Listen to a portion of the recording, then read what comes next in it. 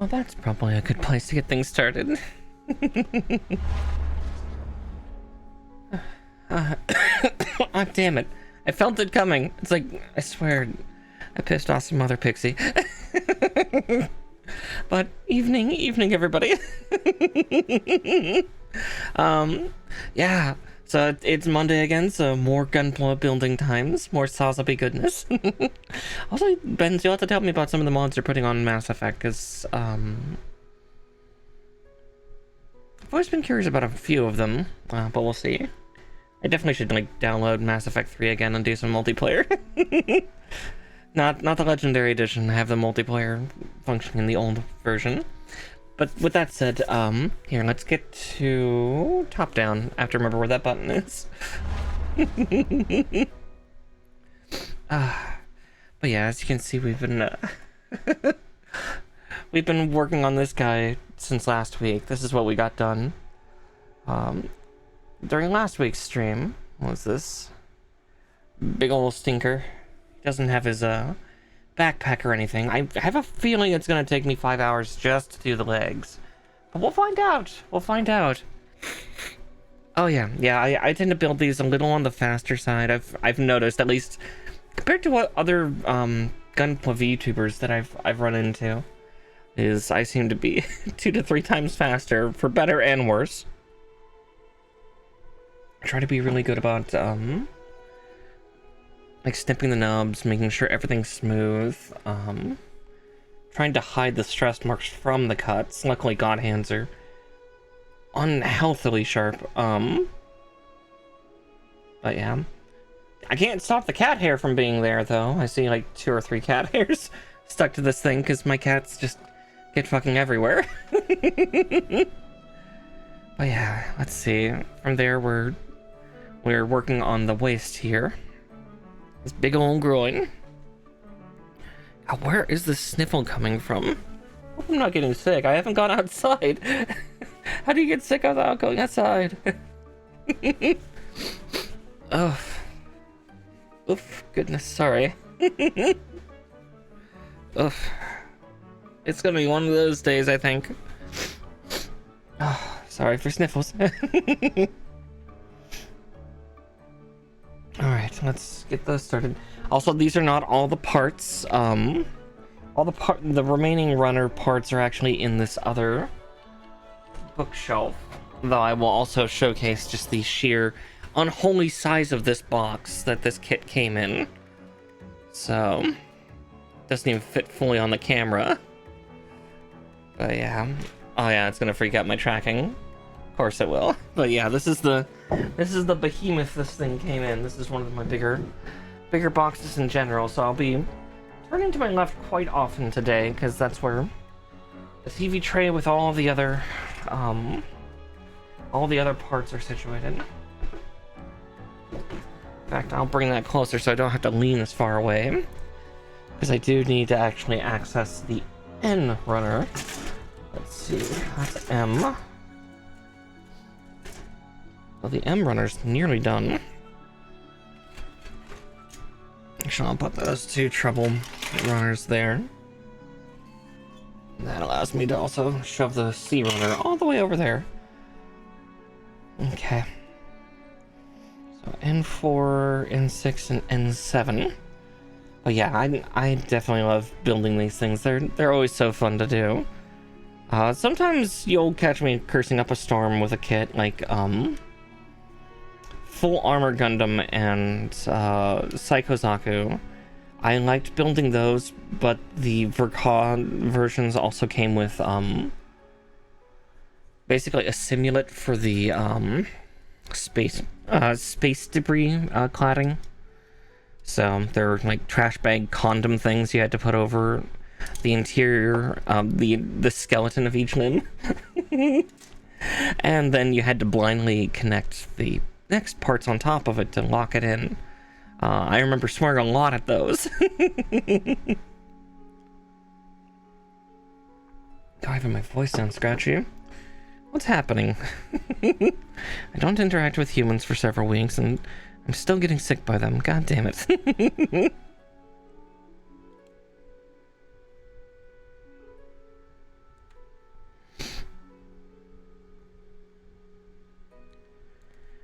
yeah, we'll get this waist done, and then we'll build these massive stonking legs. If any of you know Xeon units, and especially stuff like the Sazabi or Nightingale, the legs are massive by comparison to the body. Big old dogs. Yeah, and then we've got our little offcuts cup here for all these little bits I'm snipping off. I tend to be a little overzealous when cutting from the sheets anymore. This is something I've started doing about three builds ago, was actually cutting deeper off so these little arms on the things don't hook into other sheets and cause me more grief. So it's hoping that it's working, but we'll see. Okay, I think it's saying flat side out for this. Let's see. Okay, top and bottom at least are symmetrical. But yeah, building Gunpla is always good fun. Oh, that's not where it goes. I swear I'm pretty. I also just woke up an hour ago, so maybe that's why I sound all sorts of discombobulated. Decided to let myself rest a bit more because I was tired. Unfortunately, that means that that I was extra eepy.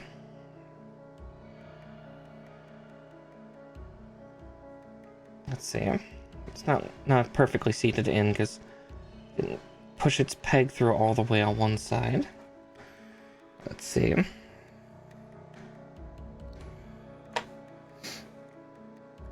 All right. N13 and R18. That's 14. Okay, R1 18. Oh wait, no, that is the M runner. I need the N. Admittedly, also, these parts are massive. Like, these are, I'm pretty sure, the butt hip plates. These are the waists, interior. There's the upper hip. Yeah, this guy is big'em. This is a big old robot. Big old mobile suit. And the worst part is, he had one bigger. And that is a kit that I will be building probably in a month or so. It never showed up in any of the anime. It was actually a manga. It showed up in a manga along with Amuro Rei's Hainu instead of the new. Okay, so that's 13, that's 14. Let's see, I gotta get to the R runners. That's towards the back, isn't it? Yeah, there's R2 at least.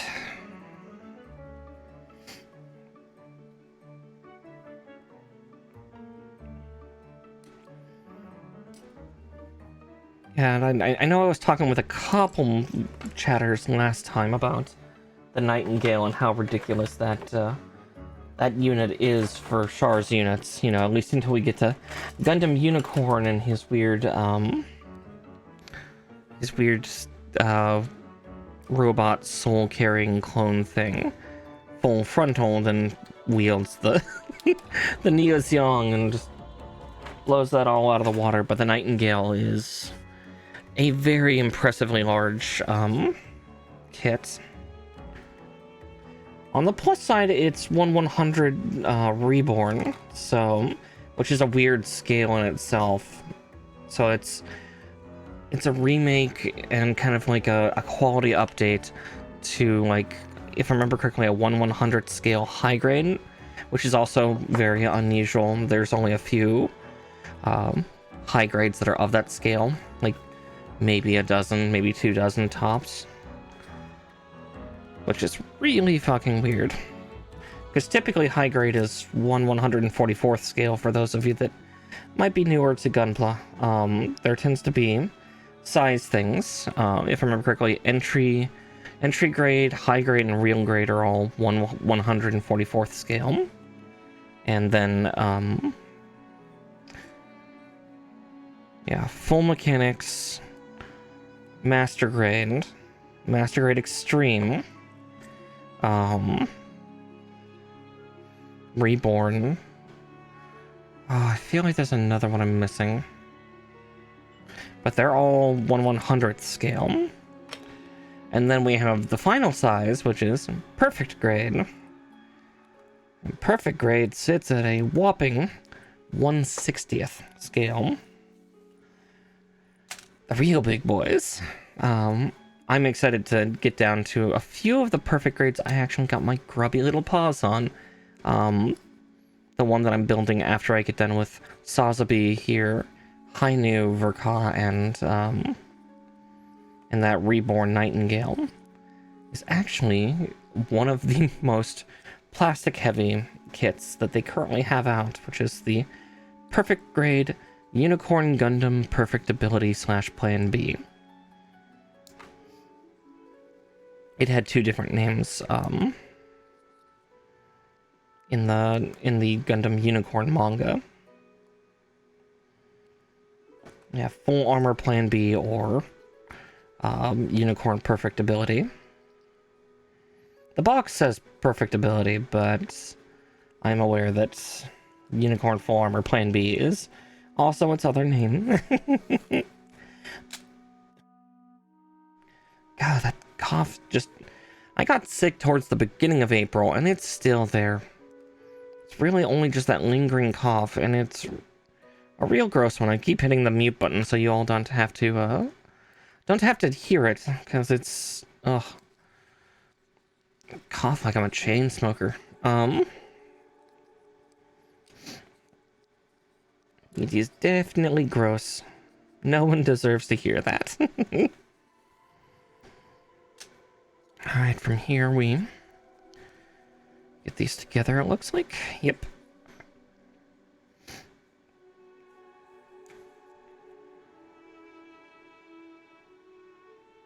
Just trying to see also where this is supposed to connect.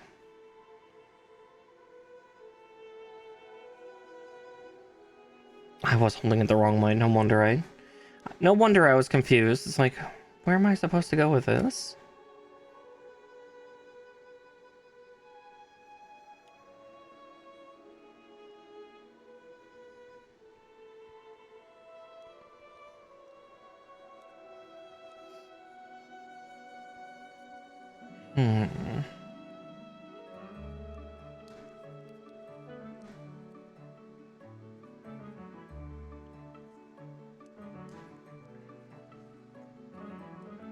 Ah, there we go.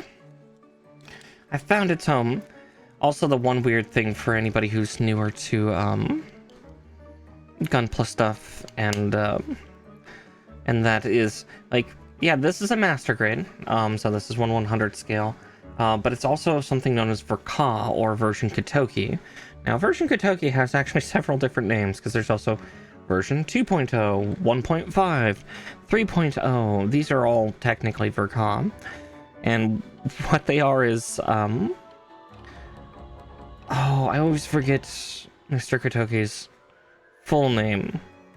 But he's a mechanical engineer, that was hired to come on and do quintessentially mechanical drafts of, Gunpla models. And it's kind of become its own series standard. But it is terrifying if you think about it, just because there's so many things that happen. But one of the infuriating parts of version Katoki that happens a lot is it has fancy moving parts until you finally start to get them all assembled. And once they're all assembled, they don't move anymore. Like, case in point, that little swivel part. It looks like I can pop it out if I really want, but it probably is not supposed to. Yeah, it's... I remember that with the Psycho Zaku Verka was like, oh boy, and then, like, it had, like, 8 really in-depth moving parts in the arms, and then by the end, I think only 2 of them worked. And again, it wasn't due to breakage, it was due to the fact that they then got locked into static parts. And that was just something we couldn't avoid. Ugh, my cough's starting to get worse. I need to... It's got citrus in it, it should help. Help thwart off any illnesses that is trying to come my way. I just got my sense of smell back. Come on. Come on, body. Don't do this to me. I can finally smell Beatrix's candle that I got. God. Where is this? Like, I'm genuinely confused where this cough of mine's coming from. I've not burned it yet, unfortunately, because, again, the illness I got earlier this month, I'm guessing COVID, despite the fact I got a negative test result, but I tested myself after I got better. So I might have left the contagious stage that test is requiring. But yeah, I lost my sense of smell, like, just before that arrived in my mail, so it smells fairly good for now, but I think it needs the heat of fire to really showcase the scent. I've yet to do that, because I was holding off because I couldn't smell. Today is the first day where I've been able to catch some of the subtler smells that I know exist in my house.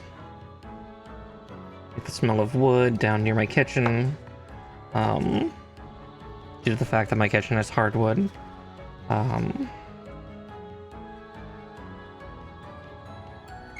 And my cats running around, a couple of them have a distinct little smell to them. They might be farting when they run, so...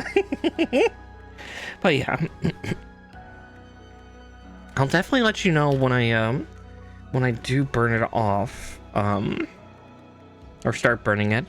I know I got a few other creator ones while I was at it, because it's like, if I'm gonna buy one, I may as well buy, like, you know, 3 or 4. Let's see. B119. I guess it is flat, isn't it? I thought it was beveled. But yeah, it smells nice, and like it's a nice clean scent from what I can tell from the unlit candle. But I might give it a couple more days, because I know at certain points I noticed my smell was slowly coming back. And I think I'm closer now to about 80 or 90%. I tend to be I tend to be quite the sniffer. It's funny because that's I know that's Tixel and Code's thing for D&D, but IRL, for myself, I actually have a pretty strong sense of smell. So it's been a weird couple of weeks not being able to smell fucking anything. It is a very strange sensation to have one of your strongest senses suddenly just gone. And it crawling back, you know, less than 5% a day. Yeah, no sniffer. I was like, oh. Yeah, but the sniff is returning. I'm starting to get the subtle smells. It's still a little hard to smell, but I can at least smell them now. Like, it's a little more subtle than I remember, so that means that I'm probably at about 80% of my sense of smell back. So it'll be another week or so, I think, until my sense of smell is 100% back. And I know that's something that COVID does, which is why I still think I probably contracted COVID at the con, but I just tested too late. Because I didn't have tests in my house, so I had to wait for one to get to my home, and that I think was the mistake. Let's see, G11. Oh, my hand's on it. It's like, where's the part I'm looking for? The classic thing. My hand has found it, but my eyes have not.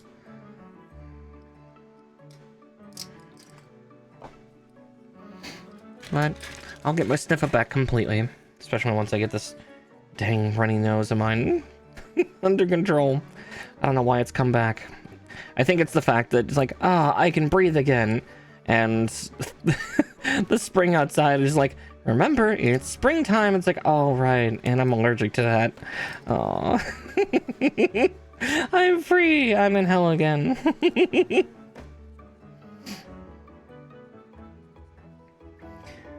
At least it wasn't strep throat this time.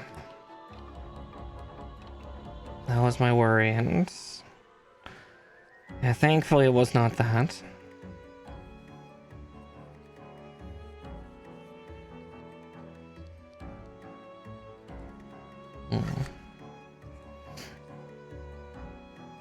But like I was on second, so I need to pull out I. Oh no, that's H. I still in here? Ah, so it is.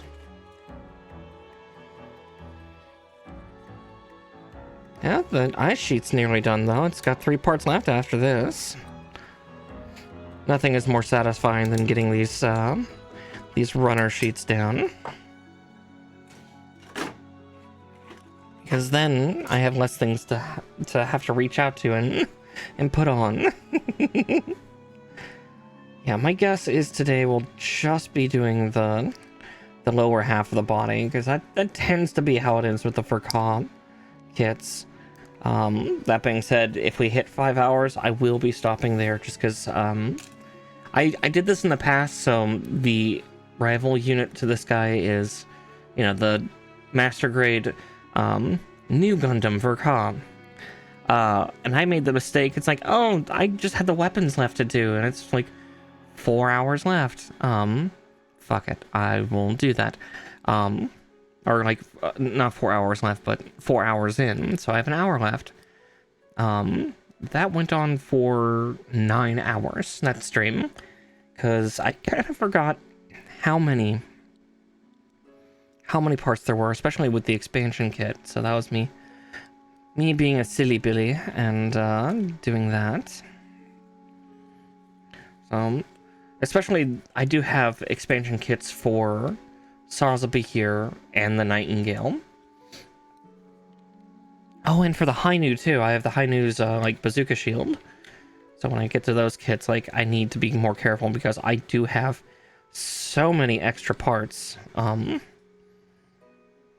the form of their expansion kits. I need to I need to show restraint when building, otherwise I'm going to be here all day.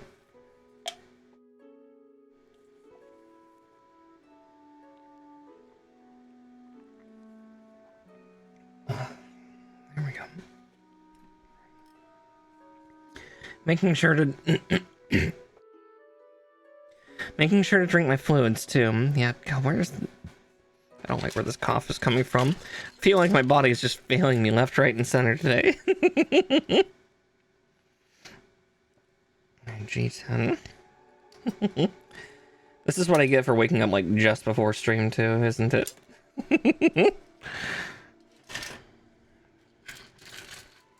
B1. B118. If it were a snake, it would have bit me. It was right there in front of me.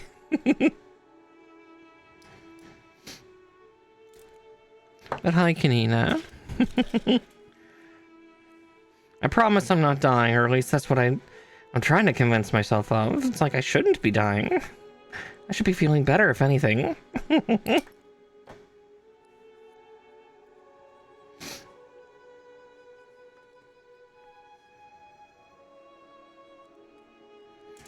I know, I was telling a couple other friends earlier today that, I think I also was having to deal with, certain other things this week, too. I'll try. Well, this cough is definitely a lot worse than normal. I don't approve of that. Did I put that on upside down? Nope, no I did not. Okay. Am I putting this on upside down? Not from the looks of it. It's just weirdly angled. Yeah, it's just weirdly angled, okay. But yes, I will try not to die. Can't kill the fame, you'll just annoy them for a bit.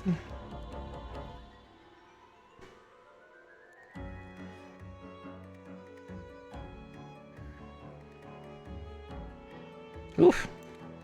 That was a bad cough. I hope that got muted. Ugh. That one made my eyes water.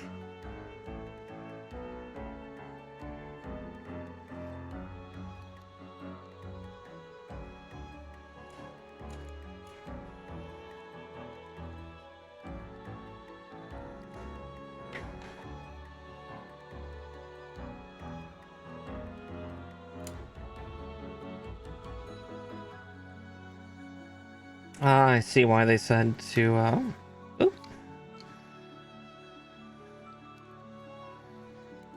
Actually, I don't see why they're telling me to do it in that order. Let me correct it then, as well as secure this part, because apparently I didn't actually have it seated.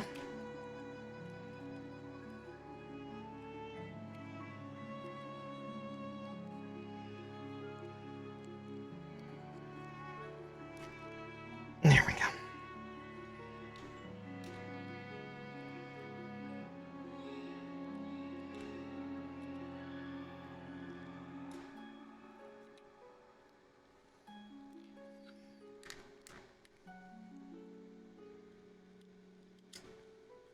Oh wow, yeah, that's much higher up now, so I can actually see what I'm doing.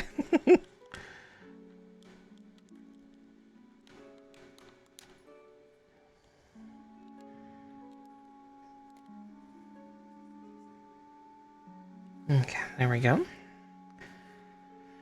Do also need to be a little more gentle. See one little depression from that that glass file of mine, but no one will know. You'll never see it. It's not like it's the front of the codpiece. All right. Okay, from here I'm doing the hip plates.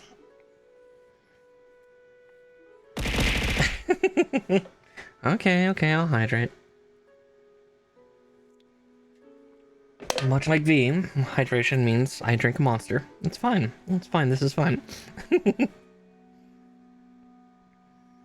Okay.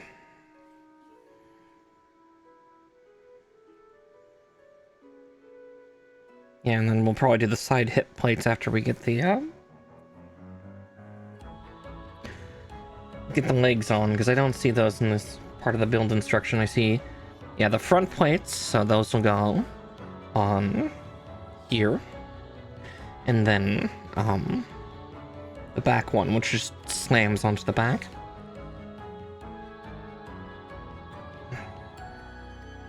But let's see. Going all the way back to the R runners. 22. Let's see.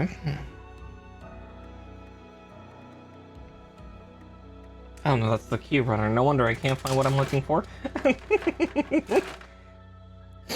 Oh, my nose is getting sniffly again too. God damn it. My body is failing in all sorts of ways.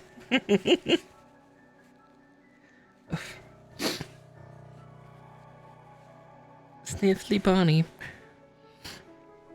Alright, 22. There it is.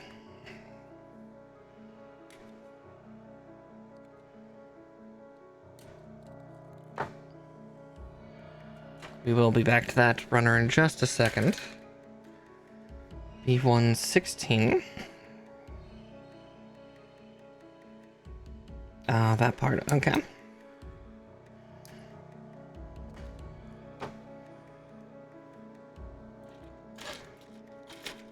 A112.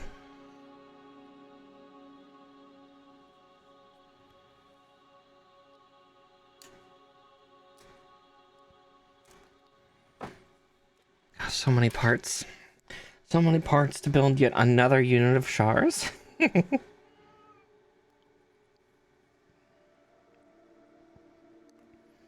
Also, hopefully one of the cats goes up into the tree. I just heard Sherlock, but I don't think he's in the mood for resting.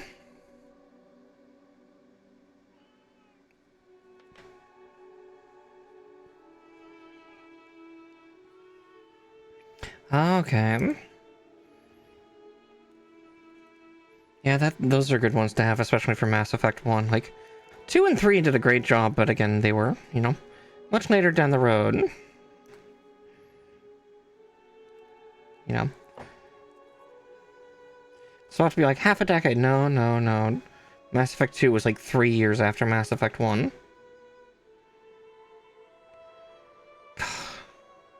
I just feel so old. I loved the Mass Effect series, but, I was certainly not a kid when it came out. Ah.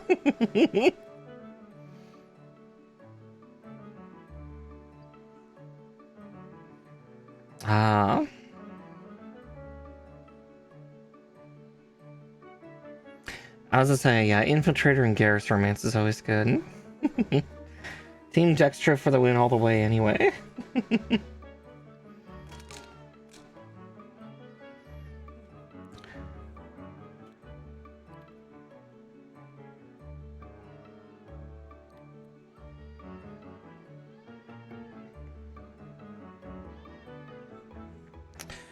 Yeah, it is. You'll get used to it someday. It'll be on a classic music station. I've been experiencing that for a while, but again, I listened to a lot of like Bon Jovi when I was younger. I wasn't that old when like I listened to like what is considered kind of the tail end of Bon Jovi's music, or at least for a lot of us millennials. So we're talking like the early 2000s, like the Bounce album. But I mean, Bon Jovi's been going since the 80s, so they've been on classic rock for quite a while now. But now Korn and Slipknot are starting to show up on classic rock radio, so I feel myself crumbling into dust. And like even Linkin Park too. It's oof. It is very oof.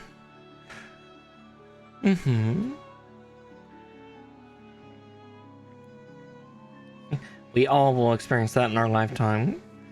Because, yeah, that's going to happen, for better and worse. Okay, so 19 this time.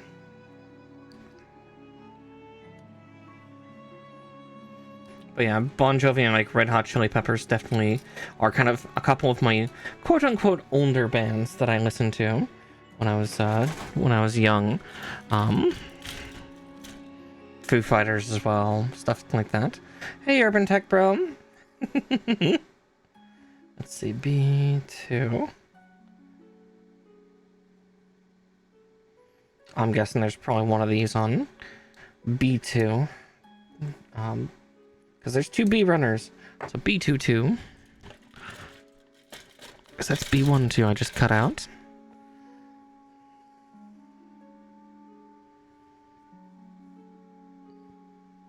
But yeah. At least on the plus side, some of the weird music I listen to, it's like, I'll never hear this on the radio, so yay. That, and I tend to listen to electronic dance music station up where I live, because I'm fairly close to it, so I get to hear that, but that also is usually only when I drive, which is not terribly often. I'm kind of hermitous, and I like staying in my home. It's where my Gunpla are and my big computer. Really only go out to like get a couple materials that I can't get online, or if I want it faster. I want it right now in the next couple hours instead of in the next few days. I'll like run to the Games Workshop or run to a hobby store, something like that. Let's see.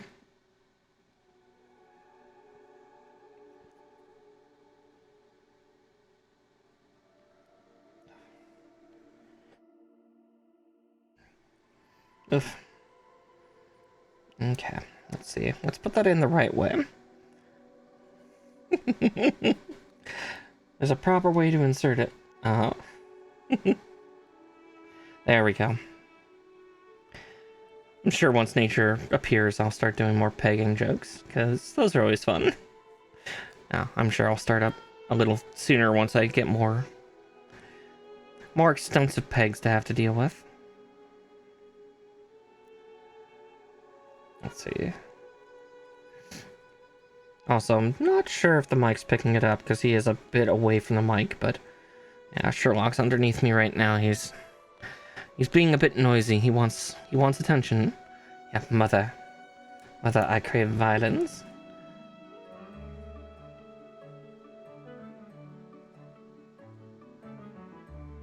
It says this connects to there, but how?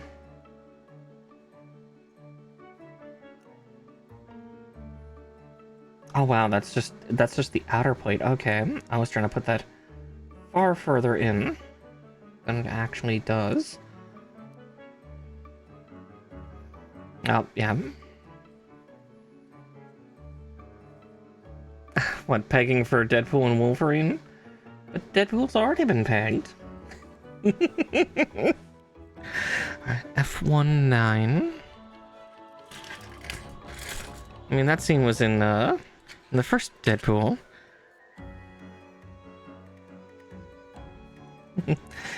Happy Women's Appreciation Day.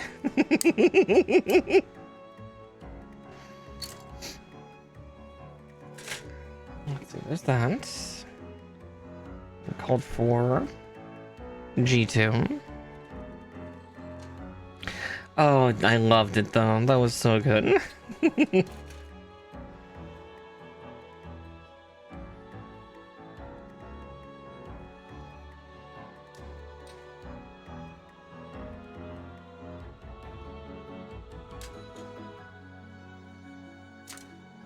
Honestly, it does seem like something Wade would be okay with, especially later on as Deadpool.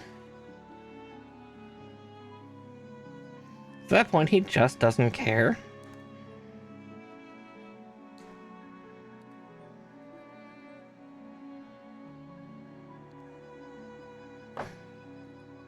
Well, he's too crazy at that point, I think. Guess not caring is not the thing. He actually cares quite a lot. He's just also nutso.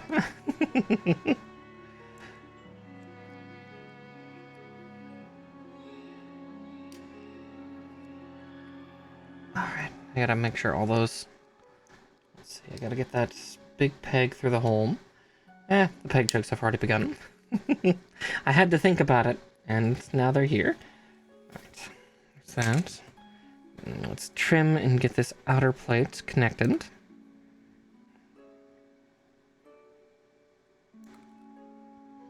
And we'll get to do this again. Oh, that was a terrible snip. Luckily, I've got this file.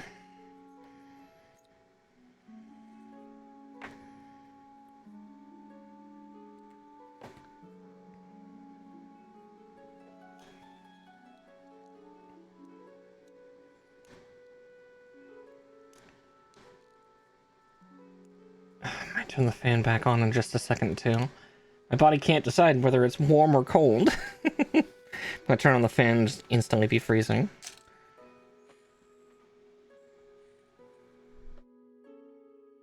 But, alright, there's that one. And this should be able to articulate and just blink. Yep, exactly like that. Because, yeah, it can't be a Char unit without being, without having all the thrusters, because this dude loves to go fast and loves to go omnidirectional. Alright, once more with feeling. So now we need 21.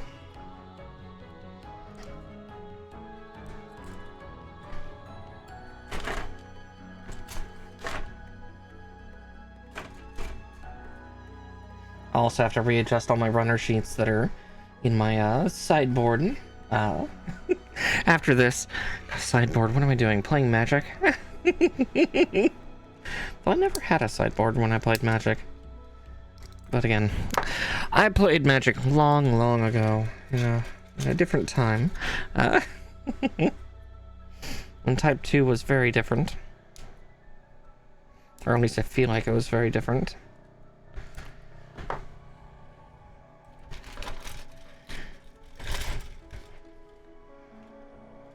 Okay. Let's get these 3 trimmed up, and then we'll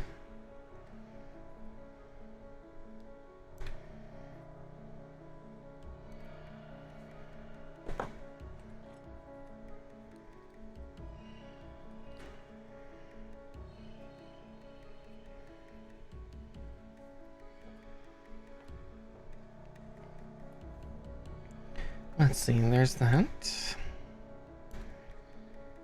Guess luckily I can put these on in any order, though I'm gonna do the yellow one first, I think. Oh, there was a cat for a second. I believe that was Mallow. Hopefully she's not going to go sit on my router again. She likes it, it's warm. Yeah, it does not need to get warmer, dear. I love my cats. They're a bunch of goddamned gremlins, but they're my gremlins.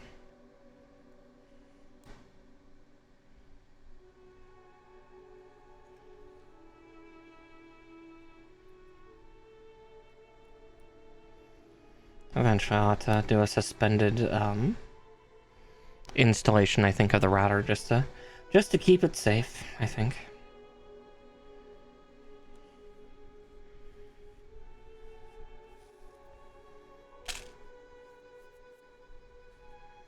Okay, with that done, now I can get back to that sheet. Get this one freed out real quick.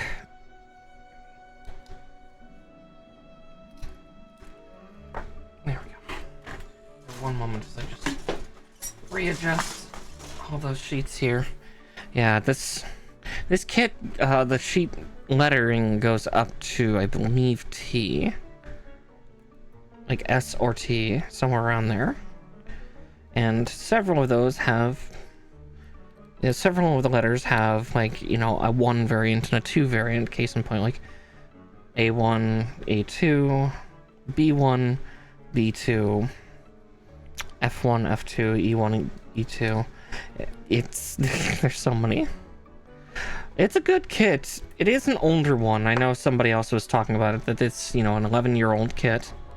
But it assembles pretty well. The only thing I'm sad and worried about is obviously this massive sheet of polycaps. Just because, yeah, that means that, yeah, you definitely want to get it posed and then, like, maybe set the joints.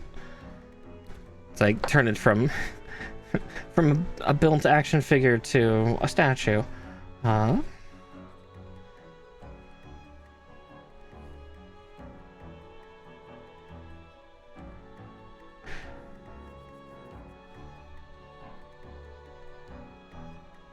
I was gonna say I had to deal with the polycaps. Like I've had to deal with them for decades, and I was always upset because I still need to do that someday. Someday I'll do a quote unquote unboxing where I fish out all my kits that I built 20 years ago to show why I'm not too happy with polycaps, because all of them are like Raggedy Ann dolls. Like, you pick them up and there's no joint hold at all. Like, the limbs almost pop off easily. But yeah, like, you shake them and they rattle like a maraca, and all the limbs just kind of wiggle all over the place, because they have zero hold movement. Like, the elbow joints tend to be a little more okay, but any of the ball sockets are completely shot. Alright, I need B22. I can get it out. See, even though I've tried to be good about trimming all the stuff out, they're still catching a little bit on each other.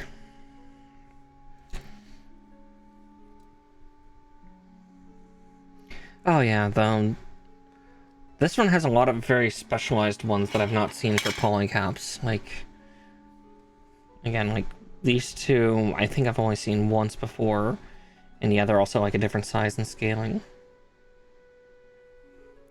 But yeah, I know they've been phasing it out with the new stuff, which actually I'm rather fond of, because it's stiff as all get out, but it works really well. Stiff is kind of what I want, because then that means that I don't have to fret about posing it. It should be able to hold, like, it's the weight of its own stuff. I don't have to worry about a lot of like pose deformation, things like that.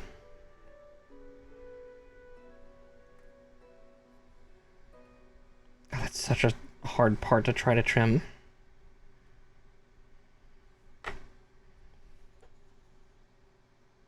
But again, that's just me. I have kind of a vendetta against rubberized polycaps.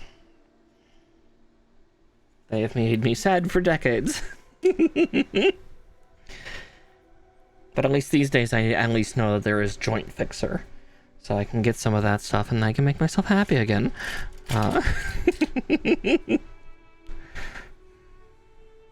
When I was little, I don't like when I was younger, that's going to be the other thing you'll notice with my kits, is a lot of them will have like rough little nub bits and whatnot, because I didn't know that you needed snippers. So I tore a lot of the parts from things and just got very lucky. Like, I didn't even realize you could use scissors on these. I was young and foolish. But, yeah. I did have sandpaper at least, so it's sand the ever-living shit out of, any torn nub that I would make. But it was definitely just a lack of awareness of what tools were at play, because again, my dad was, or my dad is, he's not gone yet, but he at the time would build model airplanes, and he had different things for him, because those popped out in a different way than than any of these. But yeah, I'll crack a couple of those out. I know my Death Scythe Hell from that time is super busted. I think like one of the arms and one of the legs refused to just stay on anymore.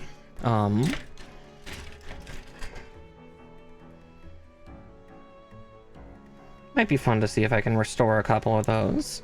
Might do that on stream sometime.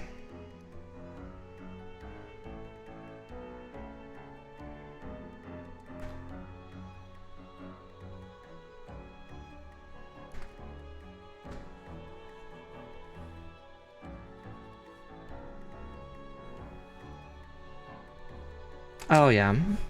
Yeah, no, I did it for a couple dozen kits, unfortunately, because, again, I just was not aware. I was not aware at all that, you know, there are these cool things called hobby snippers, and, I mean, it was only recently when I was getting back into these builds that, you know, I bought an original kit that had, like, a simple set of snippers, and then one of my friends was like, oh, you should probably try to get God Hands if you can, blue handle preferred. So it's like, okay, we'll get God Hands, and they've been... Yeah. Model planes, not so much, yeah. Yeah, I don't remember what tools my dad used. I don't remember looking at most of his projects when he was working on them. Admittedly, some of those memories are hazy because we were in an unventilated room with, oh,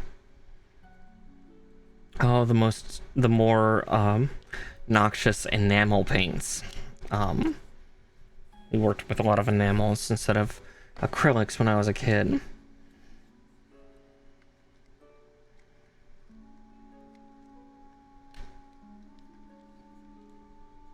Alright, there's 2 hip plates down. Now to do the butt plate. Well, to start the butt plate. We're already back to R. Let's see if I can do this more responsibly. The box. R110, R114, and...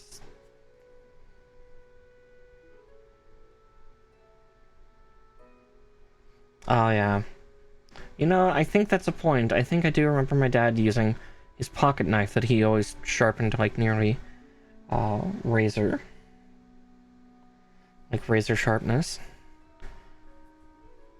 I never put that together.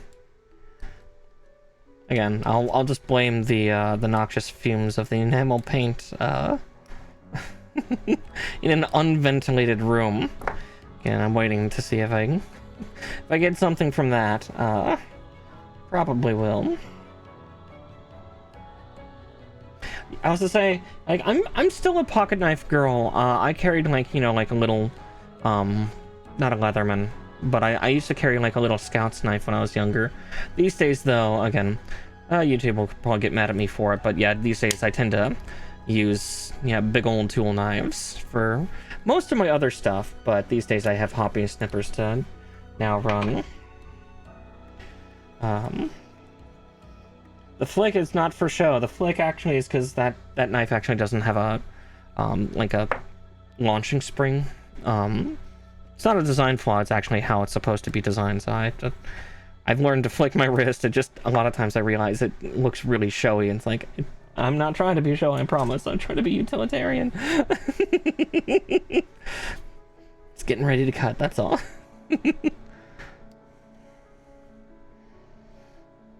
It's funny how I had this knife for like months and months, and I was having difficulty opening it because the lock spring on like this was really tight. Like, it still is. It takes a lot of effort, but I think it was like right before a flight, like or the night before a flight, I finally learned how to do it with just one hand. But yeah, I still keep a knife on me because, like, I was around the Scouts and Venture Crew folks for years and years, so you just kind of build up a habit of having one. But yeah, I never thought to use it on my Gunpla at the time. I started building Gunpla, I think, was when I was like, well, Gunpla and model kits in general, because my dad first got me he first got me a pod racer. Let's say that would have been when I was 14, 15. Okay, so that's when I started, not 10. Closer to 14, 15. I stopped around 18, 19, like when I graduated high school and moved out. I think that's when I stopped the hobby. Oh, exactly, yeah. A knife is handy for so many things. Like, it's not just a weapon, it's a tool. Like, a lot of times it's a tool, especially nowadays. For me, yes, do I have it primarily as a defense weapon? For the most part, because, again, I'm a single girl that's out in the world, and people are scary. There's some bad folk out there. But yeah, I also have it for a tool, like, that helps me break down boxes, helps me cut tethers and stuff free if I need to or something.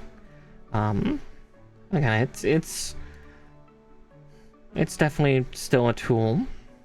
It just also happens to have the ability to fight back if needed. Yeah, I used to do some firearm stuff back with the Scouts and the Venture Crew too. I was always more preferred by the end of the day with though that would be completely unorthodox to wield of fucking throwing hatchet. But yeah, my state allows for firearms. I just there's a couple things I worry about. Let's see. B19. Let's see, where's both the B19s? There they are. But I've got my knife, and I've got some. I actually have some training, and my brain almost said CQC. It's like, no, don't try to make it sound more than it is. I had a lot of self-defense training when I was younger, so like a lot of martial arts. And thankfully, my instructor was very good about actually teaching me practical things, because while a lot of times in standard classes, he was initially just teaching us, like the formal stuff, like, here's the, strike pattern you can do for like a tournament or something. He would also then stop us sometimes mid lesson and then teach us attacks or ability, or like, fighting styles, where it was more about permanent limb disablement, because it's like, yeah, most of you are not going to use this for tournaments. Most of you are going to use this for self-defense. So here's how to break somebody's elbow so it never heals right. Yeah, he was a nice instructor. I know he's had some trouble since, but yeah. Could definitely tell that you can never quite get the Marine out of the person. But that's what kind of made him cool. He was fun. A little scary.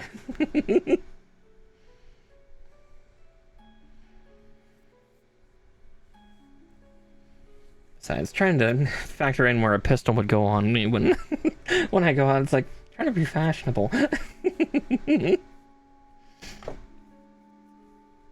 At least they don't scare me too much if like they're in my face or something, but because again, I'm familiar enough with firearms that they don't paralyze me with fear, but yeah, we'll have to see. Okay, let's get those R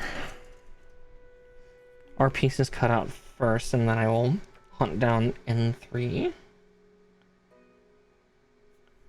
Oh, exactly, yeah.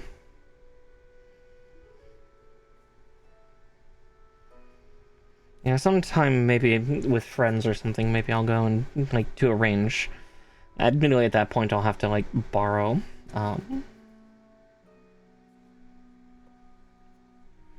somebody's, or like borrow a range weapon.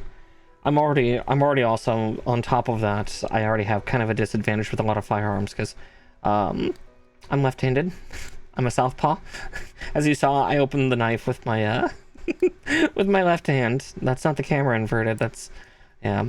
I believe a certain gun tuber puts it as wrong-handed. He's not entirely wrong. Makes it great for fencing though. Because that was actually the sport that I did in high school. Was I went with a friend and went to a fencing academy after school. And being left-handed and a fencer, oh, that is some good shit, because nobody knows how to deal with you. Nobody knows how to fight a left-handed person in a fencing duel. You know, not that that's terribly practical for combat, mind you, like real-world combat, but yeah, I have some disadvantages, or some advantages, depending. I know that's not as much of a problem with pistols. That's usually more of a rifle issue. Ah, okay, I'll drink. I'll drink in a second.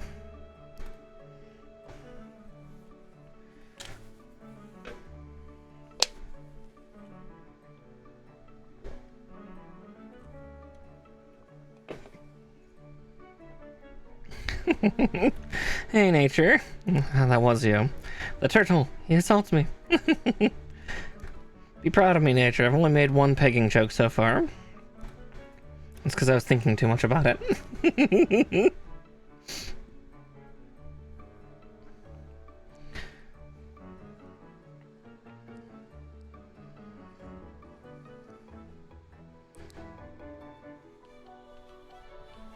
Yeah, it's a record. Been at it for an hour and only one. Alright, I need the other B9s.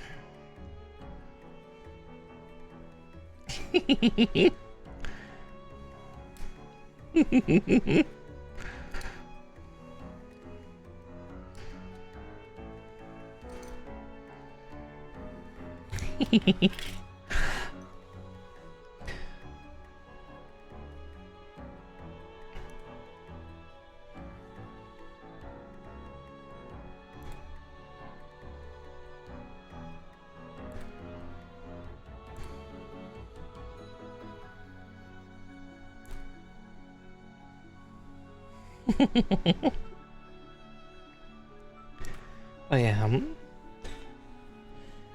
I would even have to. I guess I'd want an ear safe firearm too, because it's great defending your home or defending yourself, but then also I don't need any more tinnitus. I already have enough from my own foolish mistakes in my youth. Gotta sleep with a fan on, or yeah. Also to quote Herrera. Sleep with a fan on, or you just constantly hear the ee sound. Yeah. Unfortunately. On the plus side, like, it hasn't affected the majority of my hearing, but there is just kind of in dead silence. I can hear just kind of a high-pitched note that does get louder with time. Which sucks. But that was because when I was young, I didn't believe in earplugs when going to rock concerts. And I would stand next to the amplifiers. Like, again, little rock shows that were, like in coffee houses or stuff like that, late at night. There was a coffee shop near actually the elementary school I went to, but I only attended it when I was in high school, or attended the coffee shop there. But it was a former mortuary that got converted into a coffee shop, but also a place for like indie rock and metal bands to come by. Like it was basically the goth hangout. I guess I'm saying it that way.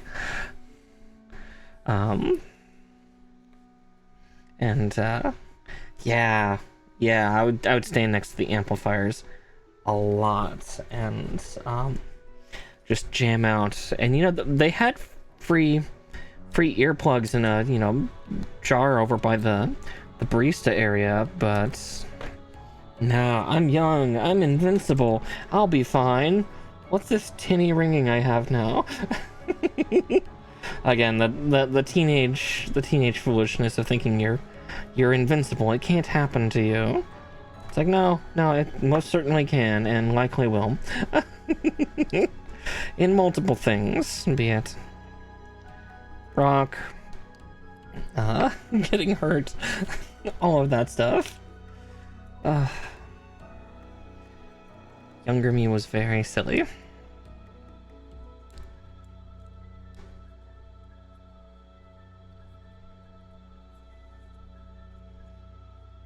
Okay, then this... Oh, does this part slide? Oh god, it slides. Of course it does. Well, yuck. Okay, I will put it in its more extended position for now, because I think I have to attach parts to it. Yeah, again, despite all the damage I did, my hearing is actually still kind of sharp. Again, I don't know why. It shouldn't be, but it is.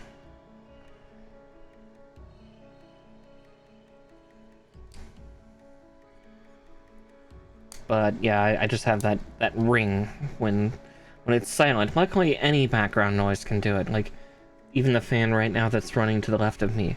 It's super quiet, and I can barely hear it, but it's just enough that, yeah, it would keep it at bay. And I can still parse through, like, the tinny ringing. It's just, yeah, it's painful sometimes. Alright, let's get that. Oh, that part is not doing any favors for, and then you go, hink. Don't mind me. I'm a child. I'm a child.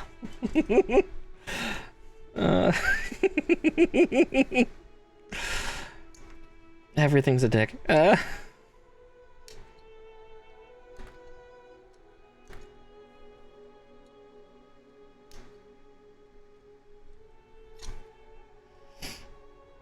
Oh, I just realized I'm cutting both of them out. That's fine. I will be using the both of them.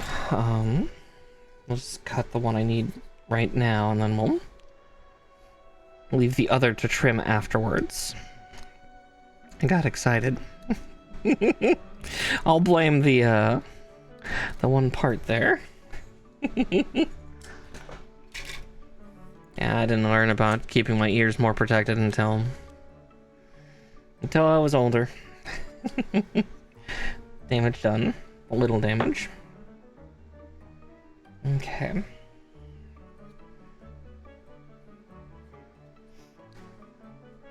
Oh wow, these actually are taking very few parts. Interesting. Alright, there's that. Let's see, and A111.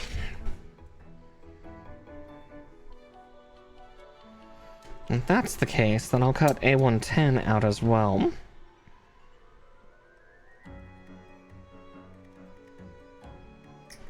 Oop, that part flew. A runaway piece. Here, we'll cut that side first, because that'll make it better for it falling onto the table. Yeah, I did a lot of foolish things. I didn't do nearly as many as some of my other friends. Like, I wouldn't tumble myself down you know, slanted hills or anything like that. I'd watch my friends do it and then just kind of giggle from from the top of the hill. That was one thing I unfortunately found out pretty early into my mid-teens, into my high school years. Was about 16. I noticed that my right knee sounds like a sack of broken marbles.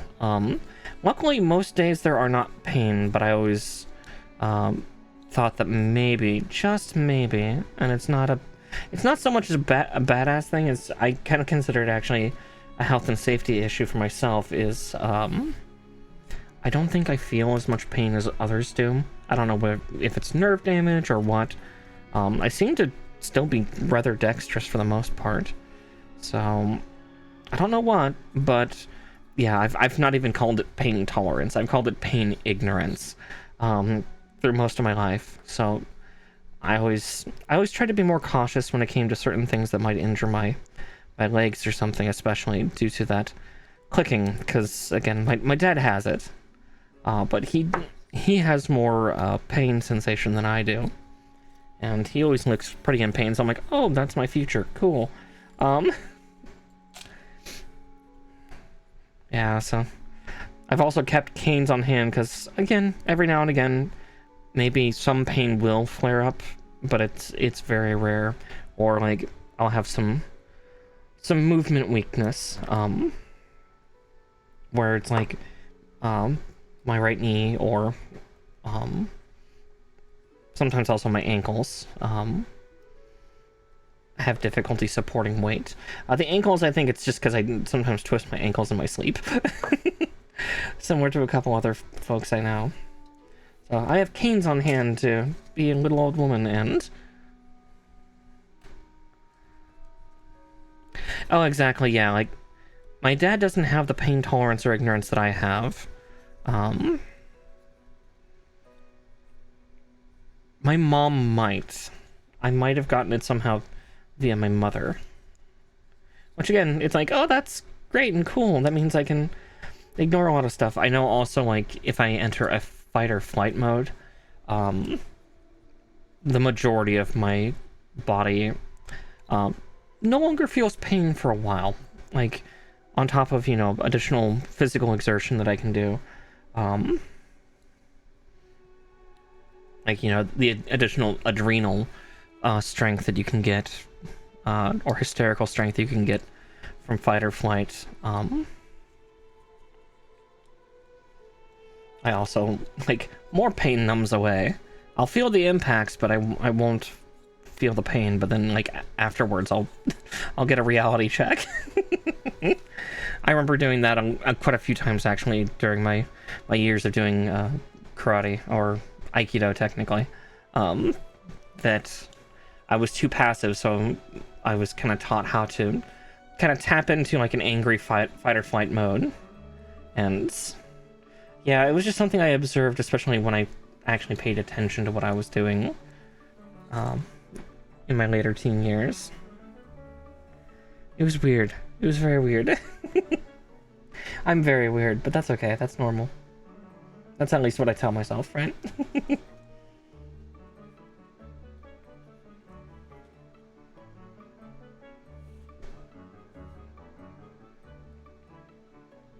Okay.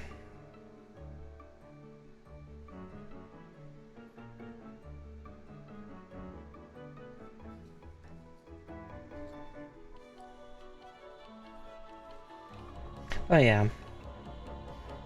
That's just always been something of a concern for me, is just, is my body okay? The answer is no. Okay, let's get an 11 out.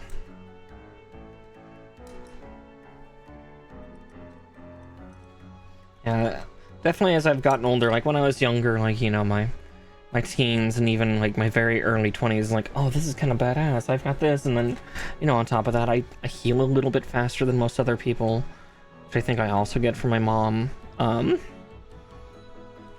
Again, nothing severe, it's not true Wolverine like healing, but still, like, what few surgeries I've had, I've definitely healed about 2 times, up to 3 times faster than normal, depending on the surgery and depending on its severity. But again, it's not really anything badass. If anything, it's actually something that I worry about more because because that just means that there could be complications in the healing process as I you know, go through things, because I learned that with like a wisdom tooth extraction I had when I was in I think I was still in high school when that happened.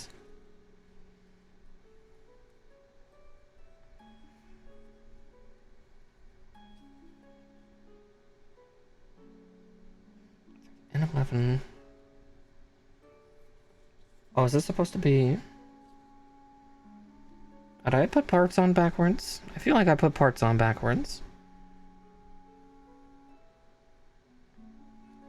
I think I did. That's not a good sound.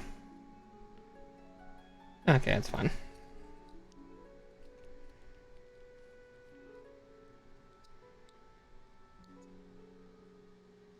No, it's showing in this instruction to do it like that. Oh, I see. There's another part I just have not attached yet.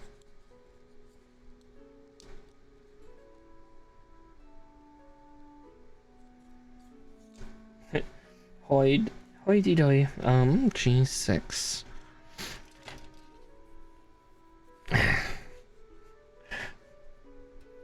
Nah, that I think that's a fitting quote, nature of, yeah, I'm weird, it's normal, it's fine, you get used to it. I approve.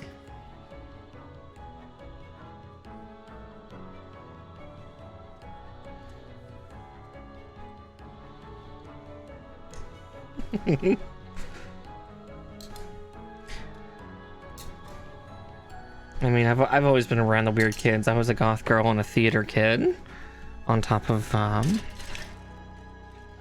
yeah, doing all sorts of silliness going through my school years. See, it's a, no, that's not the eye runner. The eye runner is still in here. Yeah, I was a very strange child. Theater kid, goth kid, fencing enthusiast.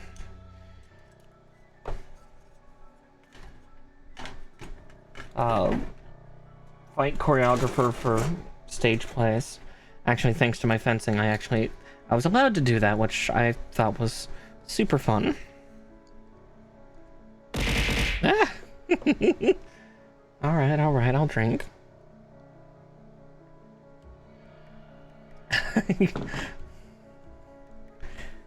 Weird is the new normal, because let's face it, there is no such thing as normal. We're all weird. I'm a VTuber, for Christ's sake. Or for God's sake, for that matter. No matter what deity. Are any of us normal? No.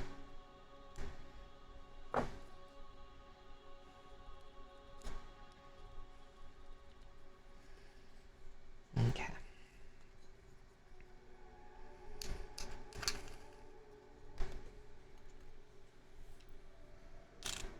So yeah, the other place where like numbness would show up a lot would actually be when I used to drink. I don't drink that often anymore, but yeah, when I was younger, I'd drink quite a bit, and that was the other observation I would make is when drinking I would also go numb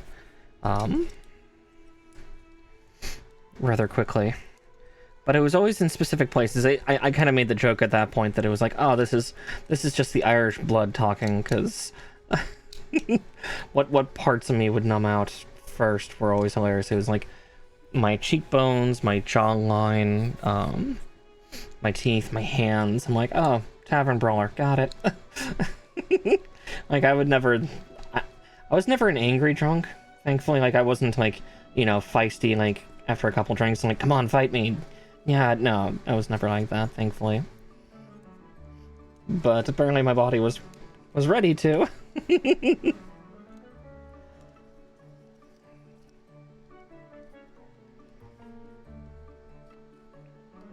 That feels so weird.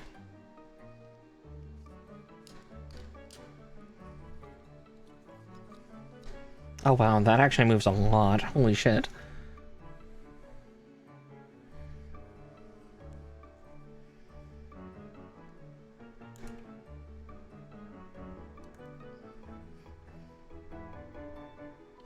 I wasn't like the other kids, but again, I'm sure each of them were unique in their own ways too. Let's see.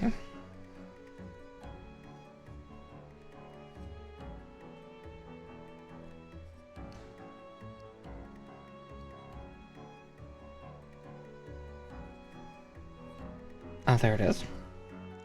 Head done backwards.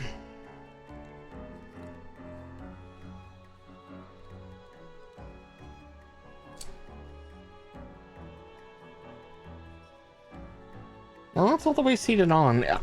I just got worried about the gap right there. And you can see a gap that's thick enough for more than my nail to go in. I was like, why isn't it all the way in? Because probably the top armor piece is going to be able to encapsulate better. But we'll get there. We'll get there. Let's see. Let's get G4 out first. And we'll cut out the other.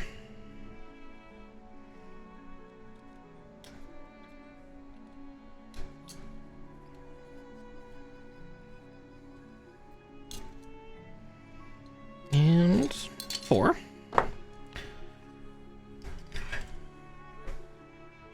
And then, actually, this will be the final cut for the end sheet here. Glorious catharsis.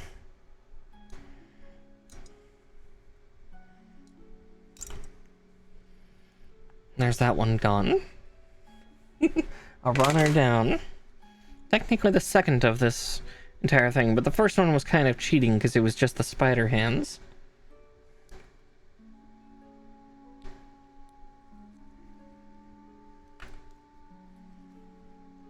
It was a tiny sheet, but we've now gotten a full proper sheet done.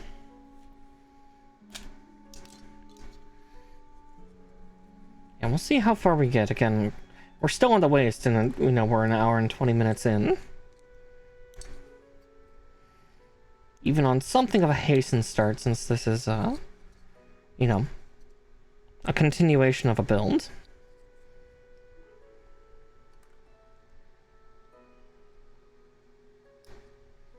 Oop. That snipped a little harder than I liked. That's okay.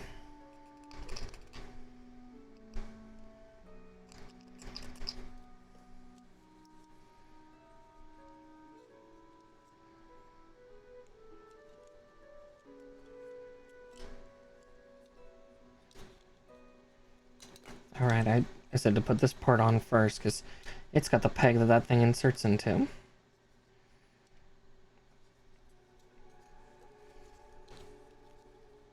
Didn't expect to actually have moving parts on the bustle. This is new.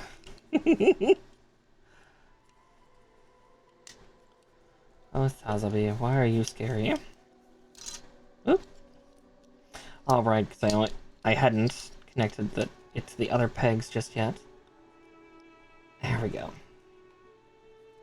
And 2. There. Okay, now it's connected and I can be a little more wild about it. Just a little bit. Oop.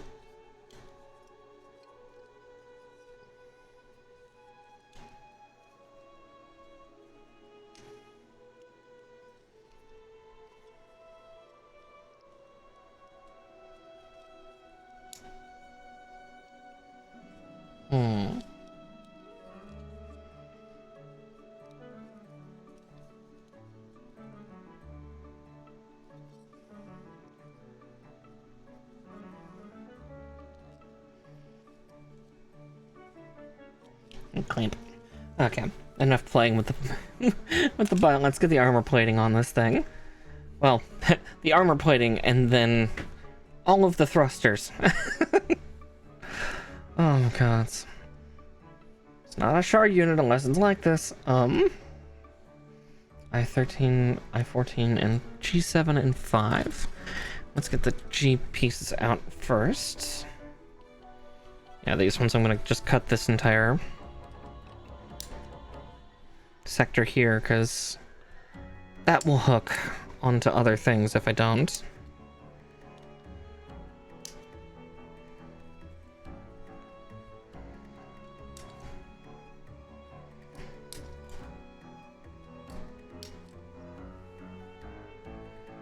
Yeah, now to put on literally everything else. Yeah, pretty much. You get used to it. Alright, where's... Slide all my runners back. Oh! The eye runner will also be complete with this. Cool.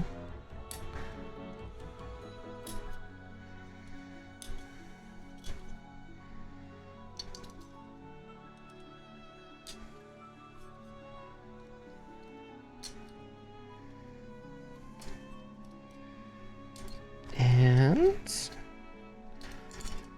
another one down as well. Eye runner is free. Freedom.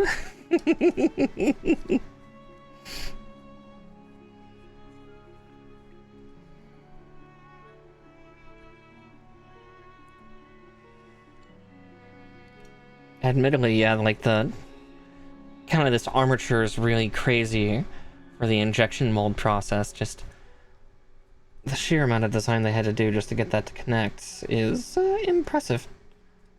Clean. Yeah. It is a filthy, filthy runner, and it can go in the box with the others. Okay. Sanded that off, but let's see. Yep, my suspicions were correct. So that goes like that, covers over. Hey, Mischief! Never mind, I was gonna cut those, but that's actually rather hard. It's a hard stick. Hi.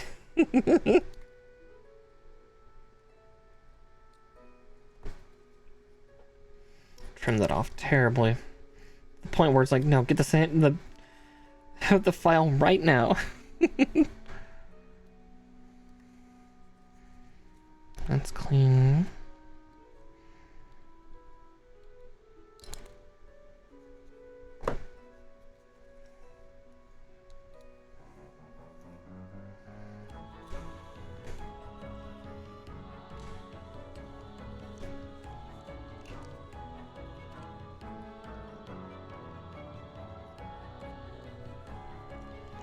Yeah, big old bustle for the Sazabi. Again, it's to the surprise of nobody. Oh.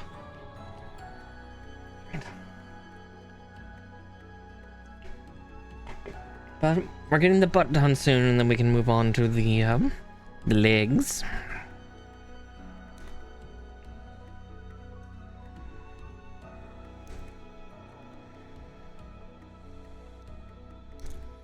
Yeah, this one's gonna need to be sanded on a few points. I'm at least happy to not see undergates, because that's like my other bane. It's both good and bad. I love undergates for, you know, completed product. The completed unit with undergates, you don't see all the stress points or injection zones, things like that. But they are a bitch when building.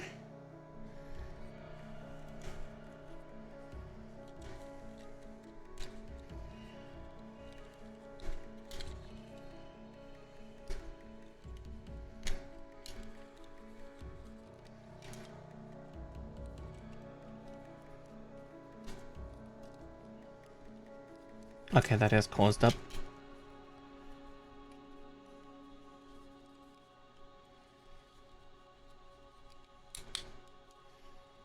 Kind of. There we go. Just gotta find its home. Maybe.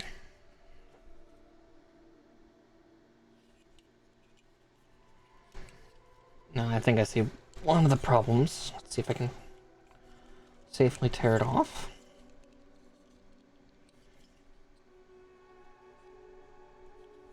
Where's my part separator?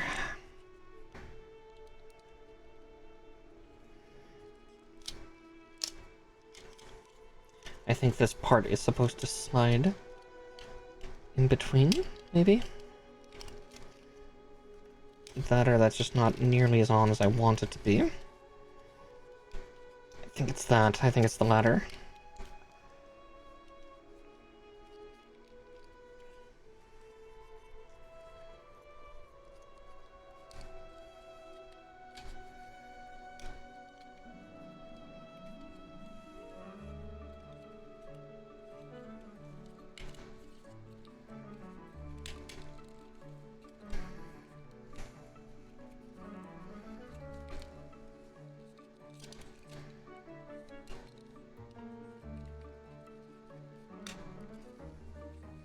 Oh, there we go. Yeah, getting it collapsed down, I think will help it quite a bit. Get that bustle a little better, better situated, and then we can play with the moving parts after we get it all built.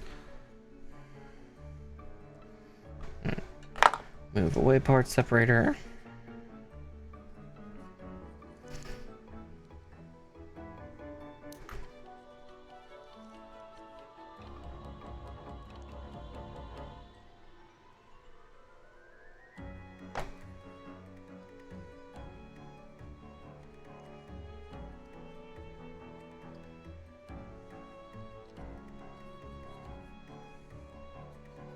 Ooh, very nice.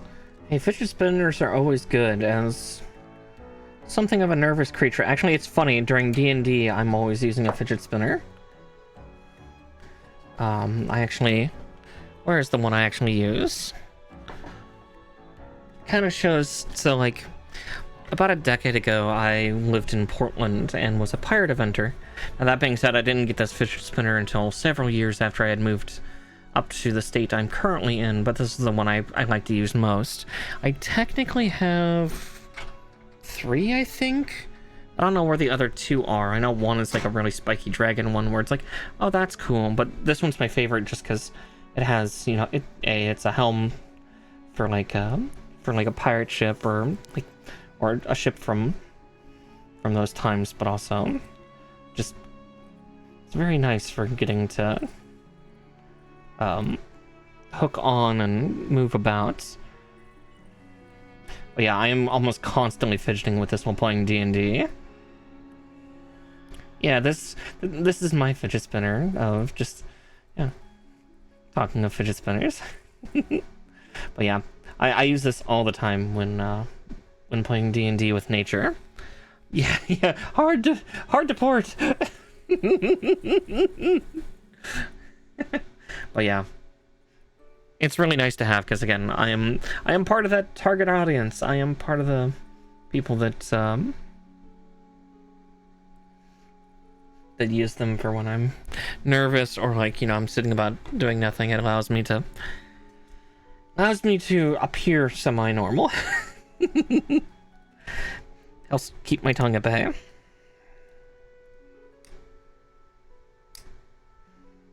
Because not every interaction needs mine or my character in it.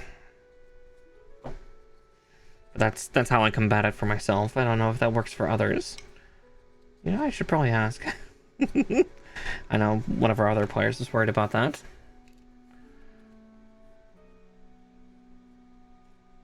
Oh, that's actually cool. Yeah. God damn it, now I just have, like, the damn insane clown posse quote in my head. Magnets. What do they even do? Ah, there we go. And that, let's see if I can buff that stress cut out a little.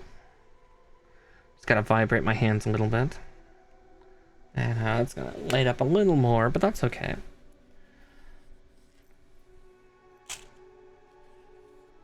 Alright, now we get it. It's like, it's nearly done. Now we gotta put on all the thrusters. You can see all the little spots where they're going to go. I think.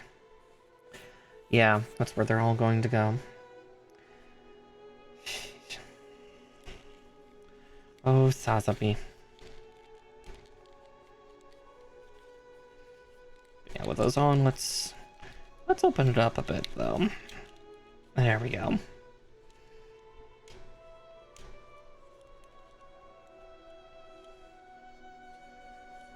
Alright, let's get those thrusters on. Okay, there's gonna be things to lock over top, too. Good to know, good to know.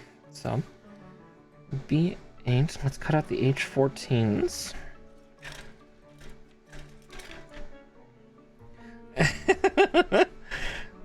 Sometimes I do hyper-focus into it a little bit, but at the same time, I'd say last night with all the talk, I was definitely getting a little bit of overload.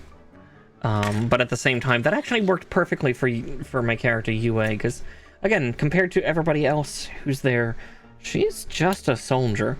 Like, don't get me wrong, she's encountered magic, she's seen magic, because she's obviously been around other casters. But again, she's a soldier, man. She don't know what this highfalutin magic is.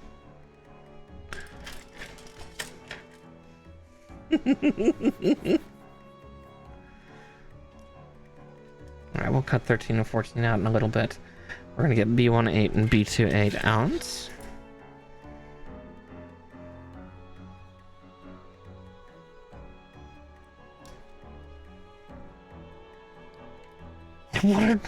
What the fuck these nerds on about? She's not that bad. Thankfully. But yeah, no, it's definitely there though, but I'm just like, yeah, like them talking about principles and like she's still kind of like, you know, just about an hour ago I got detonated into a wall. I'm not feeling so hot, Chief. Can we talk about the details later?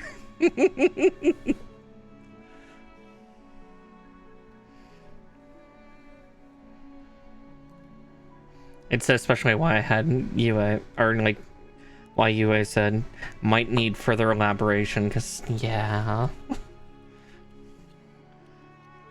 Less for me, more for her.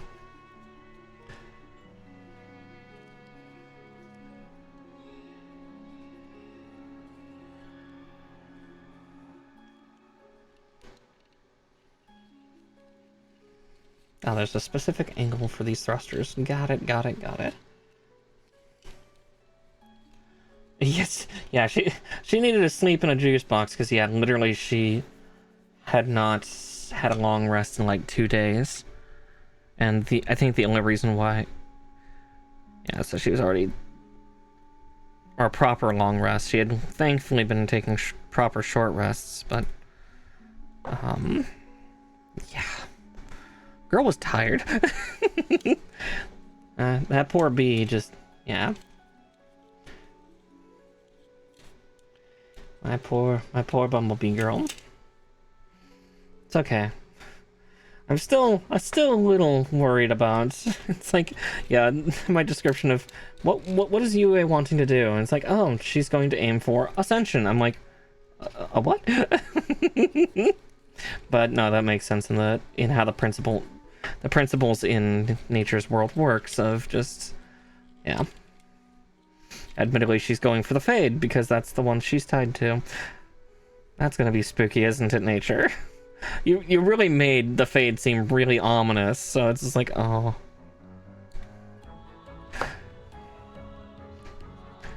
Our teacher refuses to look at other people. Just only their pupils.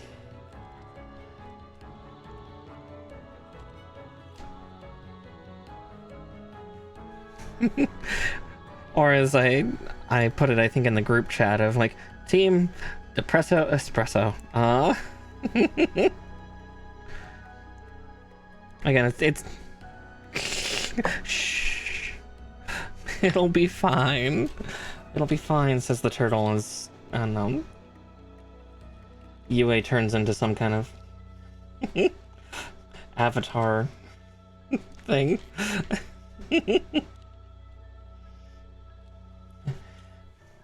Look what this power can give. Yes, I know, I have some.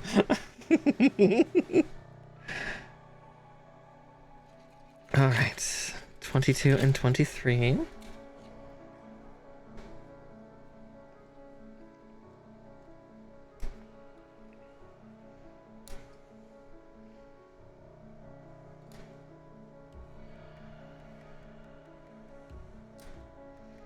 But yeah, it'll be interesting to see how things go as well. Just, again, depending on how the principal describes out, there's two other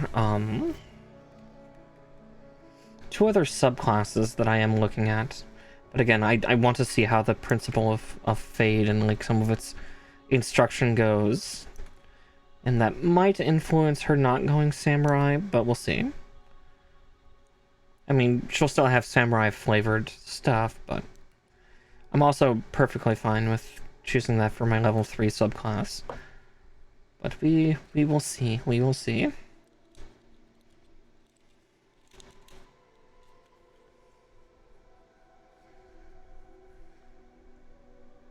One of the ones I thought about, which would be entertaining, but at the same time, it's thankfully not as broken as it used to be for fighter subclasses, is the, funnily enough, yeah, the two other subclasses I'm looking at other than samurai both have the word knight in them.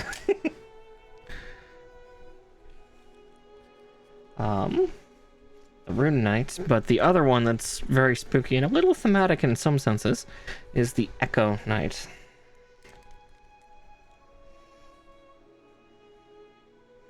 God, look how massive that bustle is on this thing. Yeah. Front hip plates, back hip plate. God, Sazabi, why do you gotta have a big booty?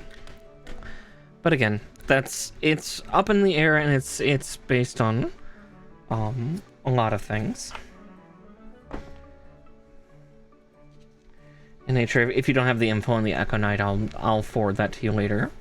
I have it on D&D Beyond. It was originally a Critical Role installation, but it's now fully published via... Oh crap! What was the name of that? It was in the Exandria book. Yeah, I'll have to look it up when I look later. It's interesting. It's not terribly broken. It used to be a lot worse when it was still in testing, but it's better now. But all right, we've got the waist done. That's the waist completed. So now we do the legs, or specifically right now we're going to be building the feet, the dogs. H13.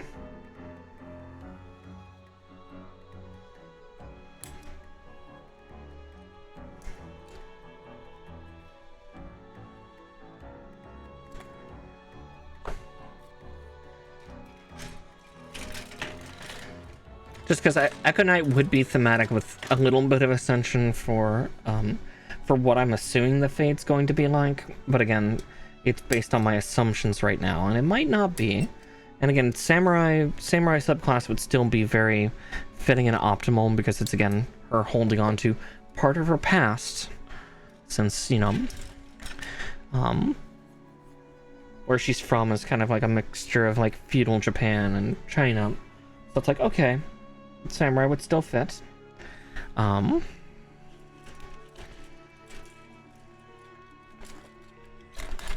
then Rune Knight, it would be based on, like, that one's the more of the outlier of the three, of like her maybe wanting to wield more magic, but in a different way, her own way, a stylized way that's a bit different than even our ragtag group of fucking weirdos. Again, I love our group composition, but yeah, it's very interesting that we have like a witch, which once she hits level 3, she's going to basically be the equivalent of a Final Fantasy Blue Mage. Yeah, we have Tixel's character, the Talent, a form of psionic, and then you know, our rogue, which will eventually turn into also a psionic in the soul knife. But we'll also see what happens with what he's dealing with right now too. Oh, there's two P runners, that's why. Found it. P31.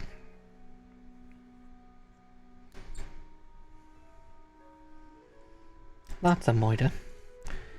Lots of spookiness. And then, yeah, obviously we have V with an Artificer. I'm not yeah, because she picks hers at 3 as well, doesn't she? I wonder what subclass V's going with. I've actually not asked. Yeah, as Black Mage Life is pain. No worries. Yeah, I wonder what subclass V's going with. I didn't think to ask her. But we'll find out. We'll find out again. I'm keeping it mostly secret from most of the others. Your DM, so knowing what your players is going to do is something that I feel you need. So me talking about the subclasses I choose is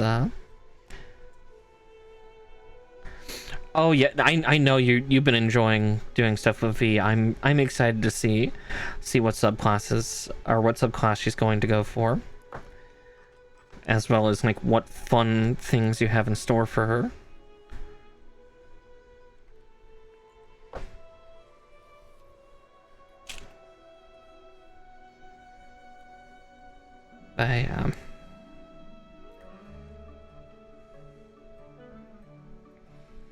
Yeah, Samurai, Rune Knight, or Echo Knight.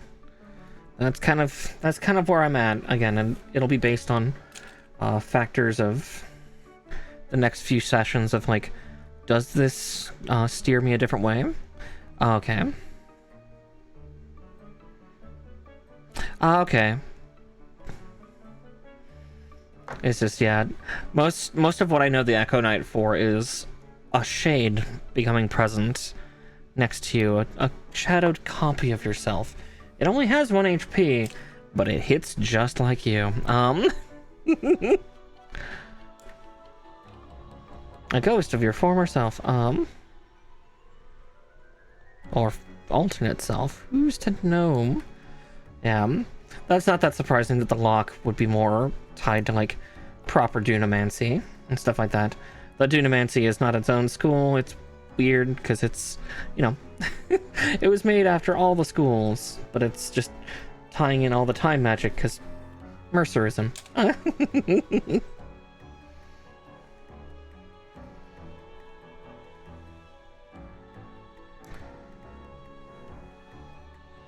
Because I remember correctly, actually, a lot of spells that are considered Dunamancy spells in Exandria are like primarily evocation.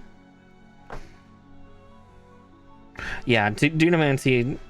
Yeah, Dunamancy and Lock, that makes a lot of sense. I don't know much about the other principles, but just even the title alone of Lock, it's like, yeah, you're gonna get locked down. Yeah. Rune Knight would be if she wants to focus on more magic. But again, Rune Knight's magic is very different from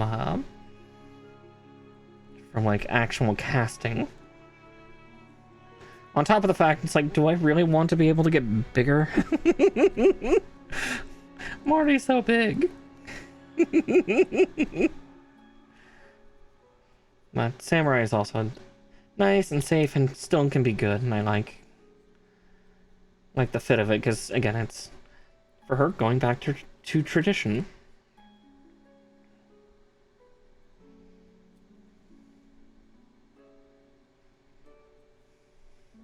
That's more than fair. It would be a little hard. Let's see. Might even take a quick break to see. Yeah, I can't remember what any of your like errata based ones that you had were. Let's see, fighter. There's a lot of, yeah, because like most of the other fighter ones are not terribly extensive on that front. Yeah, Arcane Archer, that's already a no. Battlemaster, again, I could go that way, but Cavalier, champion Eldritch Knight, which is basically just fighter plus proper magic. So kind of like an arcane trickster rogue, where it's like, hey, you now have some spells, good for you. Psy warrior, purple dragon knight, maybe. Yeah, rune knight, samurai, echo knight, gunslinger, hell no. I've already said no. The only person that gets firearms in this is the artificer. And then Scufflaw, which has recently come out. And from what I've read of Scufflaw stuff. Oh hey. Oh, not too much. Not too much DW sunshine. Just sunshine. Sorry.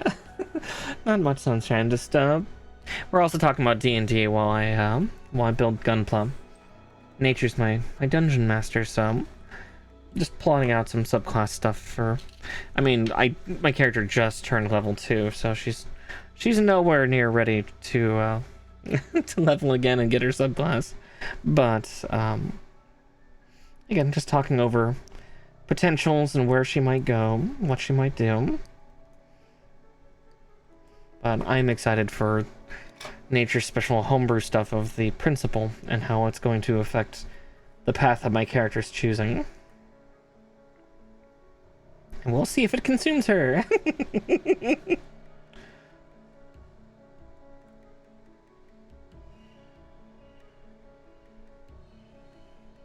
Yeah, unfortunately there's no real bleed one. I'm sure there's a couple Battlemaster maneuvers, but yeah, so that's kind of what I guessed was, yeah, poison and bleed sounds more roguey. P32 and 33. Am I holding no, I'm holding Q. That's not the P runner. There's the P runner. Also, I've realized me saying that it sounds sussy. Alright.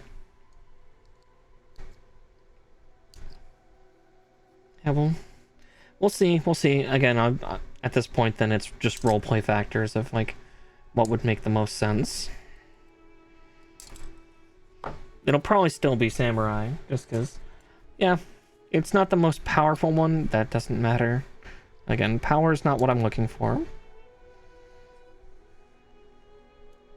If I wanted more power, I would have been more min-maxy when we were building characters. Like, don't get me wrong, my character stats are already stupid, but... Okay, yeah, no, that makes sense.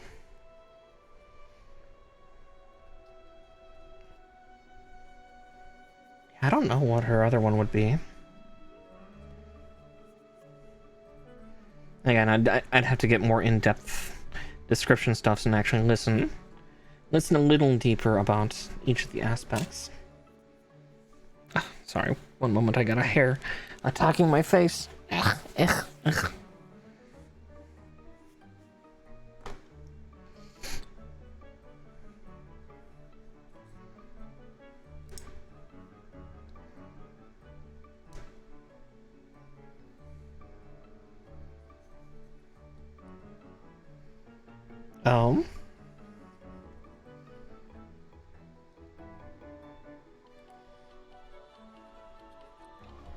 I know Spark seemed kind of interesting, like, at least... I'm not trying to base it just on the teacher, because, let's face it, all the NPCs are pretty or hot or cute. Geyer or Icker? That would make sense. Yeah, again, you'll have to teach me more about what each of those are, or give me some type of pamphlet or something so I can read about the principles. Just for out of character knowledge.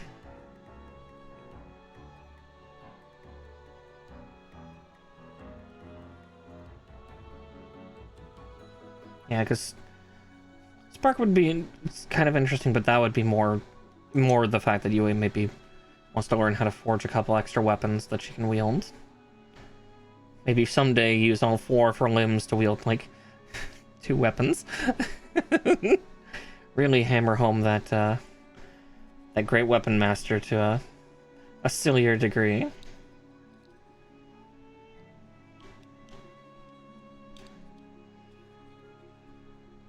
Not that she really needs it. Let's face it, she already hits like a truck. I didn't intend her to. I was like, I'll be nice and simple, but here I am doing the bulk of the damage. Well, not the bulk. I'm doing a good chunk of the damage. I think, obviously, Rio, our rogue, is doing quite a bit. As is Mew. As is our artificer. And that'll just get better with time. I love artificers, and I know that they're typically a slow build. Once they get past 3, you start to see the snowball roll.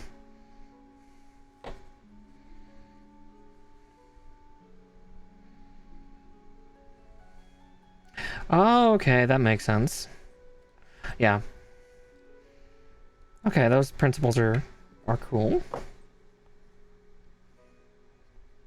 And then Fate is, I'm guessing, Decay. Decay, lingering.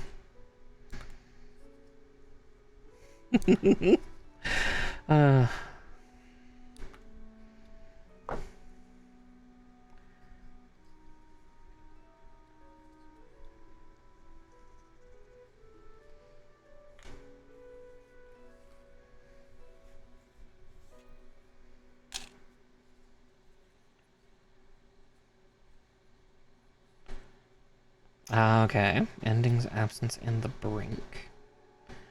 Spooky. I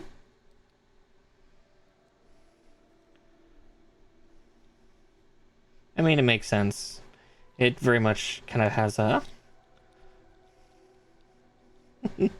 a feel of like death, because obviously, well, I mean, look what Braun and Yue have gone through. I'd say Braun has the worst of it, at least with Yue. A lot of hers is like she barely remembers. She was too young. She was so young when it happened, so she doesn't know anything. She's just always felt like kind of the other for a long time. Again, going on a couple themes, but again, that feeling of other kind of is both amplified and muted with the current team. Oh yeah, exactly. Yeah, okay, so that makes sense. So she's kind of, yeah, she's double teamed on that front. P34. Oops. Pulled the wrong runner and the other one started to fall. Woo.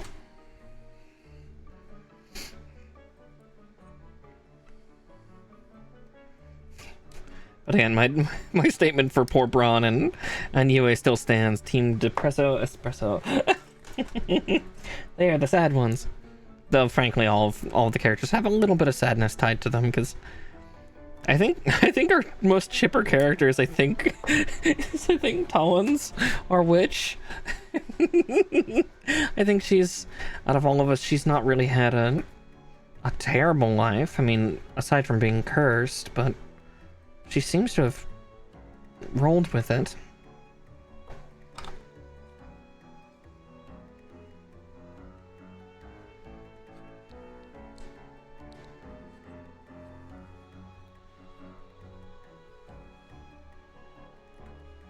Rio's had a decent life, but apparently something in his past he remembers and is sad about. But he's also, I keep wanting to call him a flurkin, but that's not what he is. Can't remember what the flying cat's names are.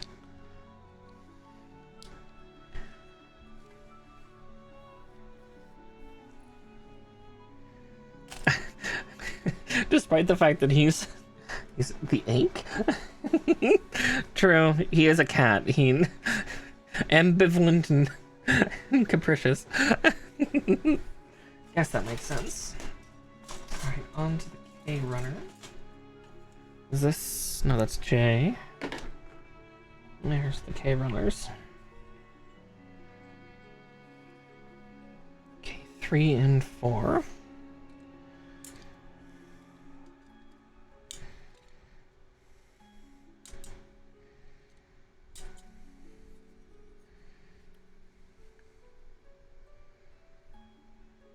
Yeah, it's interesting, but it makes sense. We've been seeing his border be red for quite a while. And kind of his dreamscape was kind of there.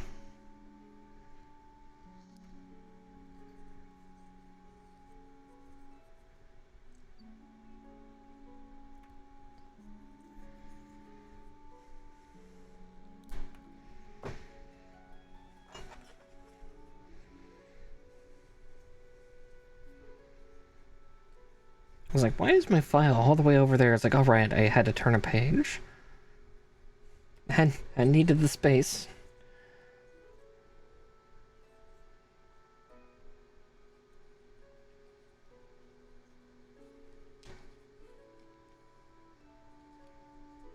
Well, yeah, especially it's throwing the characters for a loop because we've come to learn that the principle that, you know, all those bandits were using was that.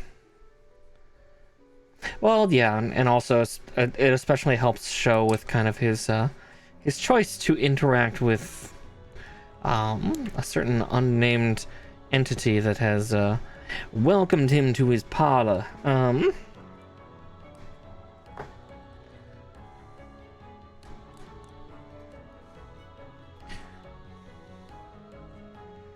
It's suddenly making a lot more sense.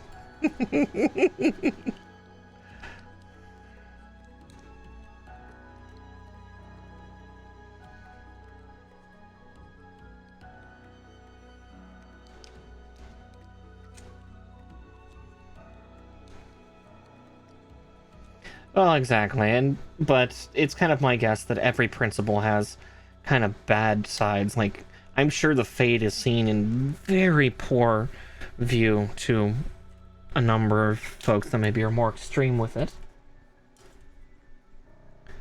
So, again, Honkai Star Rail hilariously has showcased this to me. Of just like, oh, this sounds like it could be a really good thing. Oh, here's what happens when it goes too far. Yeah, for anybody who's played Honkai Star Rail, the second major zone, or I guess no, that's technically the third, the Lafu. It showcases, because like in that, there's principles similar. So like the abundance is about healing, the hunt is about pursuance and endurance, preservation is about really the true endurance, like the ability to persevere.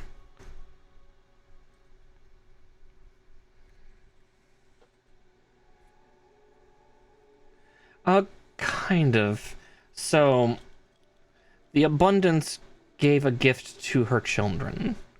The abundance in Honkai Star Rail gave a gift to the children aboard of the original nation of what the Lafu is based on, making them, yeah, ageless, immortal, typically immune to disease. But some of the disadvantages is if you're born with like if you are touched by the abundance, or what do they call her now, the plague bearer, if you're touched by her ability,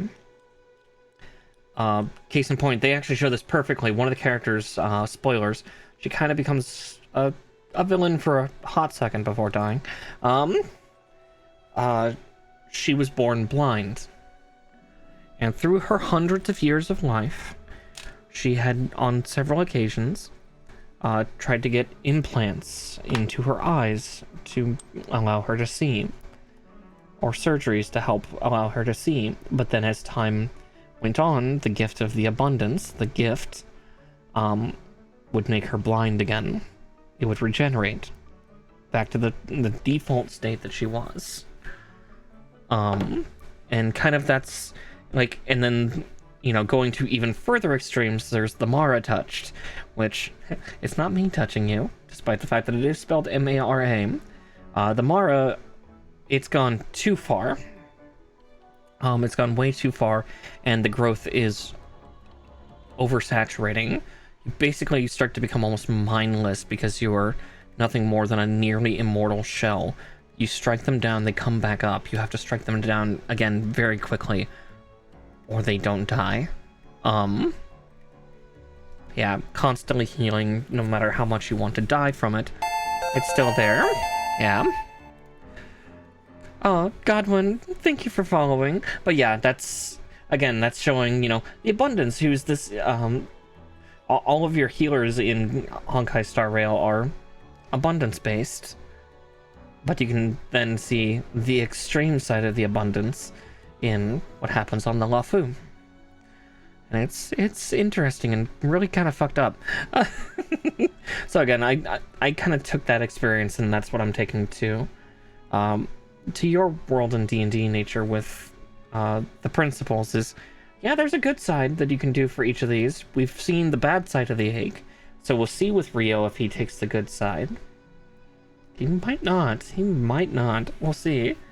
But on top of that, like, that's the same for the other principles. Like, the Fade, I can see how it could be really fucking bad. But I see things where it could also be good. So, yeah. That's where we are. Sorry, we kind of went off on a tangent there. It was D&D based, but, Honkai actually had a hilarious, reference that would work well for it.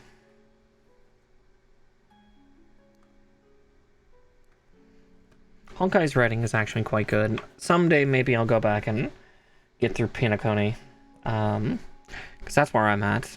I've not done a lot in that game for quite a while, unfortunately.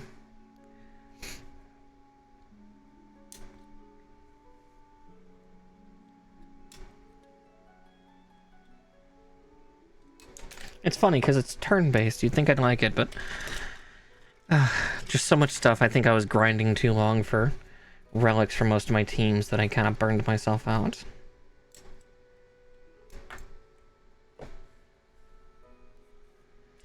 Huh.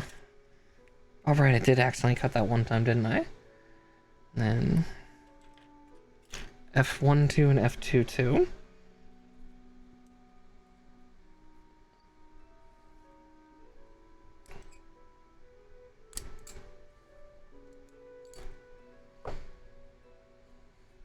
Oh, sad days.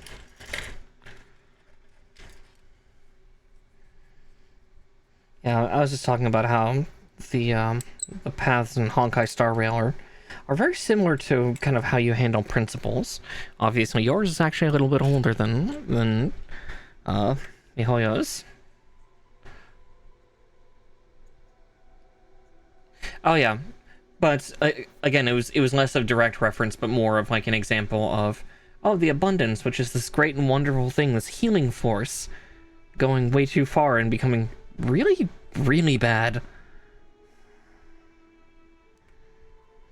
Same for like the previous, yeah, less of like, yeah, less of direct reference to the things, but showing that even good things can be terrible.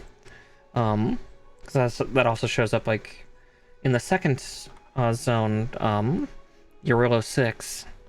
The illumination, you know, typically this font of intelligence and power and in some ways change, being twisted and contorted and going way too far, freezing the world and trying to shape it into a new frozen, broken world.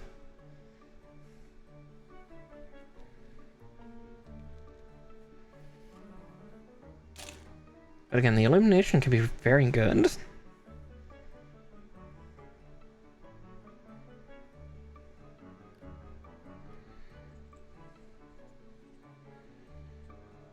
Exactly, yeah. Yep. And that is on fucking point. Cause yeah. That is almost like a direct one-to-one of, yeah, how the abundance is of like, yeah. It can be the healer, but it can also, yeah, be the ever-growth of cancer and death in that sense. So, yeah.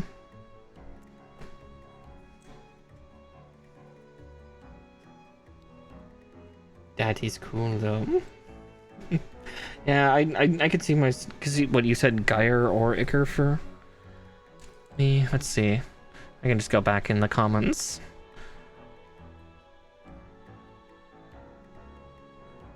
Yeah, I could almost see Iker. But again, we'll see for that second principle eventually.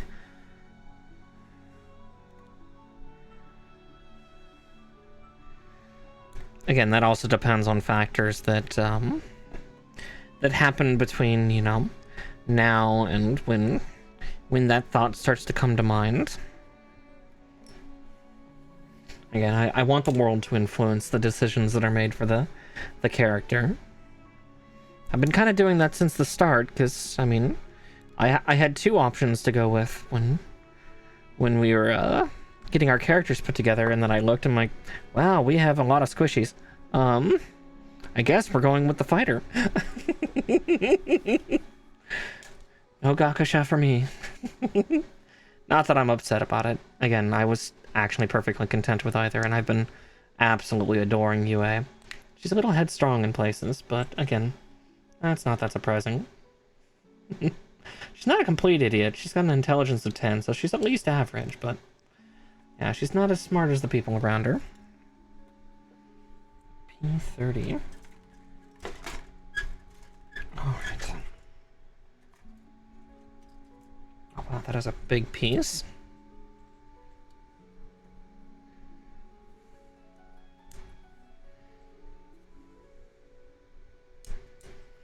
Regardless, I would have been a bee.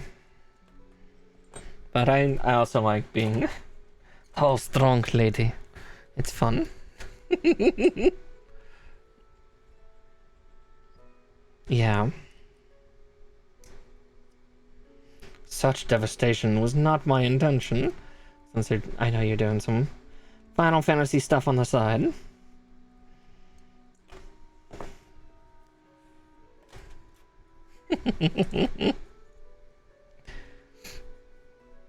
Makes sense, though.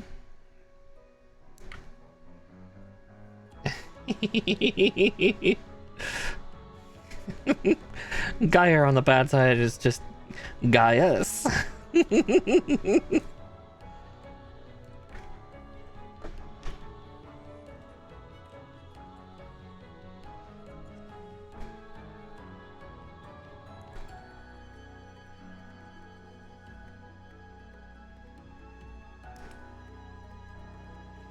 I'm excited for you to get through some expansions. You'll get to see more of certain characters, thinking about that. Oh, absolutely, because their technological advancement is horrifying. Let's see. Age 15. Ah, oops, I forgot a step. K8s and F1s.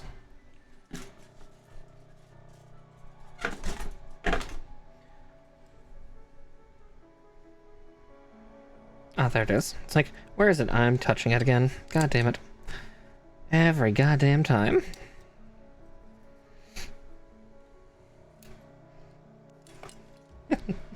Wait until you find out why they're like that, nature. Wait until you find out why they're like that. You're not there yet. Not quite. I mean, you probably have some... Well, let's see, you're in Stormblood. You have some hint at it, but you'll see more in Shadowbringers about exactly why.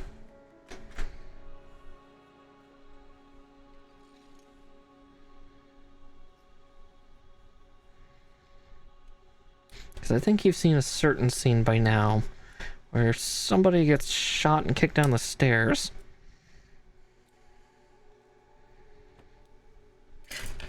Spoilers have not, but fairly certain that happens pretty early on in Stormblood.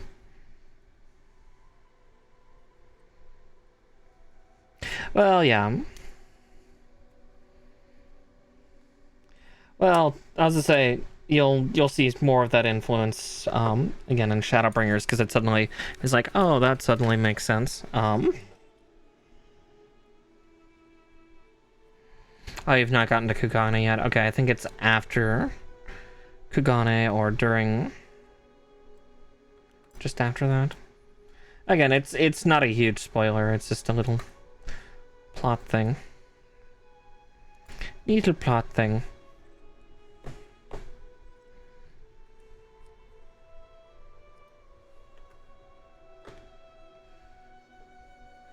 It's why I was a little more comfortable saying it, because it's not huge. It's kind of like, oh, okay. Back to what we're doing.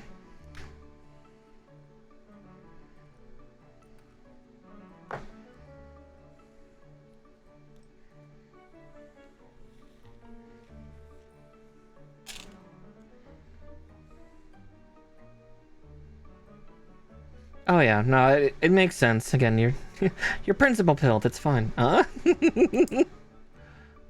It's a problem. It's okay, dude. I used to do similar stuff.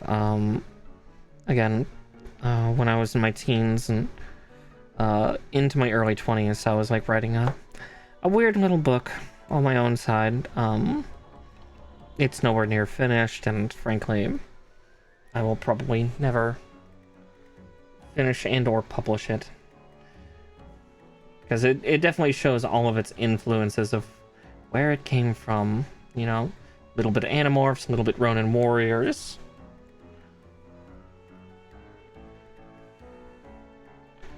Oh, exactly. So nature will build a cult leader in life. It'll be fine.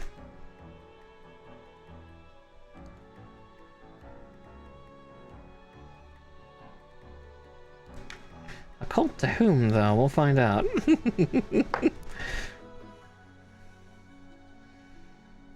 But no. Again, as much as I tease, no, it's not a bad thing. Again, I had that kind of principle system similar to, like, yeah, in my book, in the book thing that I was writing. Each individual was kind of tied to certain, like, aspects and personality things. So I get it.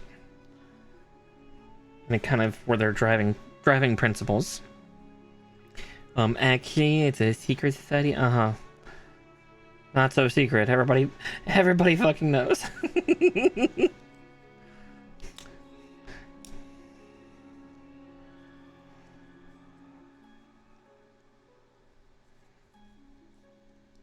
God, look how huge these feet are. Ugh.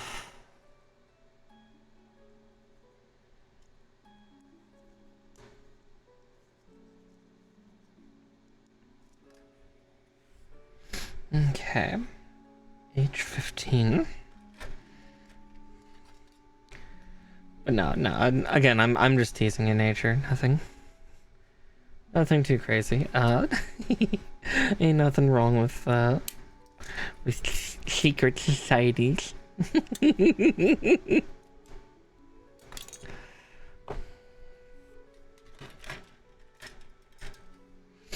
Trust me, I did things that I would consider exceedingly cringe in my younger years.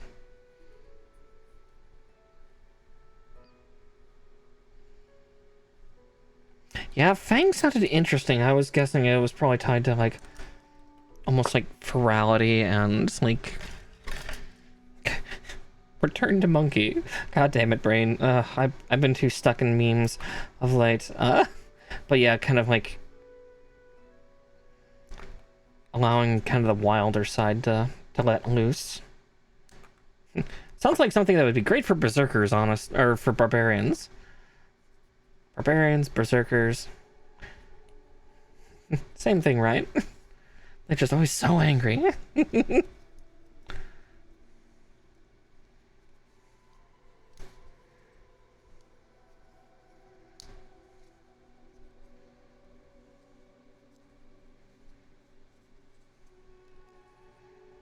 Okay, I wasn't that far off then.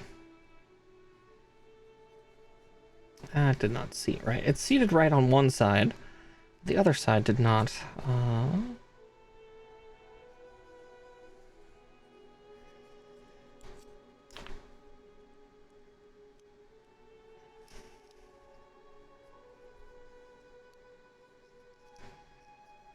God, that's an awkward piece to try to get all the sliding parts in together at the same time.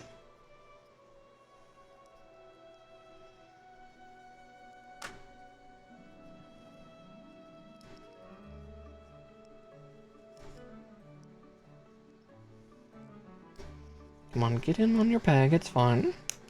There we go. Sorry, I had to really...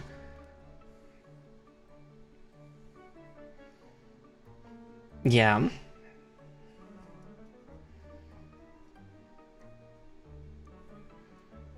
No, that makes sense, though. Makes complete sense, at least to me.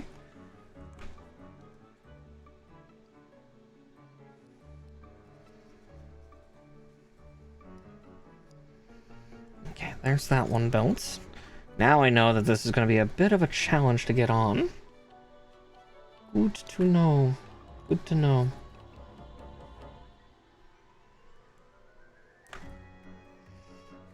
Yeah, I guess the rest of you can't see this, so I'll show this part to the rest of you, see if camera focus will kick in. Okay, it kicked in for a second. It was enough. But you can see all those little ribbings are supposed to intersect on this foot piece. Quite a challenge, honestly. Okay. So the 2 peg holes go there, but everything else has to interlock into its rib. First and foremost. And the worst part is all those ribs are slanted. Everything's slanted. The peg holes, the ribs. Oh. Okay, there we go. And then gotta snap those pegs down.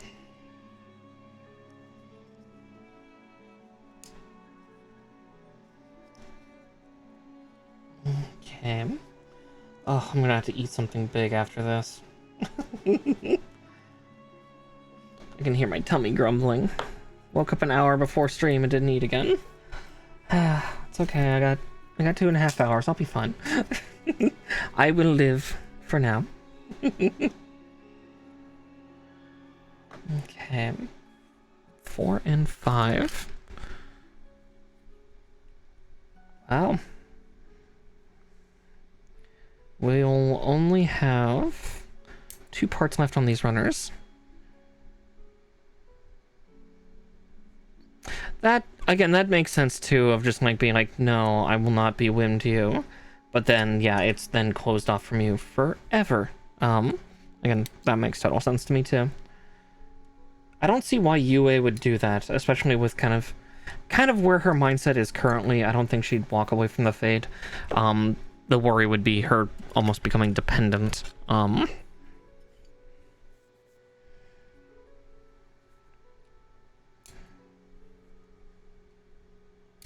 At least that's where I feel her mentality is right now. We'll see in the future whether that's true or not. Like, she's learning to rely on others a little bit, but it's still slow going. Like, these people are still relatively new to her. Ooh, I'll run her down.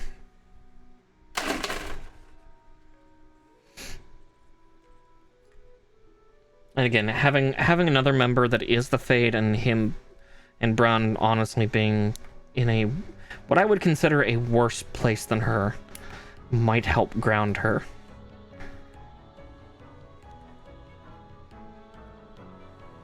Well, yeah, I was just saying, no, there's a reason why I've been calling it the Team Depresso Espresso.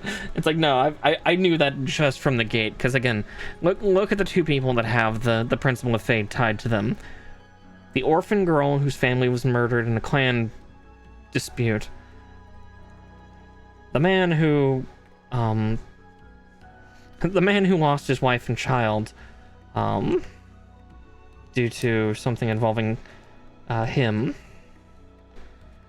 Again, and it really seems like he feels like, or no, his child's alive, but his wife is dead, and it's tied to his lycanthropy, isn't it? Not that my character really knows, because she's not gone asking personal questions just yet.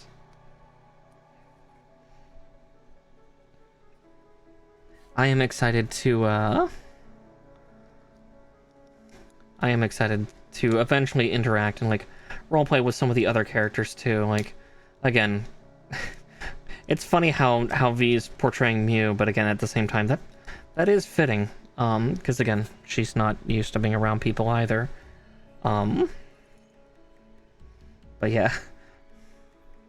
Yue is definitely going to play something of the ignorant card. Ignorance. I guess is the better word to use. Like, you magic users are weird. So, about those back diamond, it's like being able to change your face like that. Impressive. Anyway, the back diamonds?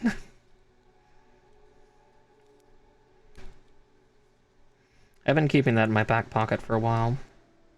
But again, it's that whole getting a moment more or less alone. Oh, Signal Nala, thank you.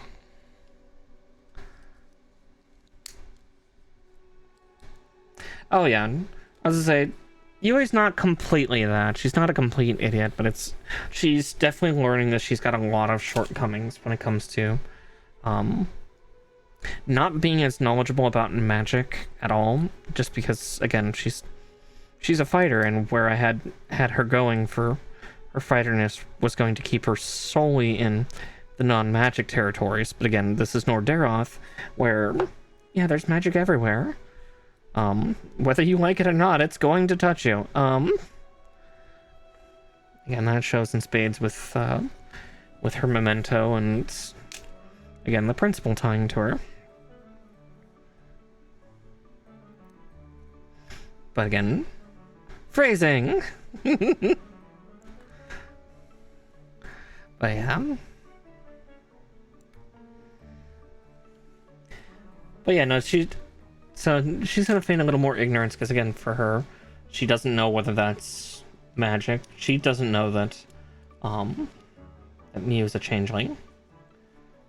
At least not to my own knowledge, because typically changelings are pretty darn rare. Usually in most worlds. I'm not sure about Nordaeroth. I'm not sure about your world.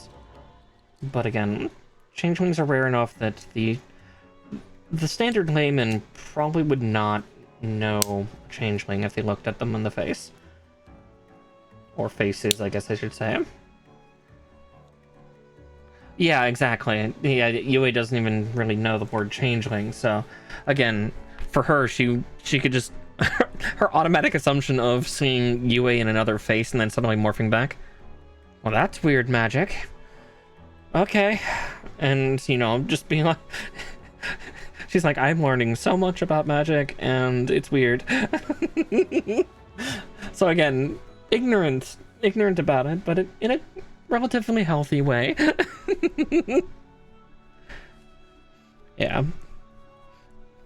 Now, it's, you know, above table, the player is very aware of what a changeling is and going, oh, this will be fun. But yeah, it's been entertaining just to be the character and just not have a Scooby. Q1 and 9. There's 9, there's 1. We're getting pistons.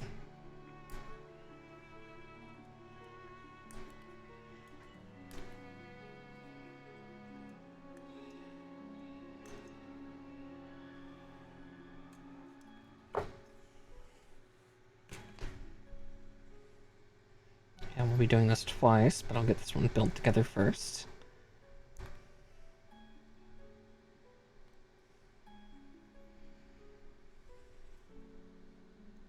Okay, so yeah, they're very new to Nordaeroth. Okay.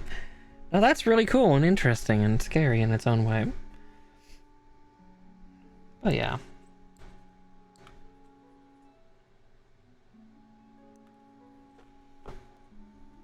Yeah. Yue reading a medical book? What? No. That's not her forte. Not at all.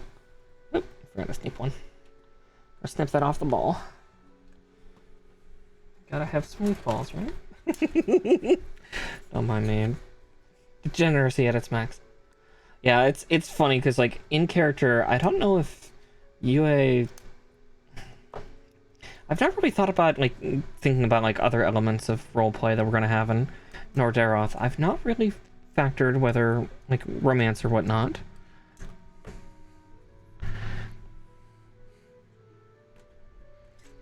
Oh, exactly, yeah, so that's... It's good. On the plus side, that just means that Mew is going to get something of a fun reality check with, I think, a couple of us. Like, yeah, a couple of the others that are, you know, like Braun and Ale, on the other hand, will probably be a little more aware of exactly what she is. Though I think Braun even will kind of similar to you. It's like, that's strange magic. You know, coming from the psionic. But yeah. It'll be fun to interact with all the characters. Let's see, T19. It'll be fun to spend time with each of them, like, what's especially happening with, again, I need to double check with you for that for D&T about Braun.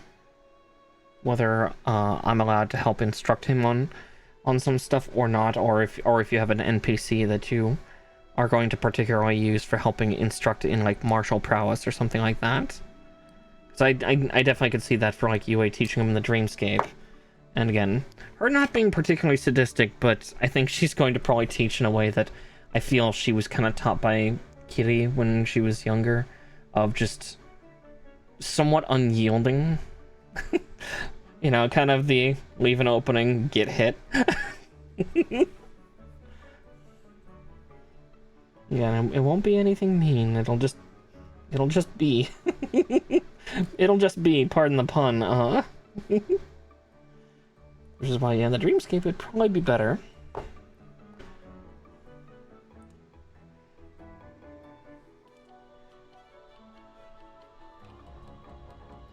Maybe I'll take a sip of something after this as well. Trim that bit. Oh, exactly, yeah, it wouldn't be a source of tutorship at all. She's a little young to be a teacher.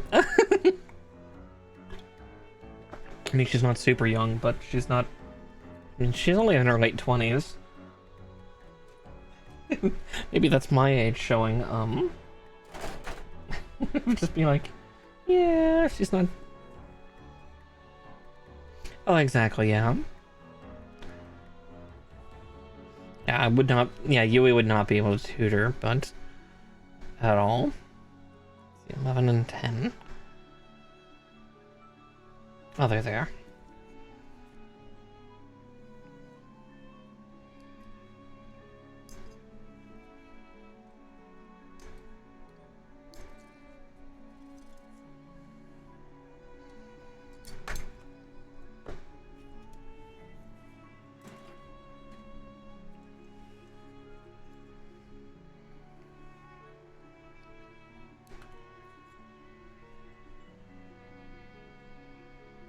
Oh yeah, a Fang tutor would be wonderful for Braun.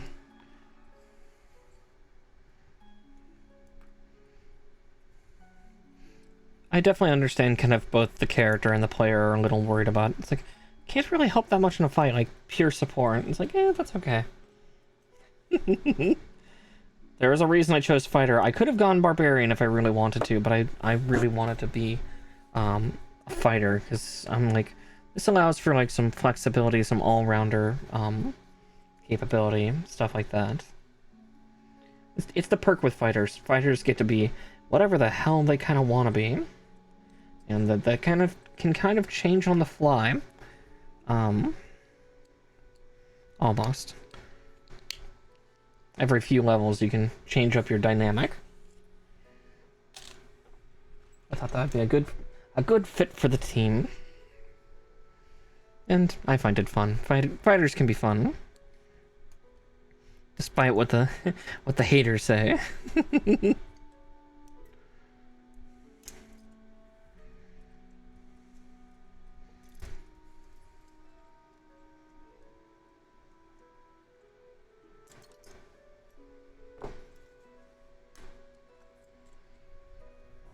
Yeah.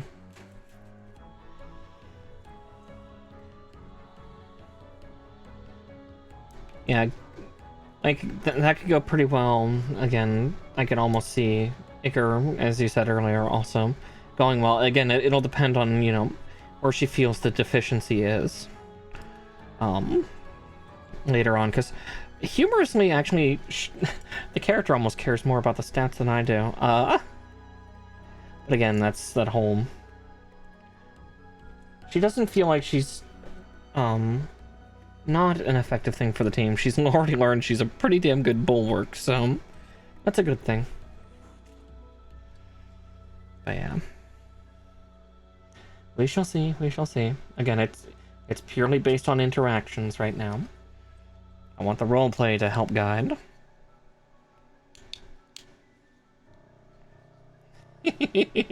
Oh, I know, you love talking about it, and again, there is absolutely nothing wrong with that. It is a good thing. Okay. Now we connect the parts.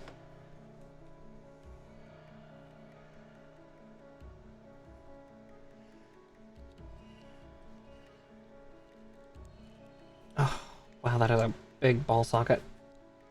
Is it in? Can't tell if it's in. Oh, exactly, yeah. Save it for the game. Ooh. One moment, my sticker sheet ran away from me. Oh, there we go. Oh, you almost saw my face. Almost. Not today, Satan.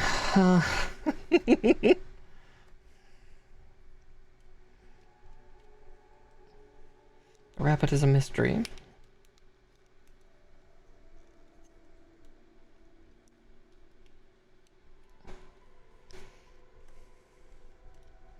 Gundam is going well. Well, it's not a Gundam. God damn it. This is not a Gundam. It's a mobile suit. It's a Xeon unit. Xeon didn't have Gundams.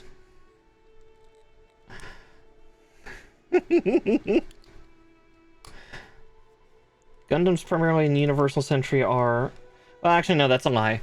There were a couple Gundams on Xeon. But... Big butts here. I mean, not counting mine. There were two... It's not a Gundam. It's a mobile suit. It is the Mobile Suit 04N Sazabi. Now, the only Gundams that were on Xeon were known as Psycho Gundam, and they were a mobile armor. They were not a mobile suit. They were too big. Their tonnage was far too high to classify as a mobile suit. Because they were like 100 feet tall. I'm pretty sure Psycho Gundam 3 though was more normal Gundam size, or like more normal mobile suit size.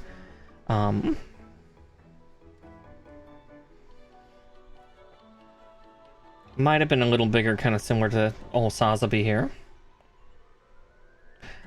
Yeah, so mobile suits are between about 35 and 50 feet tall. And have a tonnage of about 20-30 tons. Mobile armor, on the other hand, is anywhere from like 100 to 300 feet tall and can weigh up to a couple hundred tons. Mobile armors are very different. The Psycho Gundam Mark 1 and Mark 2 both were, they were supposed to be mockeries of the original Gundam. So they were built exactly... Yeah, it's a sense of scaling. A mobile armor is bigger, overall. But yeah, like, the Psycho Gundam was actually a mockery made by Xeon to mock the original Gundam. So it used a lot of Psycho units. It had a lot of, it used a lot of, like, particle cannons. Oh!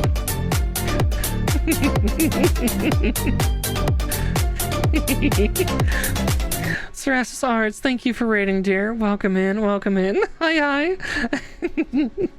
If anybody's new to me, hello and welcome. My name is Miss Marikar. I am a witchy Puka Bunny VTuber and a variety gaming VTuber. And, well, I do all sorts of gaming on Mondays. You caught me building Gunpla, so I'm building the Master Grade Sazabi for COD tonight.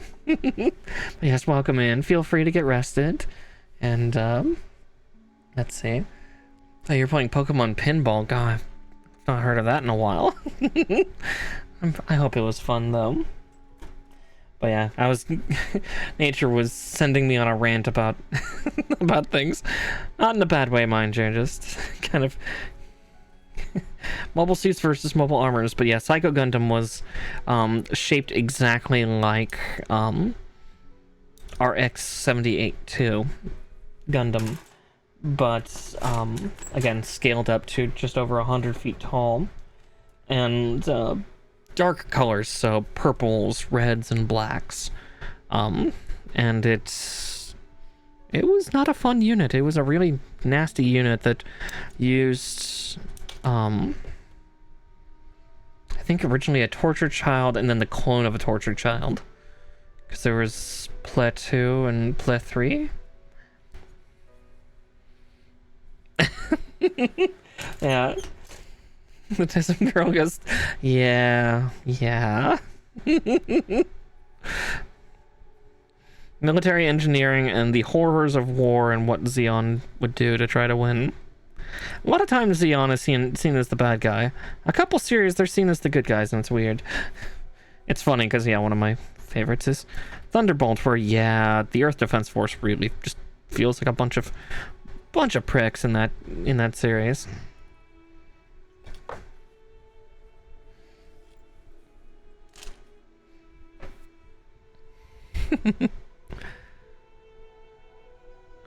That's more than fair. That's more than fair. Oh, exactly. Yeah, and I can definitely understand that. Again, I've done some gun stuff, and yeah, it's cool. It can be spooky, but it's still cool at the end of the day. Let's see, 15 and 24. I see 24, but where is 15? Oh, 15's right there. But yeah, Gundam and Digimon are like two of my main hyper focuses, because I've learned a lot about these things through games and, you know, movies and stuff. But yeah, poor Ple 2 piloted the Psycho Gundam. I think that ended up killing her. Can't remember how Psycho Gundam 3 went, but Psycho Gundam 3's head was used to make what is known as Moon Gundam, which is one of my favorite, one of my other favorite Gundams, just on aesthetics and abilities alone. But yeah, those were the only Zeon Gundams that ever truly existed. So the rest are mobile suits. God. Get it right. Okay. Nah, it's understandable. Like, from outside view in, yeah, everything's a Gundam. It's like a, yes, but no.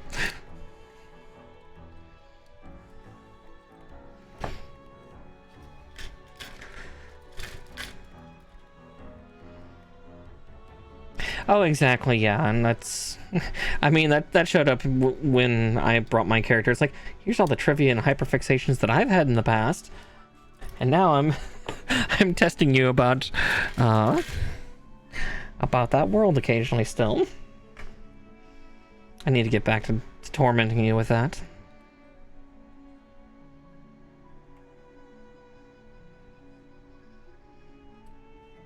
But yeah,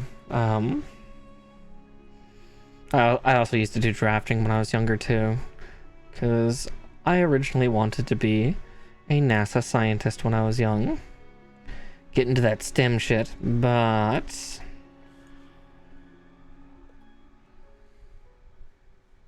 hey, there's nothing wrong with that. That's actually cool in nature. It's a cool thing.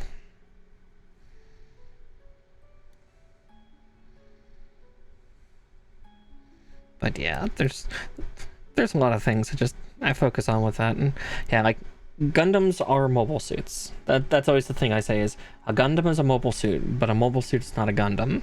So that's where it's confusing to folks, Gundam was specifically a project name in the Universal Century universe.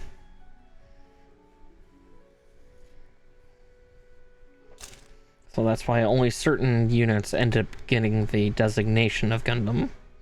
They're still a mobile suit, but, you know, classification Gundam.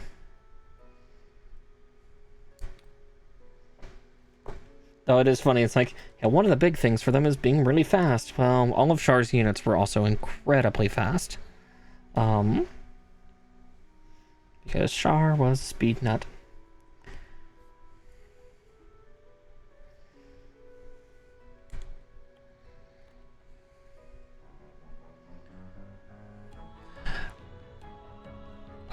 No.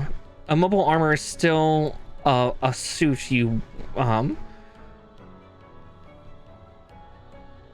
yeah. Exactly. You at least got the last one right, yes. Gundams are a specific, type and classification. So, like, not all of Earth Defense Forces units are Gundams, because they have other ones, like Gun Cannon and Gun Tank and GM, and GM has a bunch of like sub-classifications, like GM General, GM Sniper. Some GM Snipers ended up becoming part of the Pale Rider program, or some GMs became part of the Pale Rider program. Mobile armor, no, it's still a mecha. It's just its size class is significantly more, and they tend to be more complex and one-off. I don't remember any mobile armor being mass-produced. And Gundams typically are not mass-produced either, at least in Universal Century. In Universal Century, Gundams are not mass-produced units. They're typically unique. That being said, Zeon does have some similar one-off ones. Actually, in fact, the one we're building here, the MSN 04 Sazabi, is a one-off on the Zeon side. But yeah, Gundams are unique units because they were prototypes initially. They were prototypes, and then they later on, when they were designing more Gundams, they were using more exotic materials and supplies and things like that to build them. So they were not really cost effective for mass production. It was better to just build one and find a pilot who's really capable, a really good ace for it. But mobile armors are also typically one-off builds. Primarily Zeon, though there is one mobile armor that I know of on Earth Defense, or EFF side. There are two separate categories. Again, a mobile suit is too small. A mobile suit is too small to be classified as an armor. Again, typically the size of a mobile armor is 100 to 300 is the current size gap we have, though I'm sure it can probably go up to 500 feet. Yeah, mobile armors are also similar to Gundams. They are made with very exotic parts and are typically piloted by incredibly talented opponents, or sometimes even a full team. Case in point, like the one that you always like to meme about nature, Big Zam. Big Zam's a mobile armor because he's like 120 feet tall and is piloted by 3 people. Actually no, I think it's more than that. I think it's like 5 or 7, something like that. Big Zam was piloted by a whole team. Noefel was 1 person.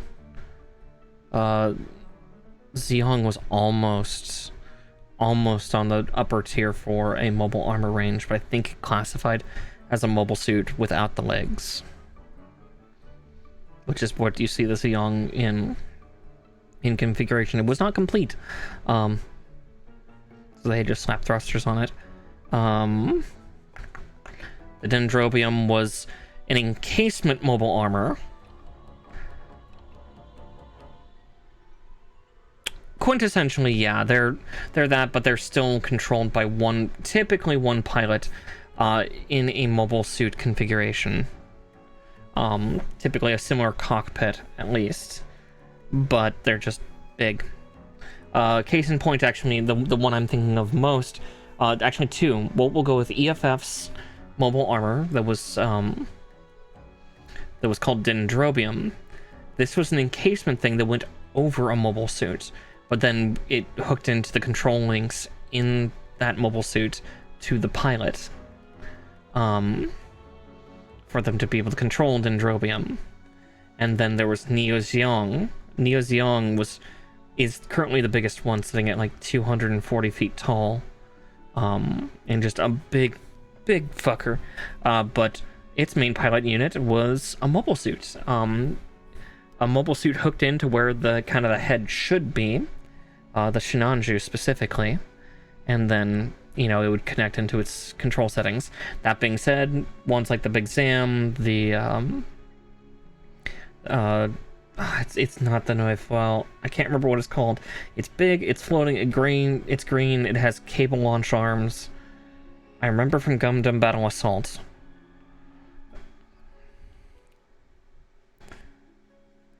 Quintessentially, they're not thousands of feet tall. Again, also Gundams are not the size of a skyscraper. They're actually the size of about, say, an apartment building, maybe. Like, Sazabi here is big. Sazabi here is very big. I think Sazabi is like 80 feet tall. But, like, RX-78, the classic Gundam, is about 45. Yeah, I was gonna say, yeah, I can go on for hours about it. It's like, they're different. They are different. They are, in fact, different. And yeah, some of it, like most of the mobile armors, as I said, are one-off, similar to the Gundams, and using exotic materials. Most of the mobile armors are Xeon, because they were trying to find ways to combat the Gundams. No. RX-78 is like 15 meters tall, so 45, 48 feet tall. This guy's about 80. Yeah, the biggest mobile suit out there, or the biggest mobile armor out there, is Neo Zeong, and I think even at full expansion, it's just under 300 feet tall. So no, they're not that big. Yeah, most of the Zaku's are similar in size to Gundam. I think they're like 14 meters tall, so, you know, 42, 45 feet tall. Yeah, no. Mobile suits are not. You'd actually, if you watched a couple of the shows, you'd realize how big they are. Like, if you watch, oh, what was that called? Gundam Hathaway. Yeah, if you watch Mobile Suit Gundam Hathaway, or there's a manga called Hathaway's Flash, but especially watching Hathaway, you'd actually see a bunch of mobile suits drop in to do a war crime. You watch, oh god, what units were those? 3 of them drop into a city to just start doing wanton destruction. Yeah. But yeah, in that you get to see the size and scale of these things in that really well. Let's see, 9 and 17. We'll get some parts cut out while we're at it. 19 and 17, okay. But yeah, no, Gundams are not that massive. You kind of have to realize where the first mobile suit comes from, because actually the first mobile suit was on Xeon's side, was actually the Zaku 1. The Zaku 1 was a construction unit. It was a humanoid construction unit. So it was about 50 feet tall, building those skyscrapers and building space stations, colonies. And they outfitted them with weapons. And suddenly, they were more dangerous than any fighter jet or tank. And so tanks and fighter jets were phased out. Again, this also shows up a little bit in how, like, the original Gundams were situated. Like, a lot of the EFF units actually had this, where they had fighter jets as the cores of their mobile suits. Because, again, they had difficulty letting go for a while. Yeah, exactly. That machine moves pretty well. It's, you know, humanoid and everything like that. Let's make a Tommy gun for it. Yeah, that's pretty much on point. Again, it had, the Zaku 1 had thruster systems, because it was designed to also build space colonies, you know, in space, because it's easier to do that than make it and launch it off of Earth. So yeah, But yeah, no, mobile suits are not that massive. It's not like Big O, where like Big O or Ultraman, where yeah, their bodies are either grow or are built to the size of like, you know, 150, 200 foot tall buildings. Yeah, Gundams are surprisingly small. I think one of the bigger Gundams is Unicorn. Gundam Unicorn in its full open configuration is like 22 meters. So about 70 feet tall. Yeah, it's destroy mode. Yeah, I think Psycho Gundam was like 150 feet, something like that. Yeah. they're not as big in this world ending. They were designed actually for speed more than size, though most Gundams are still comparable in size to their opposing units in their series. I think the smallest one is F91, which is a it's in the far future for Universal Century, but F91's like 13 meters tall. It's very small. So like just under 40 feet. But he was designed to be extra fast.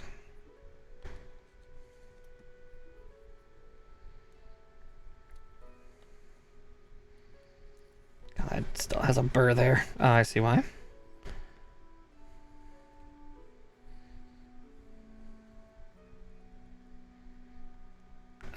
Most of them do. I mean, they've got beam rifles, beam swords, axes, heat tomahawks. Most of the weapons on most units, like, again, do not take some of the ones that I've built and consider them the mainstream. So like the last one I built was New Gundam, so there was only one of New Gundam ever. Same for High New, its upgraded version, because again, exotic parts, exotic pieces. And also utilizing a special kind of pilot known as a new type, which is basically a space psychic.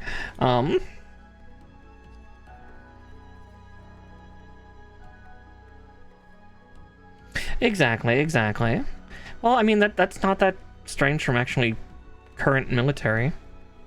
Certain units, like certain people, take certain things, like Zaku's, the little green guys, the 50-foot tall green dudes. Yeah, they are built for versatility. They are the main unit of the Principality of Zeon.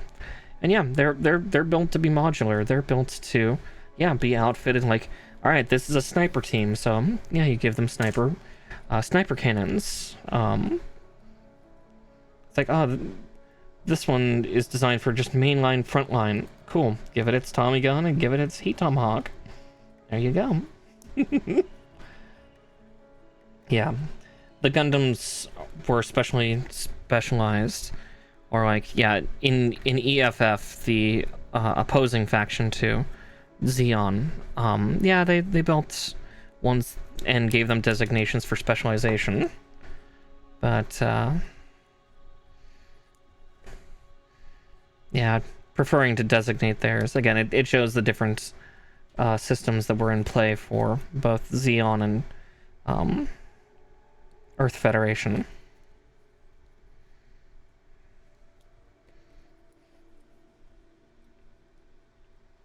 Yeah, and again, despite the name suit, they are not, like, do not take G Gundam's control system and put it anywhere else.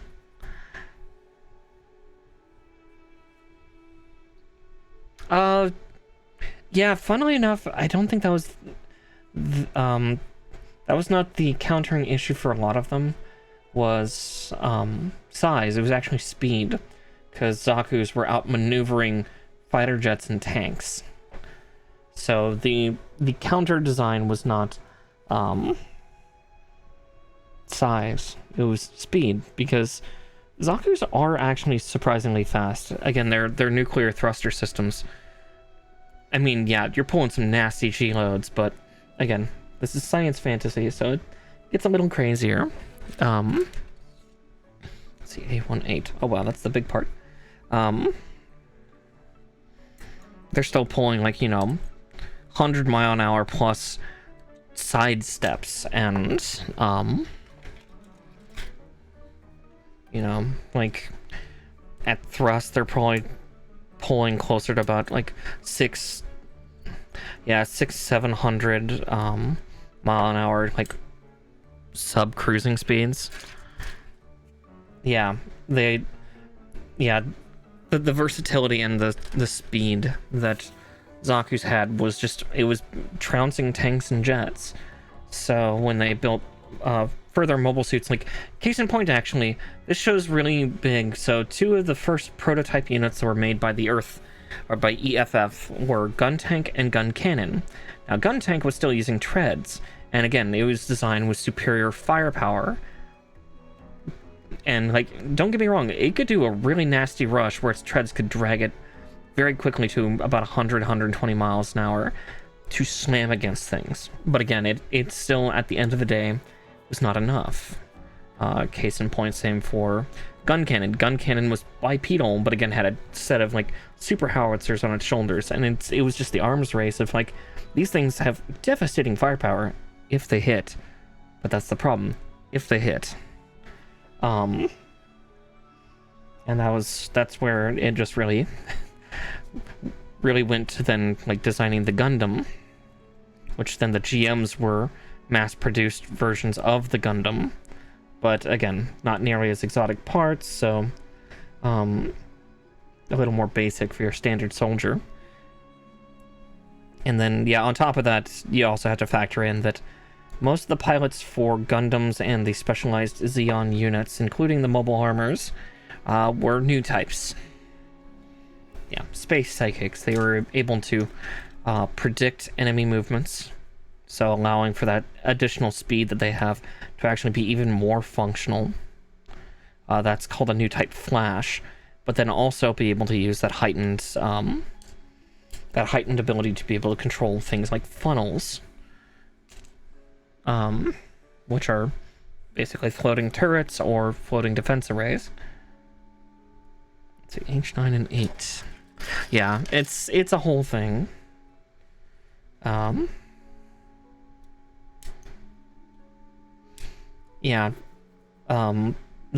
kind of tagged on real quick to the realization of new types pretty quickly. Basically, people who were born in space, and for some reason, the lack of gravity caused them to develop a new sense.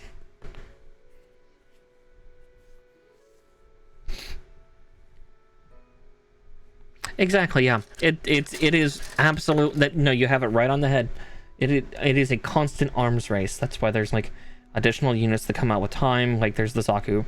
Like the main force of Xeon for the longest time was the Zaku 2, which was more designed for war versus its construction variant. But then there's also the Zaku 3, the 4, the 5. Because it goes over centuries and stuff, and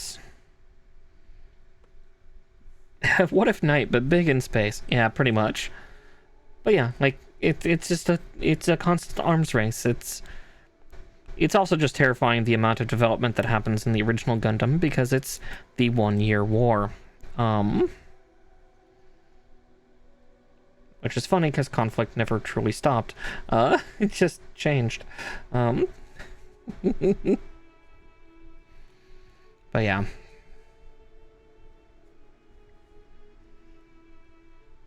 I mean, that's part of why, like, the Psycho Zaku was made, or not the Psycho Zaku, the Psycho Gundam mobile armor was made, was in one way to kind of demoralize the Gundam pilot Amuro, but also, like, try to outpower. Like, was it bigger? Yeah. Was it slower? Yes. Was it a walking pile of particle cannons? Yes. That thing was horrifying. Oh god, it wasn't even a nuke. It was, that was a space colony. But again, impacts of that size are equivocal to nuclear weapon strikes. Dropping something from, outside of... Yeah, that was a colony that housed millions of people. That was no nuke. That was a space station with artificial gravity.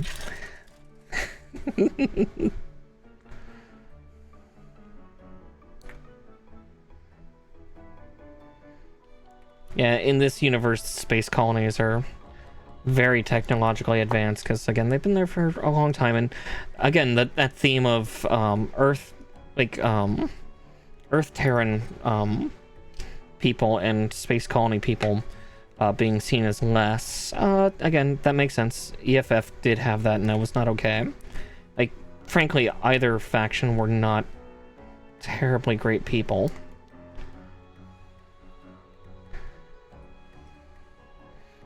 Quintessentially, yeah. If I remember correctly, in like the manga, I think they talk about it more in depth. But basically, yeah, Earth suffered the equivalent of a, like, what would be considered like a nuclear or meteoric winter. And like 90% of the people on Earth fucking died. Which is why I think everybody else fled to Brazil, because for some reason that was like the safest place from the impact.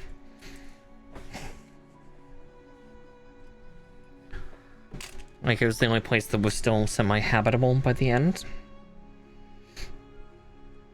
It's some fucked shit. That's what it is. It is some fucked shit. We're still not done building the feet.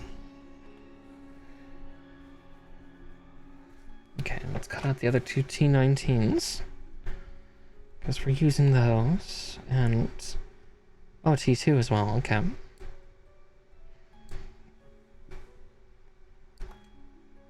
And Char wanted to fucking do it again. I think that time he used a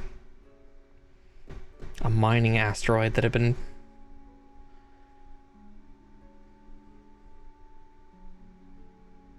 It can. Universal Sentry at least gets to be a little bit more standardized. If we factored in some of the alternate Sentry stuff, it would be that much more of a ridiculous gap.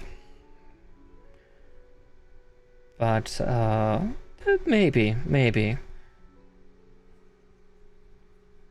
I'm honestly not sure who would win. I really am not. Because there's like the Exterminata system that the Imperium of Man has. And... yeah, I'm not sure what would be, more devastating. It is hard to tell. It is very hard to tell. Both of them have insane systems. So Q4. Oh, there's 4.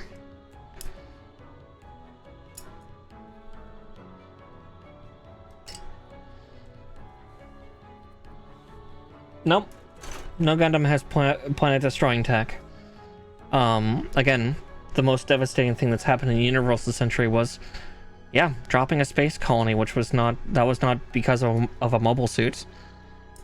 Gundams don't have planet-destroying tech. Again, remember, they're 50 feet tall. They're 50 feet tall, and they're designed to take down other mobile suits. Because the arms race is defeating the army of mobile suits around you. Now, don't get me wrong, some of the more insane mobile suits, and Gundams in general, yeah, sure, you can watch them in a single fight take out 20 cruise carriers and 200 mobile suits. But that's just because they're outmaneuvering and, you know, wielding things that are enough to take down those systems.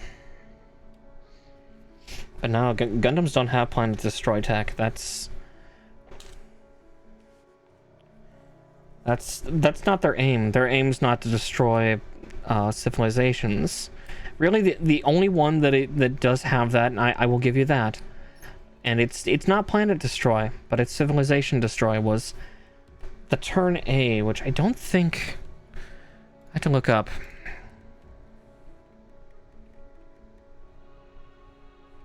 No, none of them can take out a planet. Maybe a small country, but not a planet.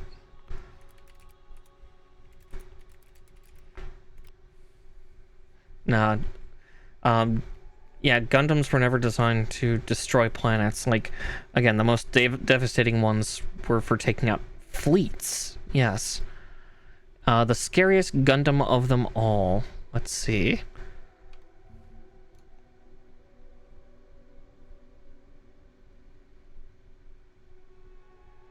I'm just quickly checking if turn A...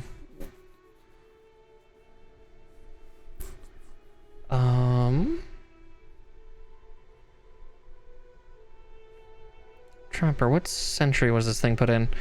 Okay. CC, so no, this is not Universal Century. Yeah, I would say turn A, I think, is one of the most devastating Gundams that existed. Turn A and turn X.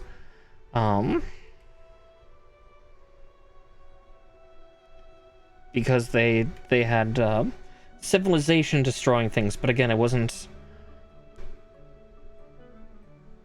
Yeah, I was gonna say, you know, again, you thought Gundams were a lot bigger until today as well. Again, the biggest Gundam is like 75 feet tall at its most. Again, we're not counting Destroy... So, yeah, Destroy Gundam is from an alternate century, and it is mass-produced, which is weird. But again, it's also a different century. That's Gundam Seed, I think. But yeah, no, the most devastating Gundam that exists is, yeah, from an alternate century. I can't remember what CC stands for, but in Turn A Gundam, several centuries... Well, even Evas aren't that tall. Evas are less than 100 feet tall, but so are the Angels. The Angels are like 150 at their biggest. And then Evas are literally Angels that have been cut apart and turned into machines.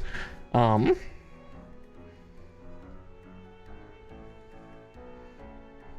can catch you on a lot of... Yes, levels of destruction. Yes, Evas are very capable of pretty extensive destruction. Typically, that's when the angel parts of them start to unlock. Like, it starts to remember that it's an angel, and it loses its shit.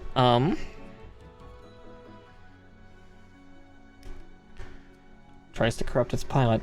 But yeah, no, the most devastating Gundam ever, I would give to Turn A and to Turn X, because Turn A and Turn X both had a special system in it, in them called, I believe, Moonlit Butterfly. And what this was is the Gundam would fly up high in the air, and suddenly it would look like a pair of butterfly wings were forming out of the back of it. These aren't butterfly wings. It's a nanomachine, a self-replicating nanomachine dispersant that gets launched out into the air. Now these nanomachines, son, destroy any technology they touch and self-replicate. Once done, they stop replicating and they pretty much cannibalize themselves into dust. But yeah, it's in its universe, it's wiped out all technology on the planet. Everybody lost everything. So that's the most destructive, I think, a Gundam's being. I think the only other one was a weapon array that was slapped onto the back of the Age Gundam, which was another alternate century Gundam Age, and that was called the Photon Torpedo. And the first time that pilot used it, he became traumatized and disengaged the weapon off of the back of his Gundam and left it in space, which I think then somebody else captured. This boy got traumatized. But yeah, that's about the most devastating. Like, their particle cannons are nasty, but yeah, they're designed to like punch through the armor plating on like a carrier.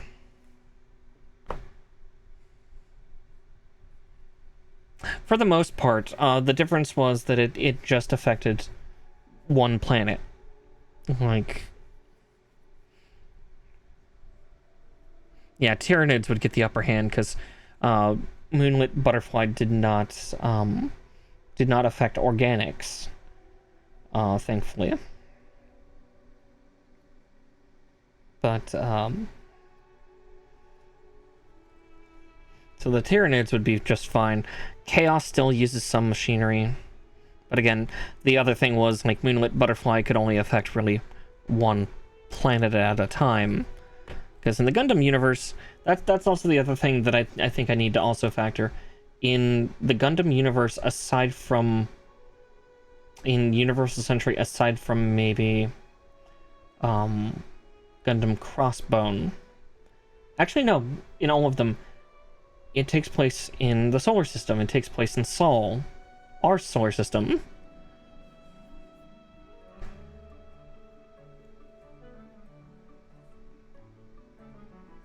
Yeah, I was to say, yeah, I would say that that's the funny thing is new types are not that different from, like, they're not quite like Psychers, but they kind of are. Zero-G gravity and existence has caused them to develop quintessentially psychic powers, but again, this is not full-on psychokinesis. Again, this is premonition and projection, like premonition, the ability to psychically project yourself to another person. The most extreme that we've ever seen a new type be able to wield their psychomos capabilities is, yeah, one left another person vegetative, like projected so hard against them that they turned their opposing pilot into a vegetable. Admittedly, that other pilot had killed them by impacting the nose of their transformed Gundam directly into that projector's torso. I mean, we kind of have that in G Gundam. I think G Gundam is like one of the other most devastating, and again, it's Nanomachine Sun.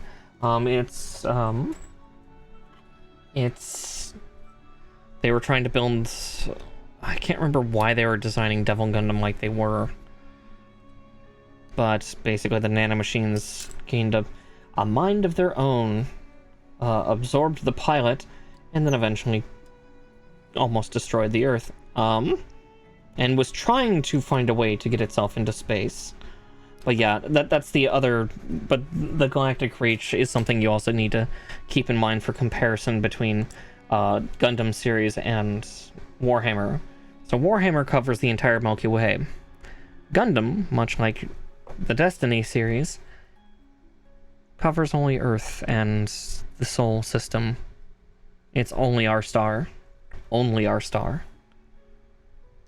Like, the most extensive that Universal Century reaches out to is in Crossbone Gundam, way in the future. They go to Jupiter. That's it. That's as far as we go in Gundam.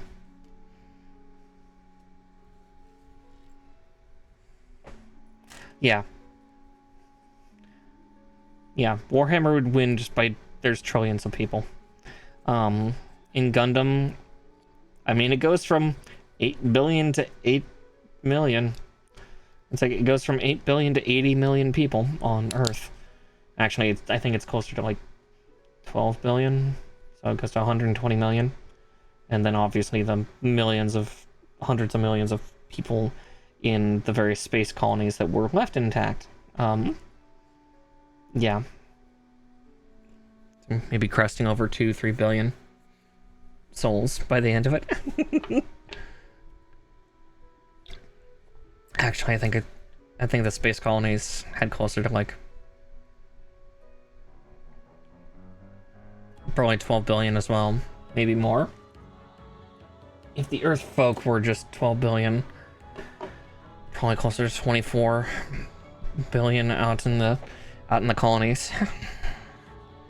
But still, that's nothing. It's a drop in the bucket versus Warhammer. No, it would probably be about a year. It'd probably be a year if they're dealing alone with the Imperium of Man. With the way that Warhammer's conquest kind of work, I just have a feeling all the space colonies would be destroyed. And then you're dealing with the 120 million left on Earth. after that colony drop. Though probably in a couple centuries you could inflate that back to like 5 billion maybe. Yeah, again, the power scaling, no, Warhammer I think wins.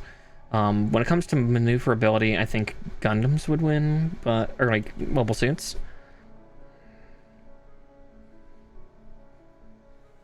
True, the Imperium's bureaucracy is pretty big. Again, I'm not nearly as knowledgeable about Warhammer as I am Gundam stuff, but yeah, Gundams would be able to take out units pretty well, and they could probably take out a ship, like certain Gundams. Very specific ones, but again, they're one-offs. There's really only one of that Gundam ever. It's E2, E6.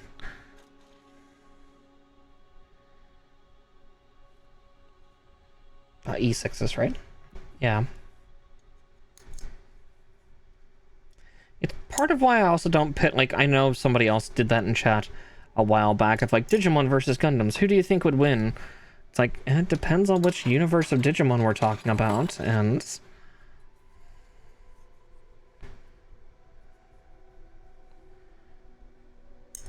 potentially, again, I'm not terribly familiar with Warhammer, but yeah, it's kind of like, again, comparing universes, it's like, it already gets messy because, again, there's a ton of factors and things like that. I don't think Gundams would be any type of winning, or like, Gundam universes would be any type of winning force. Again, being able to unleash turn A and or turn X somewhere, you might get a hand on a couple planets, and again, it wouldn't kill the people, but the destruction of infrastructure could end lives. The photon torpedo system, again, is in Gundam is nightmare fuel in Gundam Age.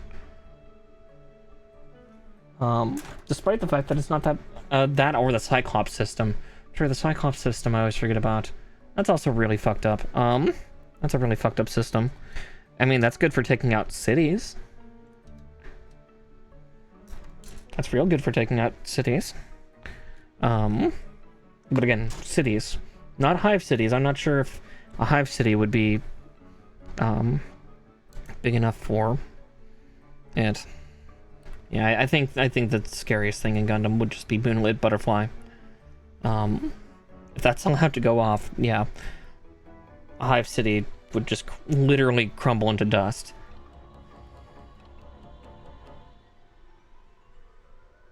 Well, yeah, because 40k is ridiculous, and it's not a bad thing. That's just how it is. It's the grim, dark future where, you know, people call the lasgun, you know, a flashlight, despite the fact that a lasgun could punch like a foot wide hole in the armor of a modern day tank. But they're flashlights because they're like the weakest weapon in Warhammer, like in Imperium weaponry.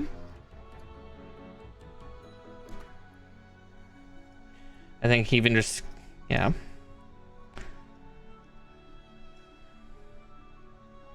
So that's the funny thing with Evangelion. So Evangelion only takes place on Earth.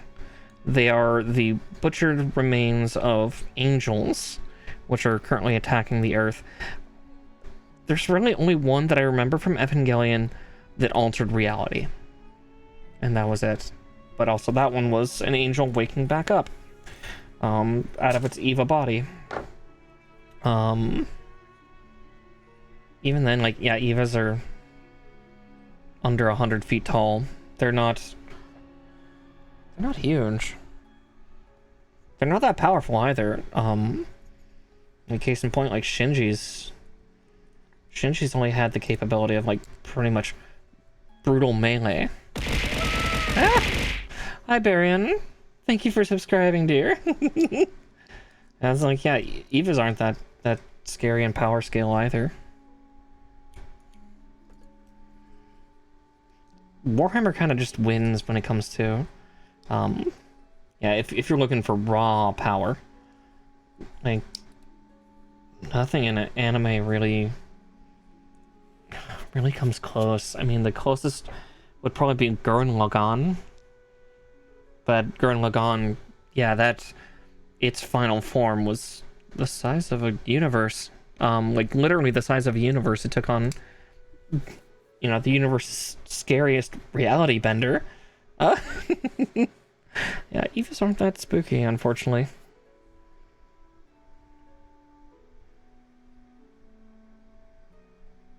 Q12. Yes, welcome on in again, Baron.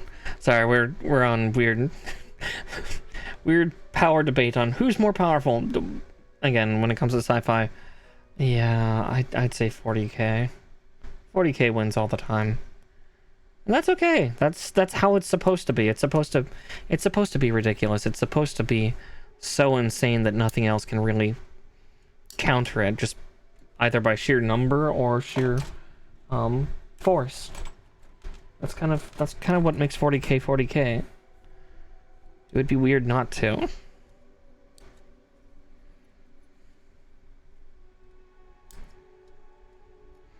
Yeah, and again, I just remember that kind of a similar talk about, yeah, the Gundam universe. Yeah.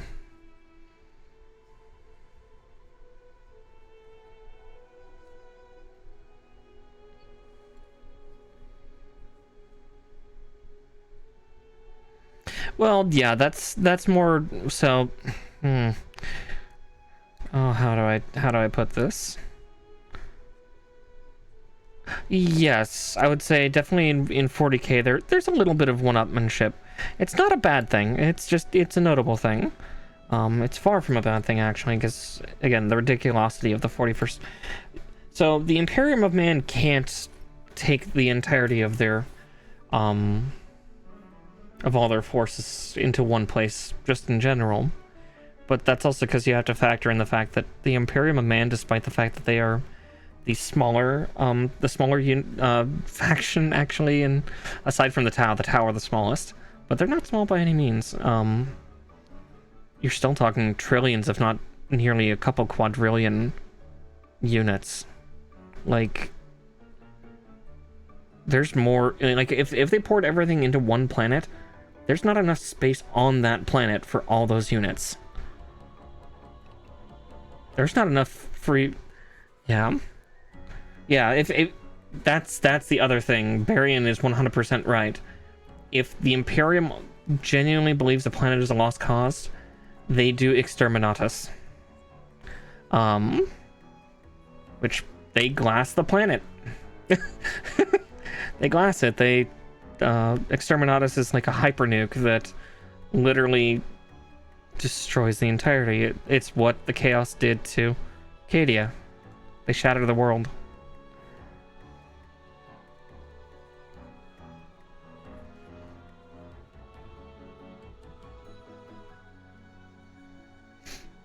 Let's see, how the hell does this go on?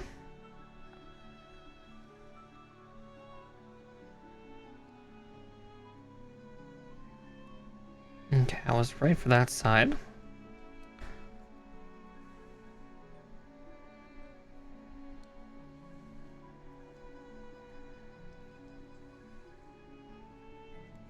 Well, again, Exterminatus, while it's not used super often, because again, that's where a lot of bureaucracy can happen, is factoring in Exterminatus. Because there's only so many people that actually even have the power to even call for one. So again, it's a two-sided coin. There's, yeah. Oh, true. I forget about the virus bombs. Yeah. But again, typically in general, there's not as many. That's where the litigation can happen. But again, still, factoring the Imperium of Man, like none of the Chaos factions, there's still trillions, if not quadrillions, of soldiers, of people alone. So trying to throw all of them at any one thing, it's like, no, that's genuinely impossible.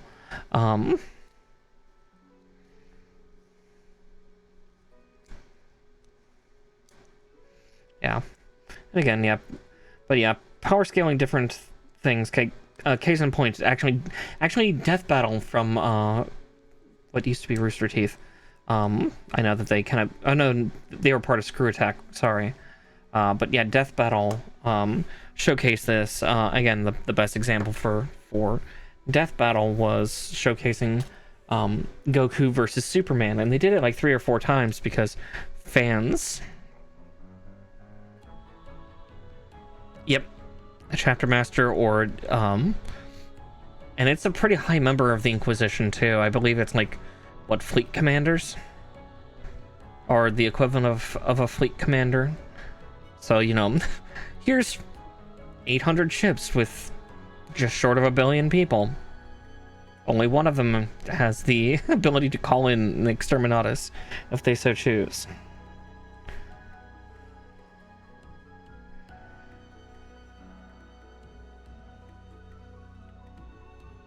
Where's my feet? Where's my feet?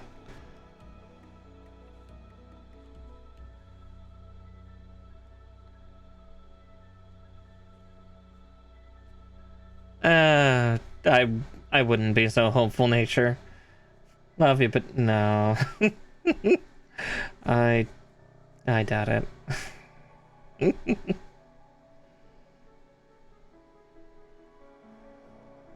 I put that on right? Yeah, I did. Okay, cool.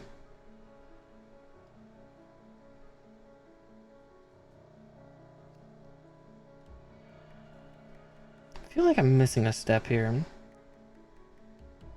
Oh wait, no, that's Q13, that's why.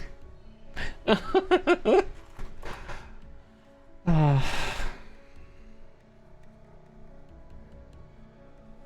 Yeah, I was gonna say Mechanicus probably would, because I think that's the other thing that you have to realize for those universes to collide. That means 2 versions of Earth appear.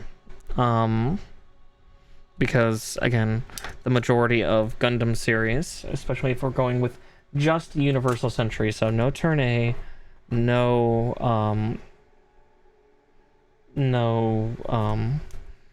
Photon Torpedo Age System, none of that. It's Earth. It is Earth. There's just a hole in Australia now. It's fine. Yeah, Mars is real close. Mars is real fucking close. And on top of that, quintessentially, yeah, it'd be considered like infant tech. Because like the Dark Age, so the Dark Age is weird. The Dark Age happened due to AI, artificial intelligence. And that's why they're so scared of artificial intelligence anymore, and now the computers are made of people.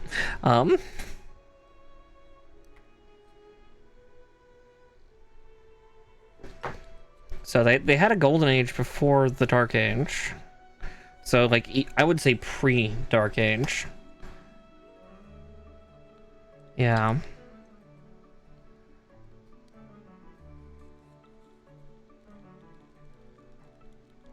Yeah, I would say probably not demons, just because, again, we're also dealing with the Tale of Two Earths. Basically, they're, like, again, this is me being more obnoxious than the reality thing of Earth exists in 40k, it's Terra. Terra is Earth. It's our Earth. As is the Earth in Gundam.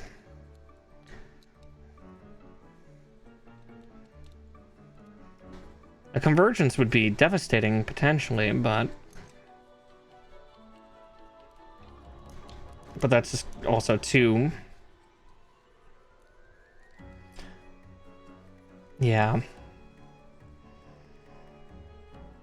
Oh, okay, I tried to shunt pieces too extensively and aggressively. Getting distracted by a turtle wanting a boar.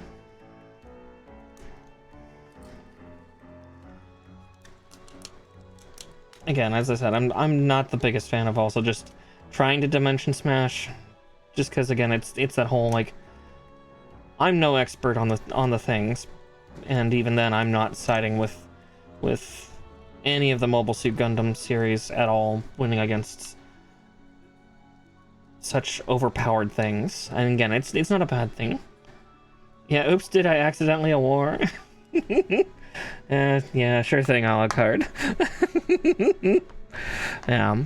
Again, like somebody did something similar last year. Was trying to talk about, you know, what happened if Digimon did it. And I'm like, it's weird to start, and even then, it depends on the universe, and there's too many factors. And while I'm a big fan of both, I'm no expert in either. Yeah, even BattleTech can, even though BattleTech I would consider of a similar technology to Gundams, but again, it's at home. Here's this and here's that. It's like, cool. I don't know. I don't know. Not terribly interested, just because it sounds exhausting.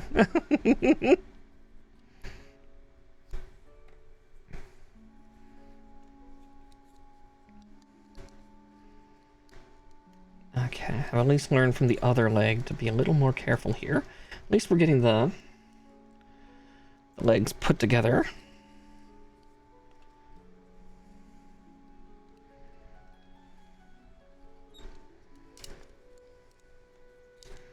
Making sure I didn't forget anything while I was slapping these parts on. I was cool. I got too excited because I'm distracted. True. Again, I don't know much about BattleTech myself personally. Not that I hate it. It's literally just I don't know. I don't know. Cool. I gotta try to pry these apart and try to fix what I did.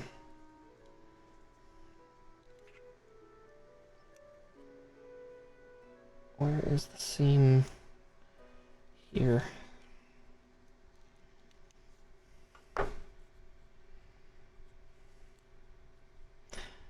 Exactly. That's where I'm at too. It's like I know a little, enough to get in trouble, but I'm no lore master. Right, yeah, that would be where the seam is. Let's see, is it enough for me to force apart? Cool. Oh, and all that. Yeah, I got.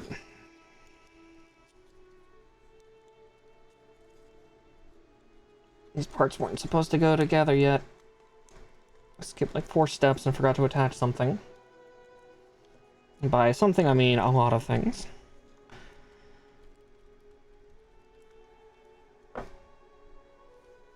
I pulling the right side or am I pulling the wrong side? I might be pulling the wrong side. I might be trying to pull the rod out. I'd rather not.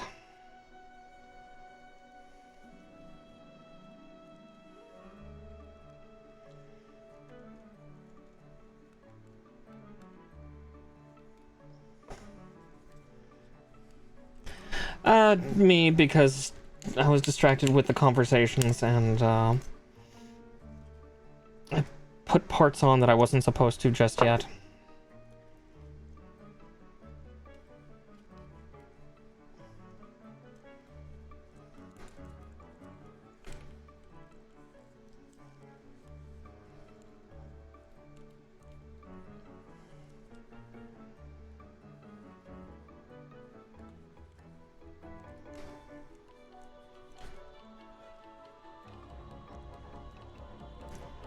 At least I realized before I put the other one on, otherwise I'd be doubly in trouble and 4 times as frustrated.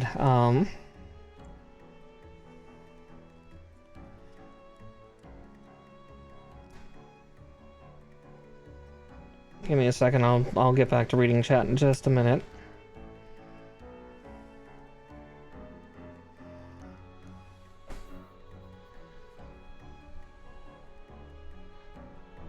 Yeah, I was gonna say, some people come up with weird matchups. Again, that it's almost trauma response, and just remembering the Gundam Digimon one. It's like, oh, the Digimon would totally win because they could jump into machines and manipulate them. It's like, I don't know if they could manipulate them perfectly. Like, that was never shown even in the Cyber Sleuth series of them being able to jump into computers. But again, that they were changing wikis and web pages. They weren't overtaking control systems in Gundams.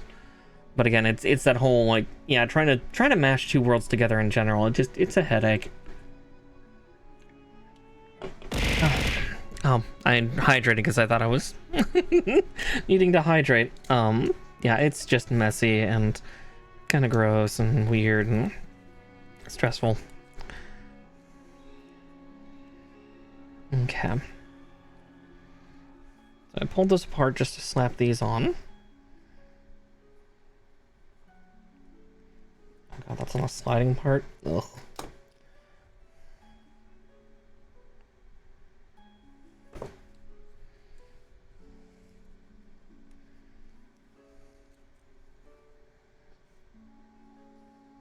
See, is there literally not extra armor on this part yet? No. Okay.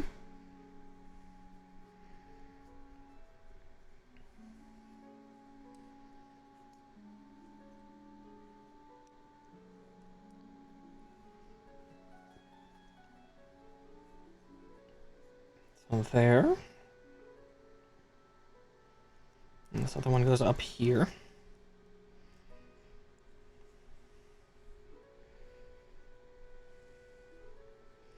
Oh, exactly, yeah.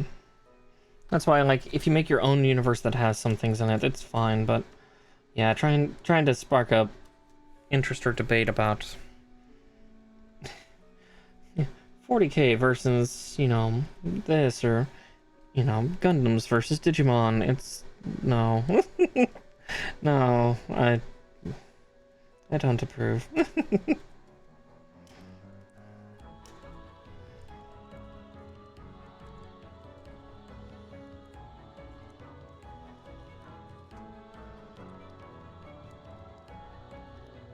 Okay. Now that's looking better. That's... there we go.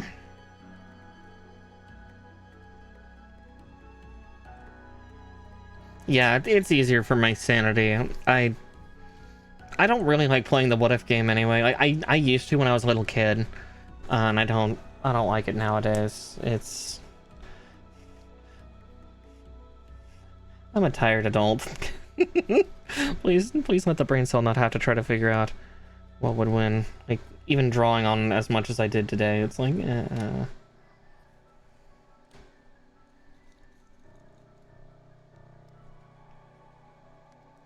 It's like, yeah, let's go back to D&D hyperfocus. I'll take that over trying to debate on who would win, because I'm not gonna favor my favorites.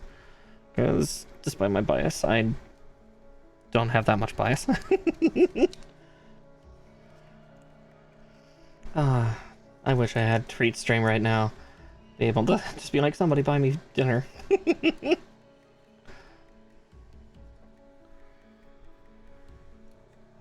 Yeah. Hypercanes, though. I'm guessing you're meaning hyper hurricane. Unfortunately, shorthand cane, that could be in a lot of things.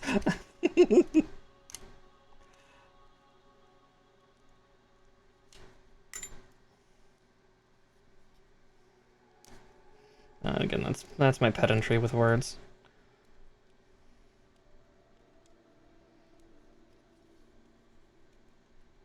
Oh, there we go. Let's see, making sure here, lift the flap. Okay, yeah, that wasn't solidified just yet.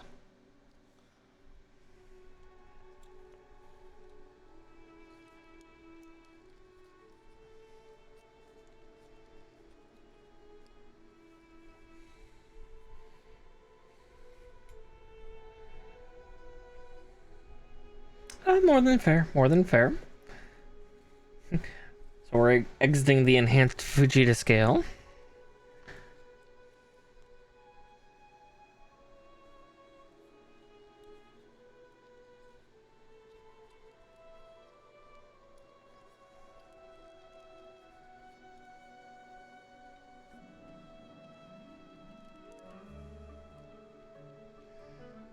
I'm just seeing where that piston is. Oh, okay, that's where it is. I was like, did we just build that piston for it to get hidden? No.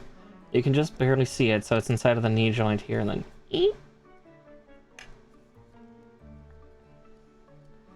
Okay. Looks like we're getting ready then to build the upper leg. But first, more thrusters.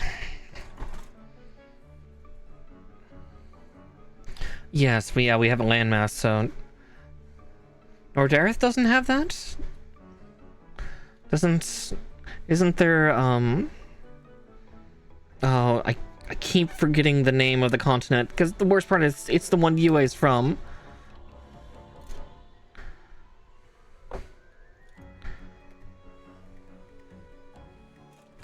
Unless that's just the other side of the same landmass, and it's just easier to go by sea than it is to go by land.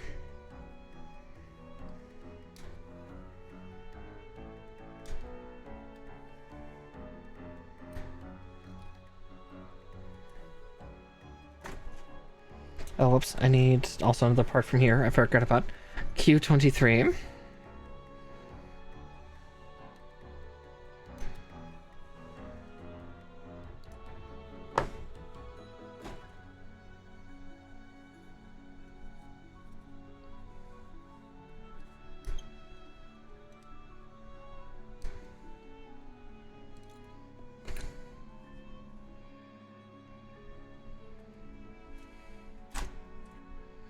Oh, east to west. Okay, so there's no southern landmass. Okay, or there's no landmass that way. Okay, was not sure. I don't know.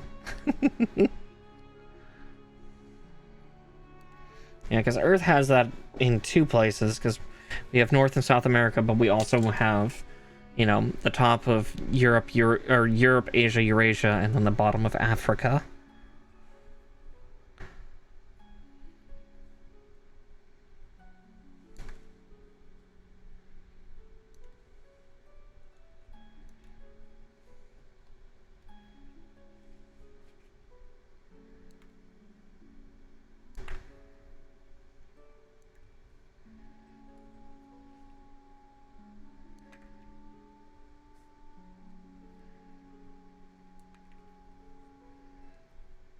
I'm gonna get these.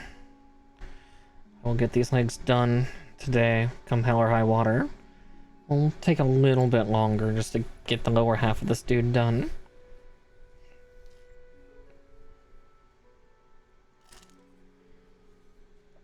Fair.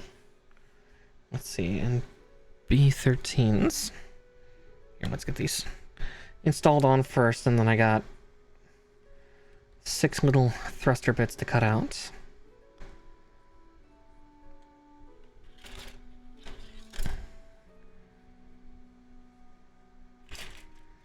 .13s though, the big ones, the bigums.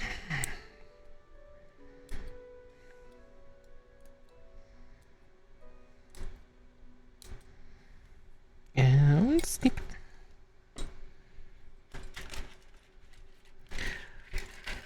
Yeah, I was to say, the Pacific is already a big scary place. Monsoon season kinda is nutty.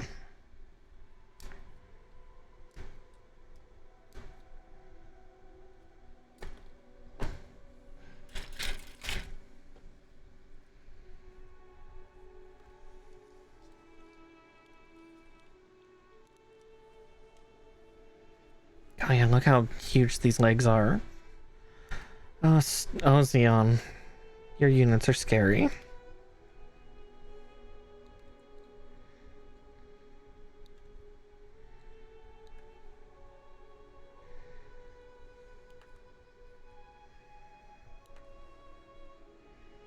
One, 2, and 3. If I can get my hands on it.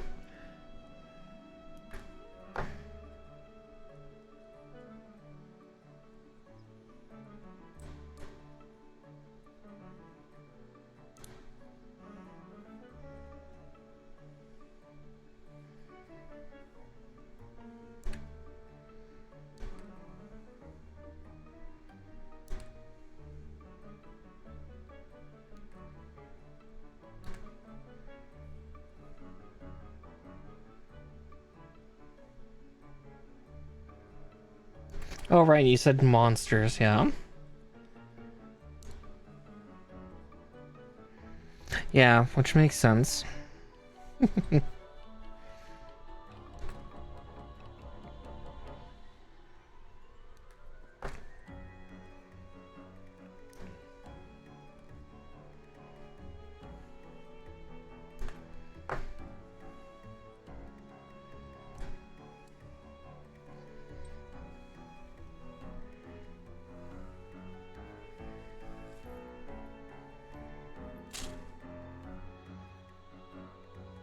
More than fair, more than fair.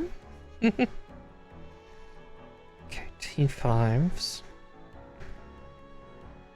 Alright, T5s. Yeah, we'll get the legs built, and we'll get the main body of the dude done, but we'll still have more to go, next week.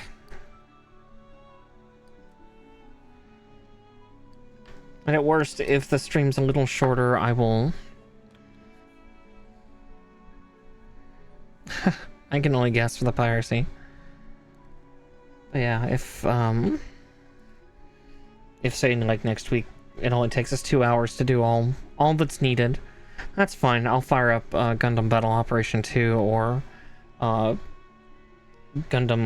Super Deformed Battle Alliance and play that, or SD Battle Alliance. I guess they don't often say actually what the SD stands for. Alright, so 20 and 19. Have you ever wondered what the what SD stood for? It technically stands for Super Deformed. I know here in North America we'd equate it similar to DK mode for Nintendo fans. So in 22, right? Okay, we'll build these one at a time, but then I'll get the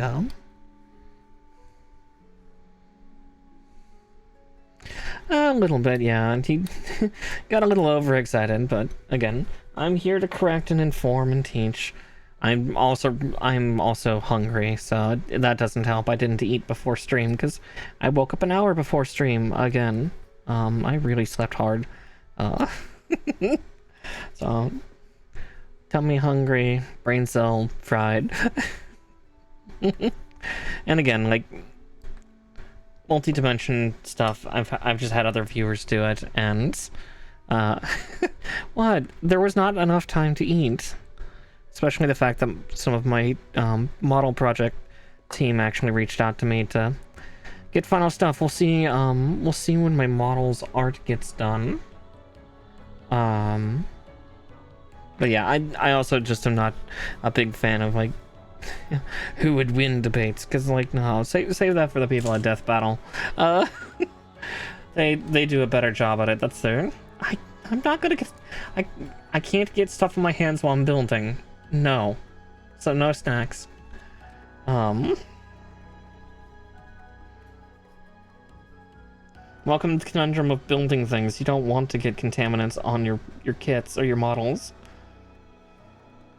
But yeah, just I don't know.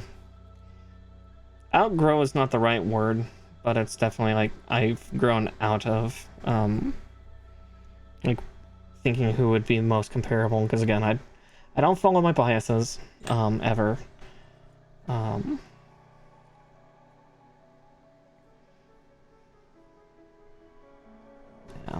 I leave it to the professionals who do it for a living.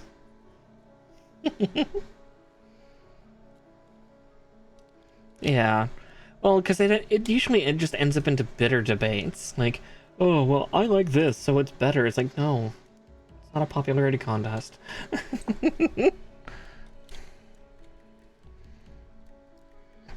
Like, yeah. The more I thought about it, it's like, yeah, Warhammer would win. But again, it's just, I don't know, it's weird, and it can sometimes just be kind of performative. Alright. Oh, actually, no, we were supposed to do these separately. Okay, we're actually working on the right leg right now. Cool. Yeah. Yeah, because I remember, actually, I think that was when I was being interviewed by somebody that I don't really interact with much anymore. Yeah. Yeah, that was when somebody interviewed me, and that was like triple awkward with how they were doing it. It was just, it was a weird day. I won't throw any more shade than that. If you remember, you remember. Yeah, it's just, people are weird about it. Oh, wait, that's supposed to go right there. If I can do it.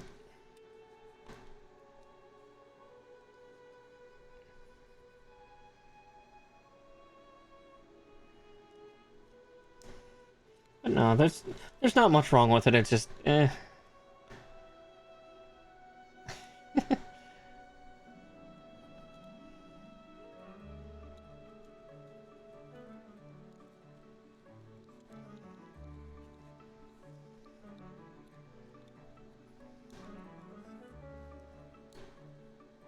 How am I supposed to get that in there? It's saying that I should be able to... Oh, like that. I'm dumb. It's like, there's something blocking it. How do I get it in? But we learn. Now, Gundam versus Nordaroth. Yeah, everyone, bap nature. Bap him to oblivion.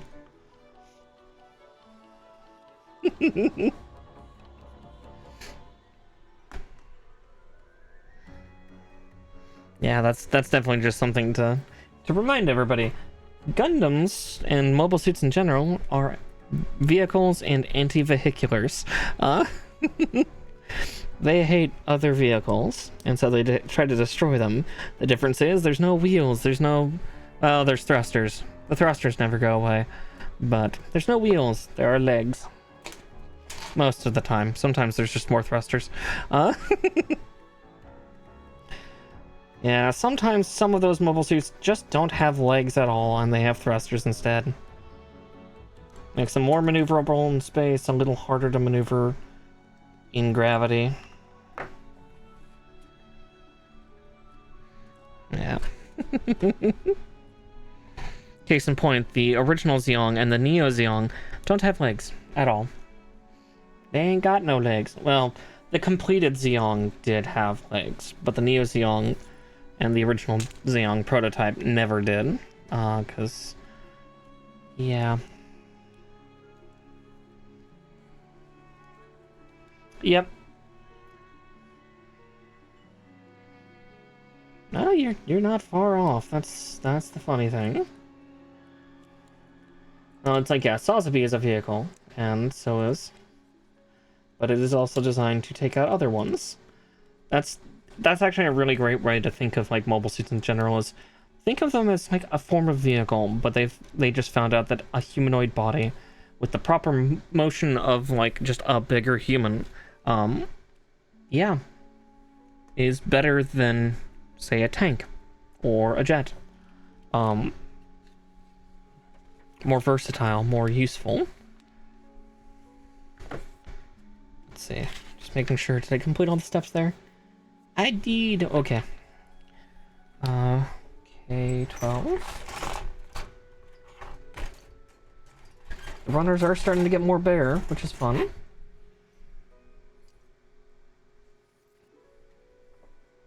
K11 and 12.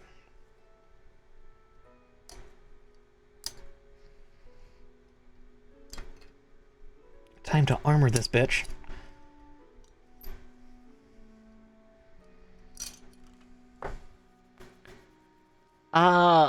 I think actually yes. I'm pretty sure that happened in the original Gundam, because there are a couple pseudo tank mobile suits still around that were a little on the smaller side, because like there's like the Ragenhelde D. Though it's not that small. I mean, Gundams have also like Gundams and mobile suits have also literally kicked each other, like just, you know, like full boot out shove. Just, you know, the badass door kick that you can try to do. Just again, hand-to-hand combat with a mobile suit is not that far-fetched. Q17. Here, I'm gonna get this one. There's two of them. That's weird.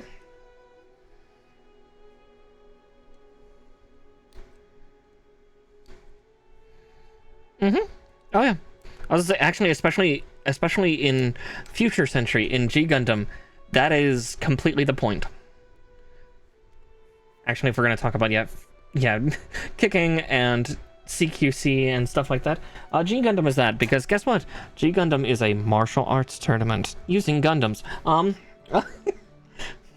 And And in that one, it's different because there's no Xeon, so everything's a Gundam because it's a different world, and it's weird. See, there, in G Gundam, you can say almost everything's a Gundam. Almost. They do have some standardized, like, military mobile suits that don't get that designation. But, again, G Gundam's weird. I love G Gundam. I mean, yeah, kick them in the gun dick. Oh, god damn it. Well, some of them do have big cod pieces. You'll see that when we build, Nightingale. That too. I mean, yeah, because the worst part is actually in G Gundam, those super tight bodysuits, because their cockpit controls are different than all the other Gundams. So all the other Gundams use kind of a double joystick foot pedal control system along with a neural link. G Gundam uses a bodysuit that captures every single movement of the pilot, as well as giving haptic feedback. So technically, yeah, you could. You could kick a Gundam in the dick or in the vajayjay. Yep, exactly. Yep. It even gives haptic feedback should like an arm of the Gundam get ripped off. It causes intense pain and then numbs out that part of the limb. Because remember, G Gundam is future century, so they've got weird science fiction stuff that makes less sense.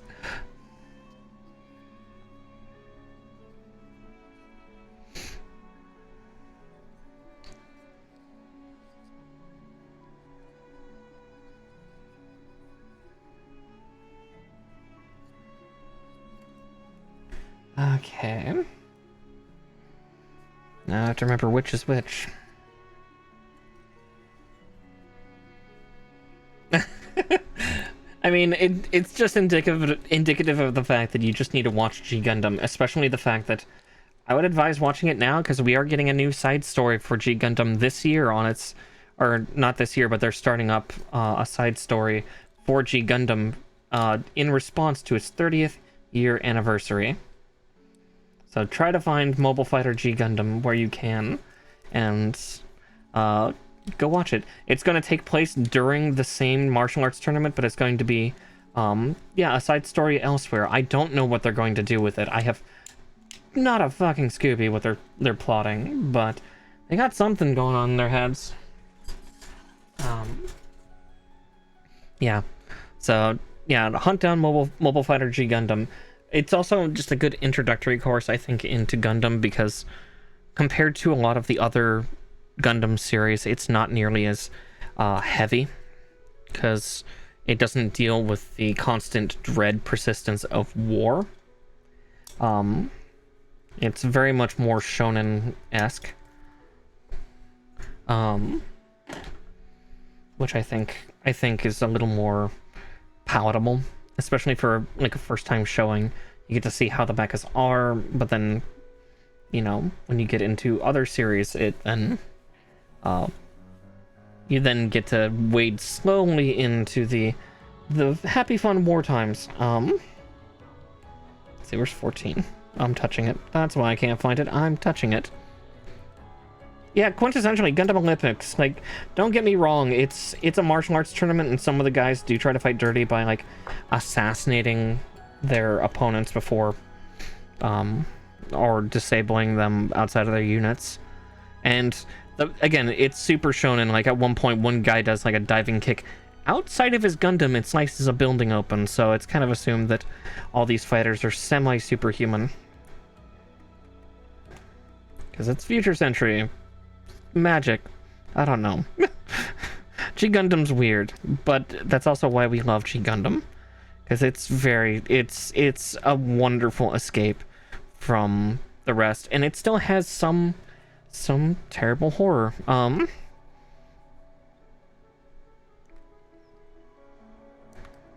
Just in the form of Devil Gundams shit, because nanomachines. It makes me afraid of nanomachines all the time.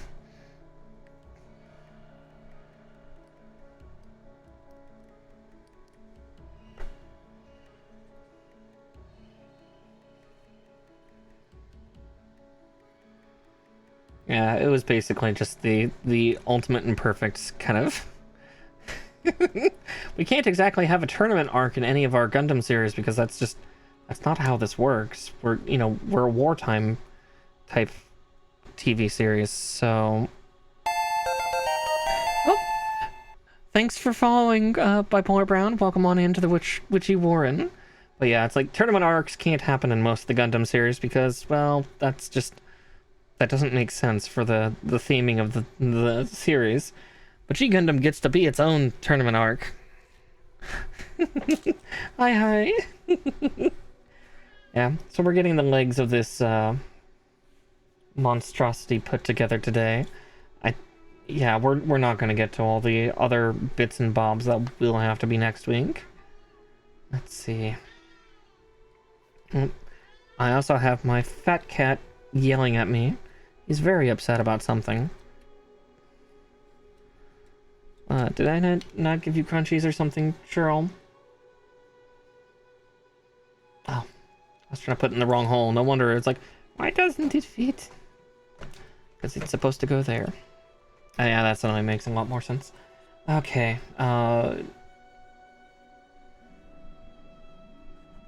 we'll cut out J5 because I gotta go back to the Q runner. 5. Of course, I'm nearly touching it again. Wrong hole, Mara. I put it in the wrong hole. Okay. Let's see. And the other one's G19, so I don't have to worry about it. Sorry that you can't quite see the sideboard box that has all the other parts. Because I got a lot of parts. No such thing as the wrong hole. There's only so many on me. Right, Q2 and 5.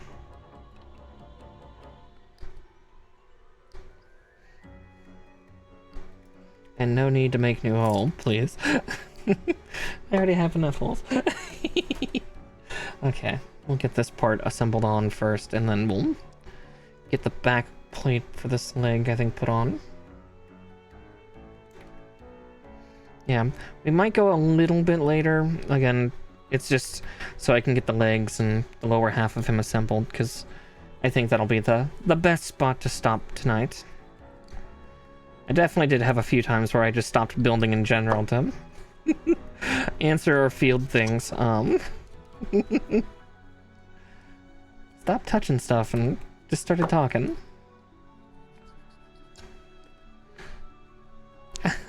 No, you got an hour, Aurora. It's not my fault you're late. If I could, I would make a schedule for you that just gives you... gives you time. Emmy's fault? Oh, okay, we'll blame Emmy this time.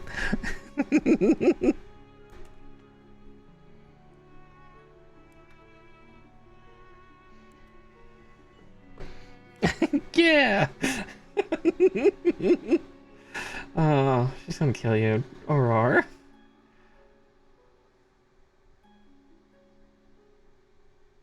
Okay, so we go like that. And then that goes on like...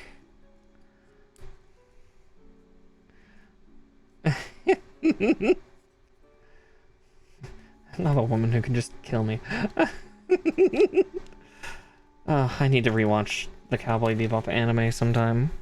Maybe check out the live action. I already know to expect to be disappointed, but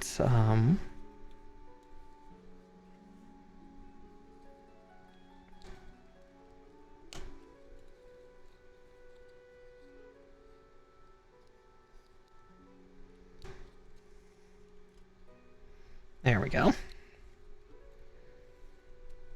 Probably not. Copyright. I could stream that on Discord. Yes, but not on Twitch. I would not get banned, but I would... Actually, no, I might get banned, actually. G19. Yeah. God, there's so many things we need to watch.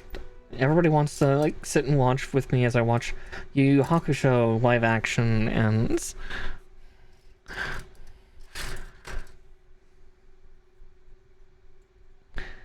Cowboy Bebop is good. I would advise the anime over the live action. Not the live act. I've been told the live action's okay, but unfortunately they canceled it for season 2, so we're not getting through all the story. So we're all just sitting there going, "Well, what was the fucking point?" But again, Yu Yu Hakusho live action is supposed to be really, really good. Oh, did I put that one on preemptively? Yeah, I did. Okay. Give me a second, I gotta tug this piece off. Something that I'm sure a lot of you would be excited for. Tugging things off. Right, I thought the leg was a little bare in armor.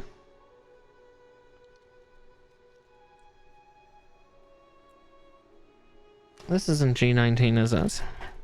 What did I fucking cut? I cut off 20. Okay.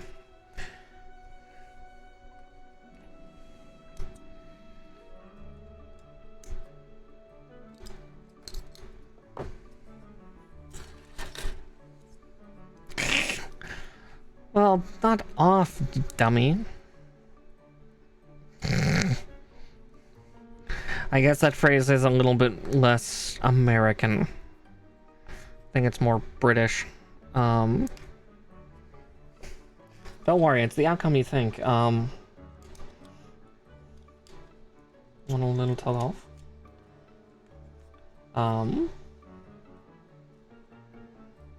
I made sure I cut off 19 this time, right? I swear if I didn't. No, I did. I did. Okay.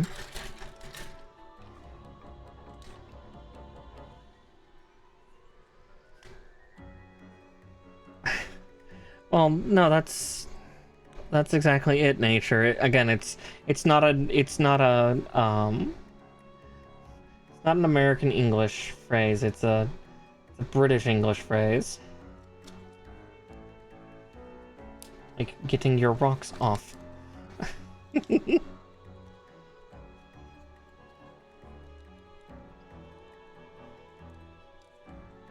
Yes, you are. Oh, silly boy. Okay, that is actually surprisingly hard to reach into here.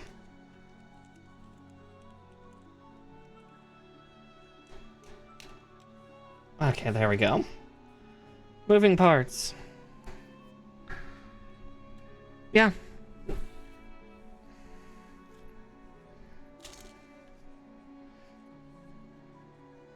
No, exactly. It's just, you know, there's more than one phrase with the word tug in it.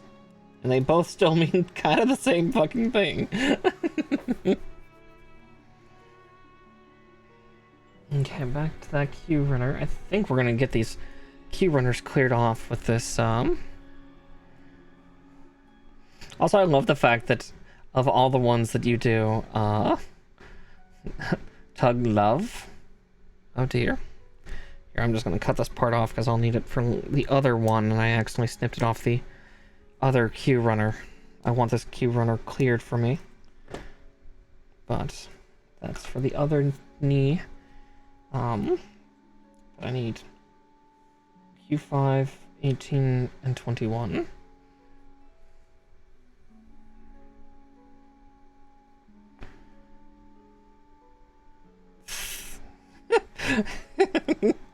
Who knows?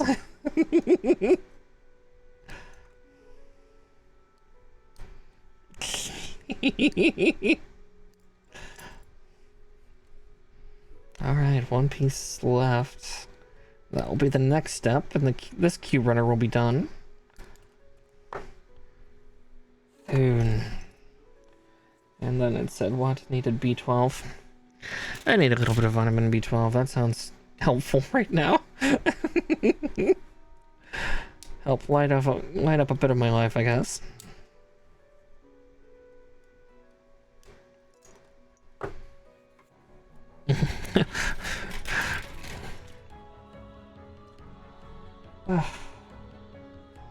So many pieces for this guy. So many pieces.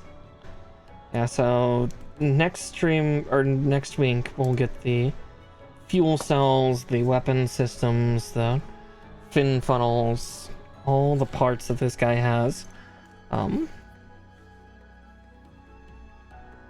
set up and situated. Sorry, there's a hair trying to infiltrate my mouth again.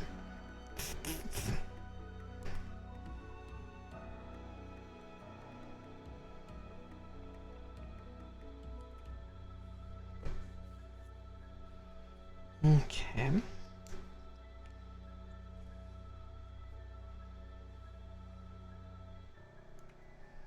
My hair is trying to attack me.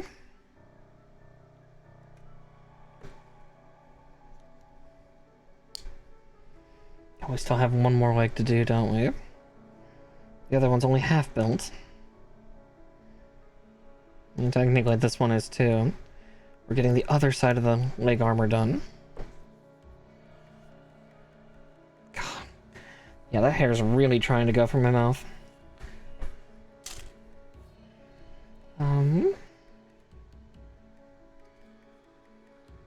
Making sure I put that on just right. Alright, now we do. Okay, G20 does go on this one at least. Yay! I cut it out early. I was totally planned. Until nothing.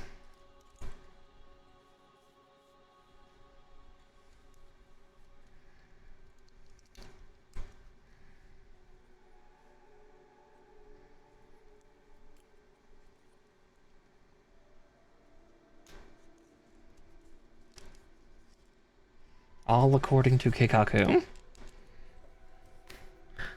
The fan's blowing it into my face.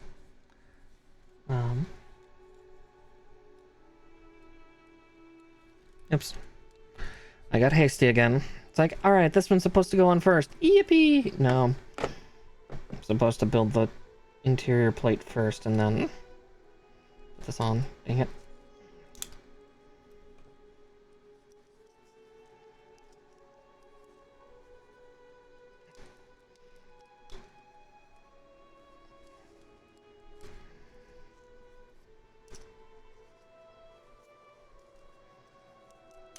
There we go. Oy. Okay. So let's build that. That'll be cutting the final piece out of this Q runner. Or this Q sheet, I guess I should say. Or, well, the sheet is called Q because it's Q. But another one down. Glorious catharsis.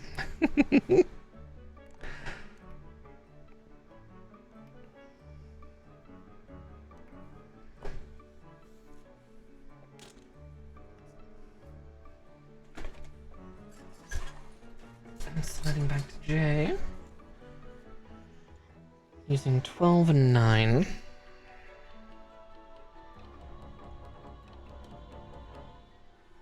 Alright, there's 12 at least.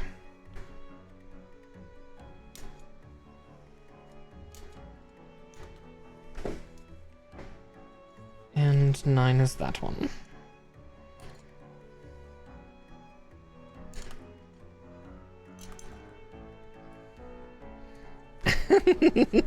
I was gonna say, it's awful late for you, Nature. If you gotta go to bed, you gotta go to bed. I can hold the fort.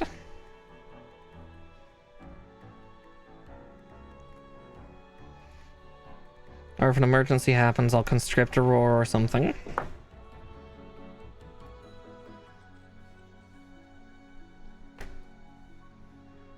Because you're also a streamer boy that,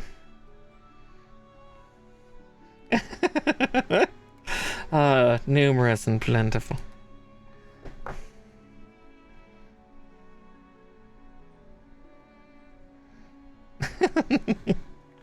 Fair, fair. The forbidden black arts. You see, the true forbidden arts of the black mage is you stay in your ley lines, and if the healer pulls you out of them, you get mad at them.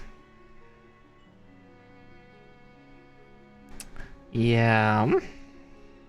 Yeah, about that nature.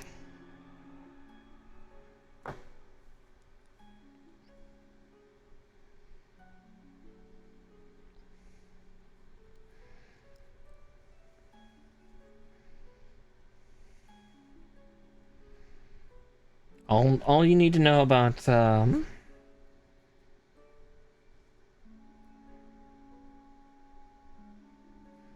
oops, I forgot to do that part. I will do that to the thruster in just a second. It's like, I don't recognize that part.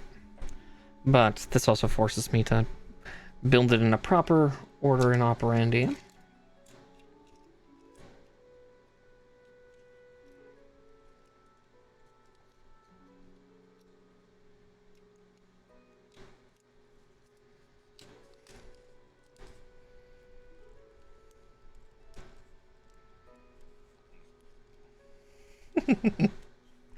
Okay, let's see. What did I need there? J7 and A17. Okay. Oh, we're getting to the real big pieces. So, 1, 2. Actually, no, it was better cut from this side, wasn't it? 3. So there's J7. Let's say blue light's not good for you, though. That's the daylight light. You want red.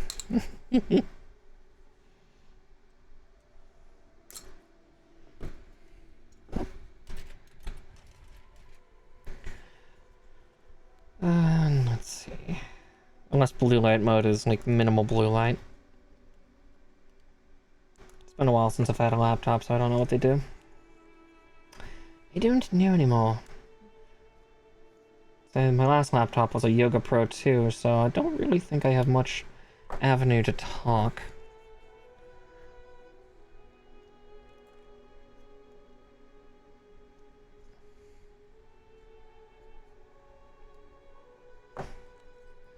Yes, there we go, that's what I was thinking. Okay, I was half right, I couldn't remember. It's been a while. Even my Yoga Pro 2 was a little outdated for when I bought it, because it was cheap. I needed like a tablet equivalent type computer for D&D. Because I was a DM at the time, and I wanted something technological for reference. That poor thing is still alive, if barely. My poor.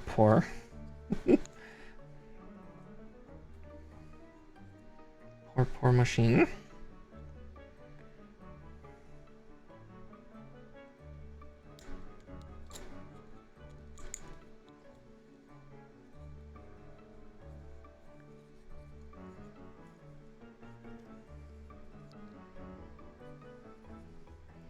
Okay, we go like that, and then we shove that over that square. Oof. Well, that was an aggressive little pop to get it in, but I'll take it. Alright, then from here we...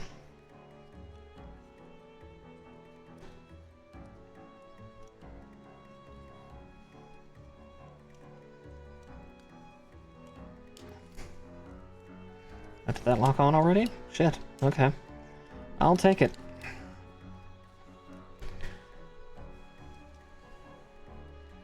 Okay, K5 and 10.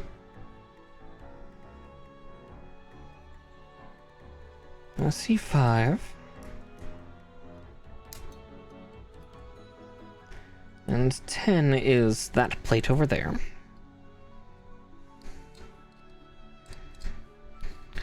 This leg's nearly done. And then we'll have the other one built. Soon.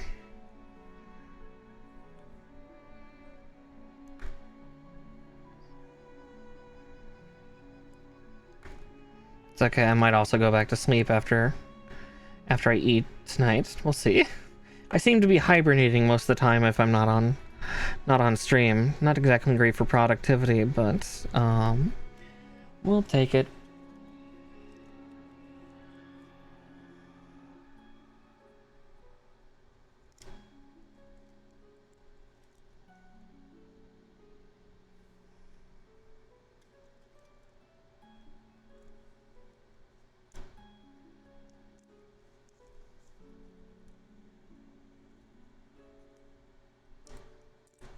Yes, trying to get that on is going to be a trial, isn't it? Oh, that's why I'm probably... Yeah, I'm trying to put the wrong thing in the wrong space. No wonder it doesn't want on.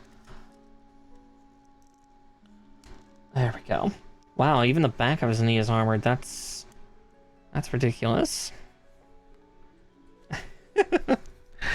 Yeah, I don't. My body's a mess. I think coupled with the illness, and then I think the last few days I've been going through, I've been going through a period. Like, I think my period's been happening. I've yet to actually count down exactly when it is. Just because, yeah, a couple days ago I had cramps. This morning I had emotions and a headache. Like,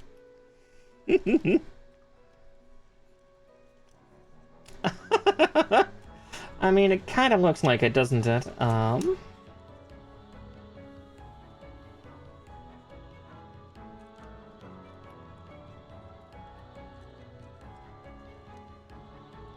He's the spicy boy.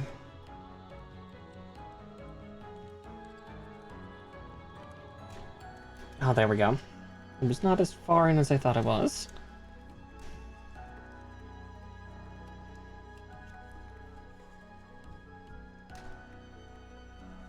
Yeah, I dislike the emotions too. I was trying to find the trans girl meme for it of like, why is ice cream so beautiful? Because, yeah, I need chocolate, ice cream, and maybe a cuddle.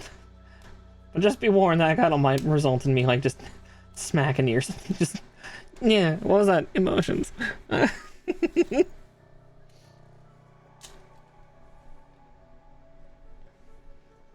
And even cramps. Even with all that, cramps also do happen occasionally.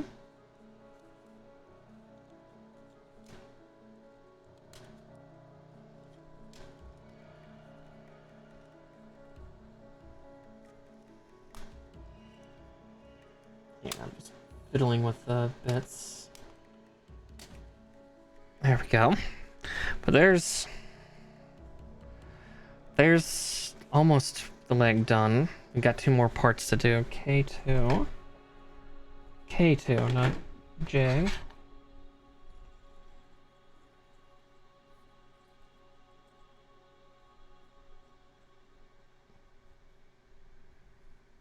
Wonder where that piece goes.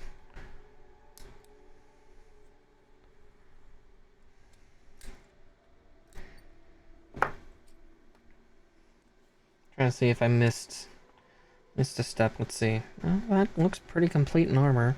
I'm guessing actually that probably is a hip. Actually, yeah, I think that's a hip plate. We'll find out. We'll find out. H16. 16. Ah, there it is. The kneecap. But yeah, we'll get this, the hip plates, and the legs attached to the mecha. Derubit.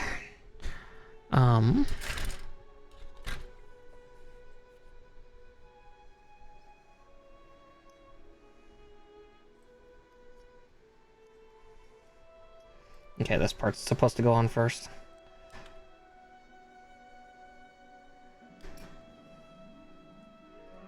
Soon. The main body will at least be done, but then we'll be moving on to then all the auxiliary next week.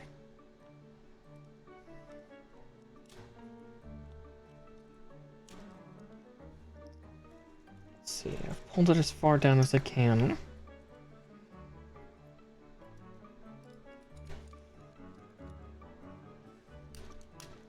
There we go.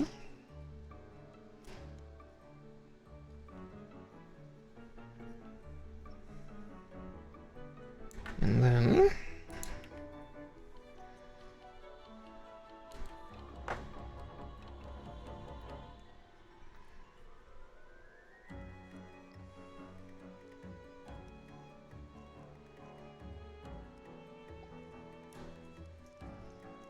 there we go.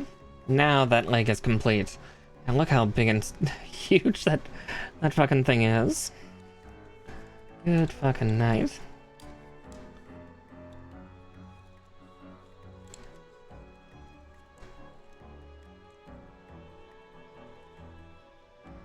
Yep, Xeon mechanical architecture. Just through and through. Okay.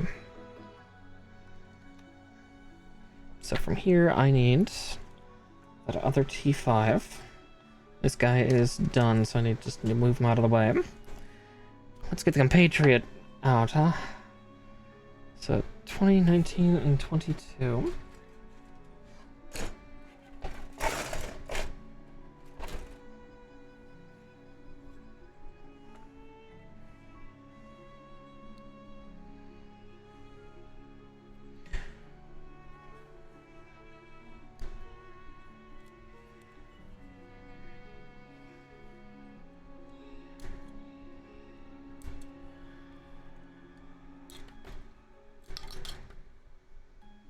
Okay, I said 22. Yes, and cap. Yeah, the covering cap to hide the joints.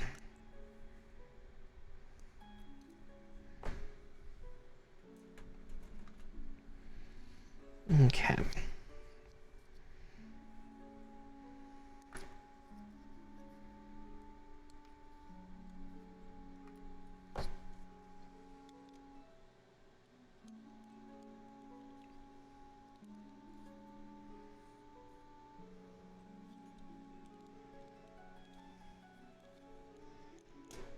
Oh, there we go.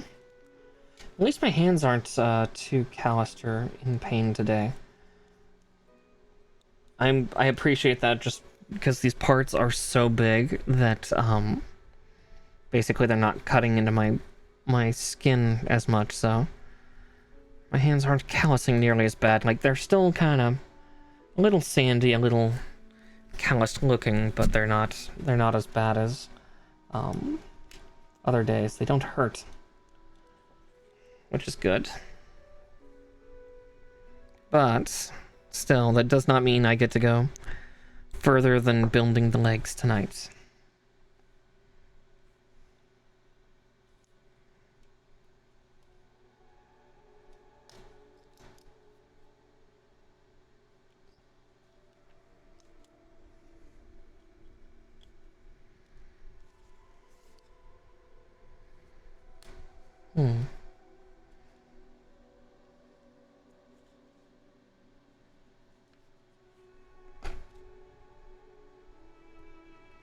Interesting. Let's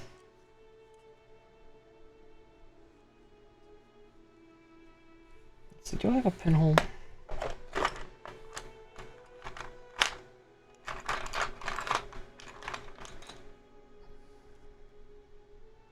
No, it's too thick.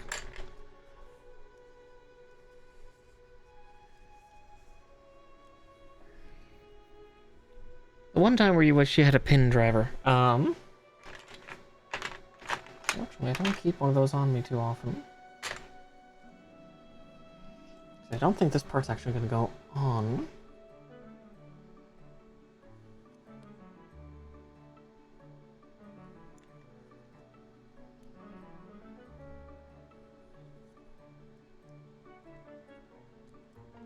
Yeah, I think this one was different. Let's see if I can... Okay, it's not perfectly on. I can wedge it.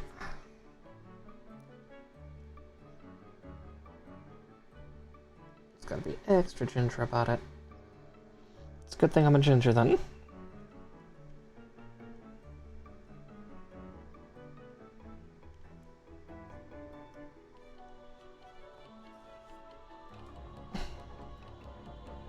No, that one's pretty bad. Okay.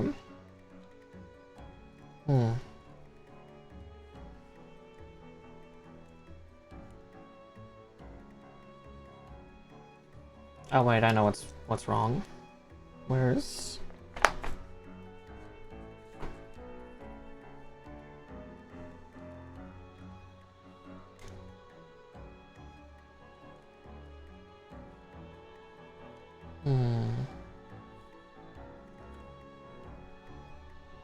I think I see what's happened.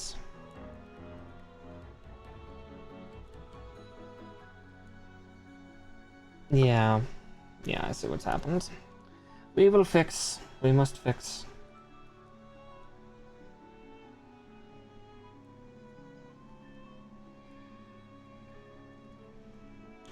One of these days, I'm really expecting myself to accidentally cut myself with this damn part separator.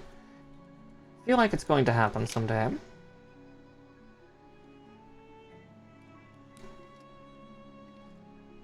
It's not an if, it's a when.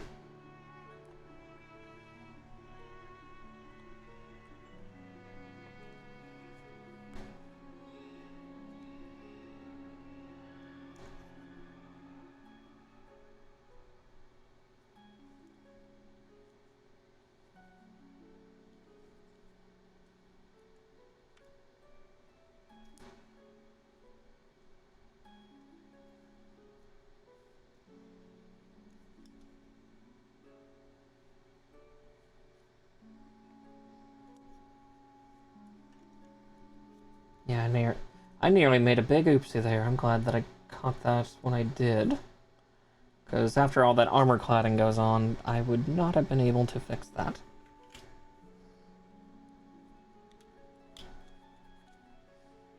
Well, I would be able to fix it. It would just take me several hours. Not exactly the production delay that I want.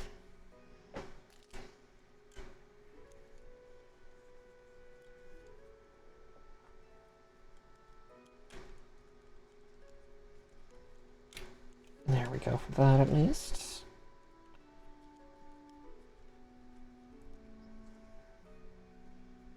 Now let's get this part trimmed up, because this is what's supposed to go on this one's kneecap.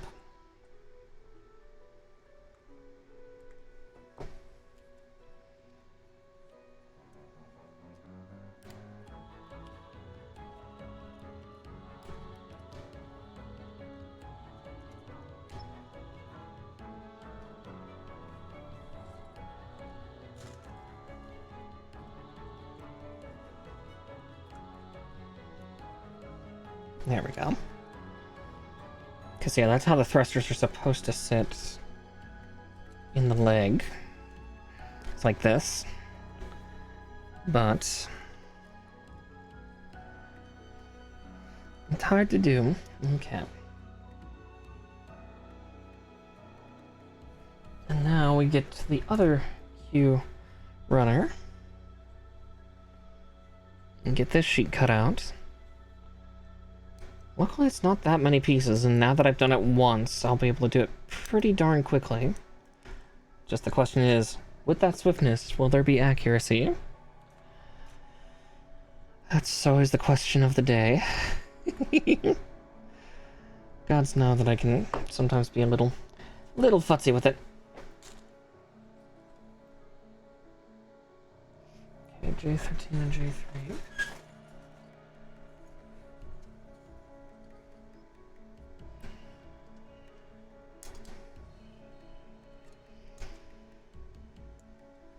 There we go. What was the other one? J3? Oh. It's up there. Hurdy-durdy-durdy-dur.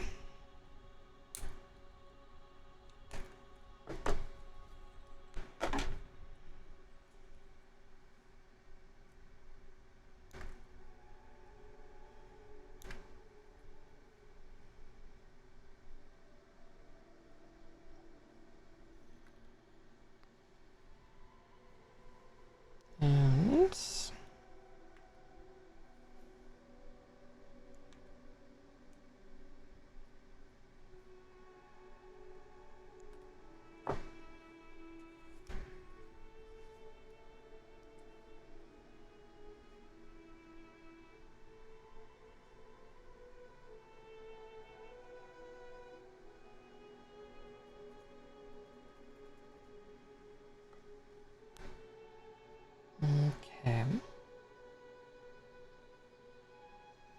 Guess these really can go on one way. No matter how much I try to put them on backwards, you can't really fuck that up. Thankfully. Alright.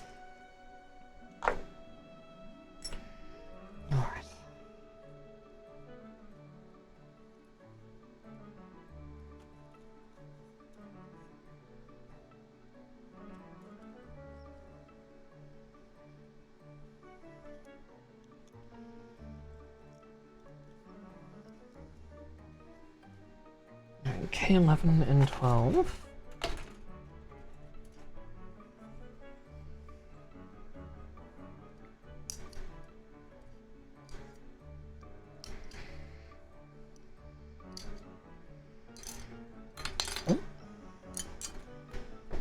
Oh, those parts are awful lively today. Okay. You're jumping around like a bunch of jumping beans.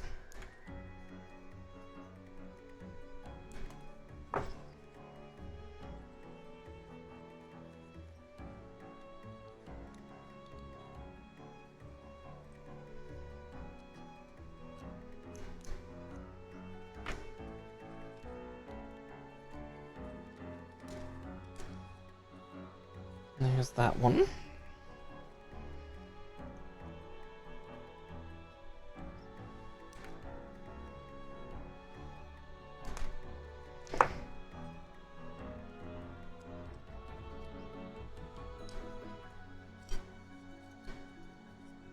It's trying to escape my grip.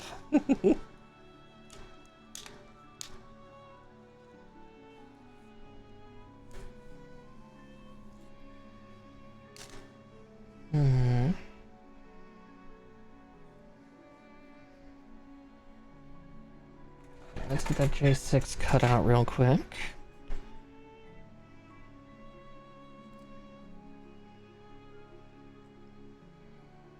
We'll also cut out G17.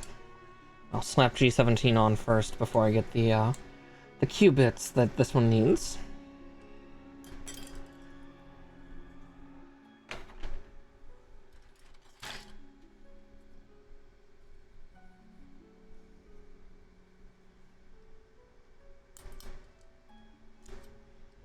Also, I need to turn off that fan. I'm just above the point of shivering. There we go.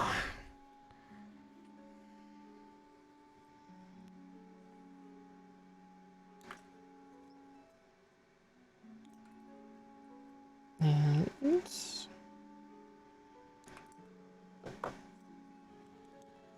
yeah, I want to definitely get that part on first before proceeding, because I learned from the last one that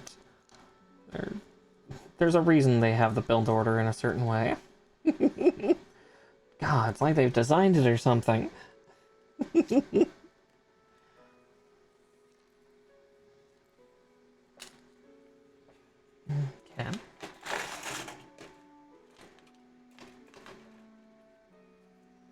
Nope, that's not Q. That's R1. Okay. 2 and 5.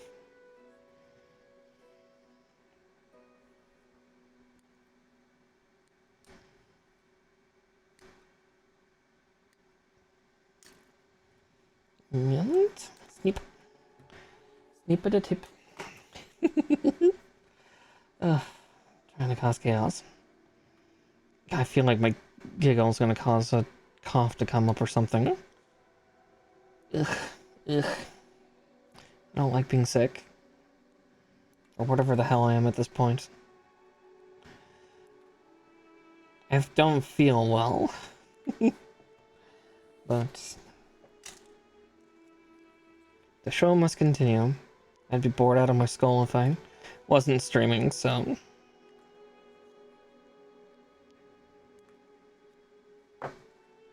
At worst, tomorrow might be a 50-50 on whether I fully rest up or I play Megaton Musashi W wired. We'll see.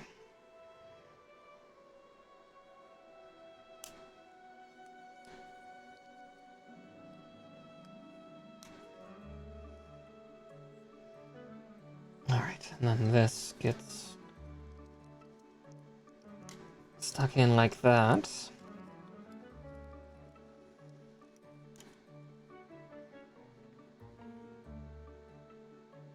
Alright, that's that page done, so everything move, page turn.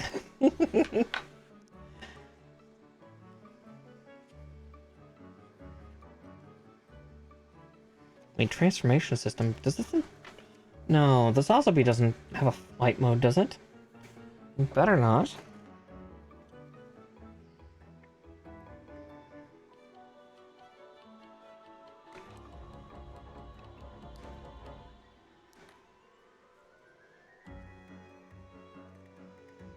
I don't remember the Sazabi having a well, sorry, I was just looking at the the sides of the instructions here have labels on where you are. So like I'm on leg/bottom, and then there'll be backpack, final assemble, weapons, and then it says transformation system. Like what transformation system? What are you on about? Here, I'm just gonna snip this part out because we're gonna use it just a little bit, and it helps clear this runner away. So another runner down. This way, then I can keep the J and K runners and just get my shit started. B2 12. Only a few yellow parts left on this runner. I know the B1 runner has quite a few more because they're, like, you know, uniques and one-offs.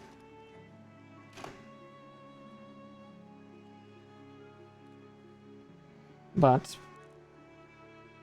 that will not be for today's fun. That'll be for next week. I'm not going 9 hours again, especially with how grumbly my tumbly is right now. Somebody magically appear and make me food. Now, I'll probably whip up what I had the other day. I'll have some mashed potatoes, burger patties, and a mushroom brown gravy. Sounds kind of nice right now. Maybe slap a couple eggs on top, or stir in, this time, the chili crisp. Make it a spicy gravy. Sometimes I'm a semi-spicy lady.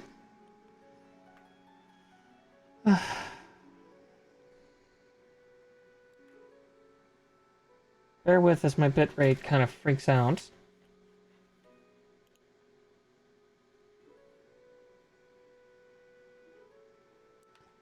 Hey, Pedro.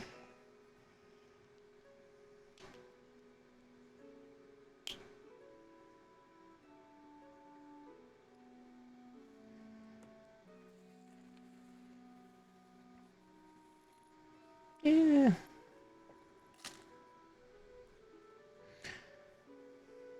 Let's see, we'll just...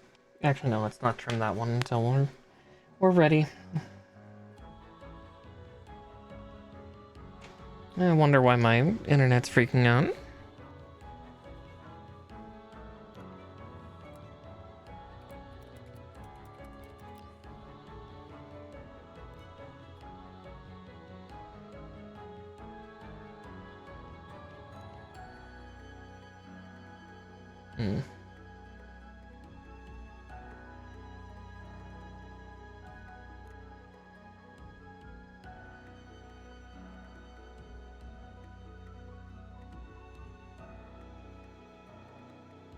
Sorry, just checking my speeds real quick. Oh, wow.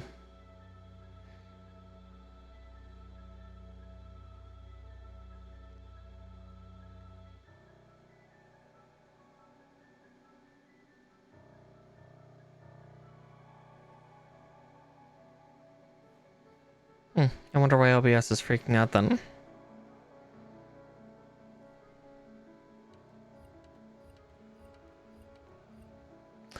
I don't know. That or, yeah, I think my OBS is freaking out. I'm pretty sure I have it set to 4,000 kilobytes a second, and it's just like, we're under as it's showing like 5,200.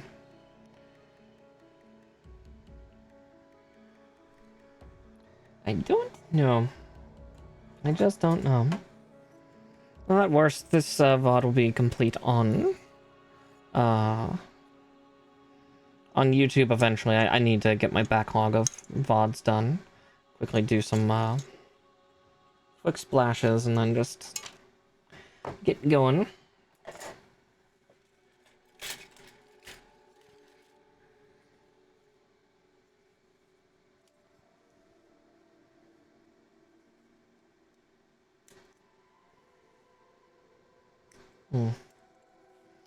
Weird, weird.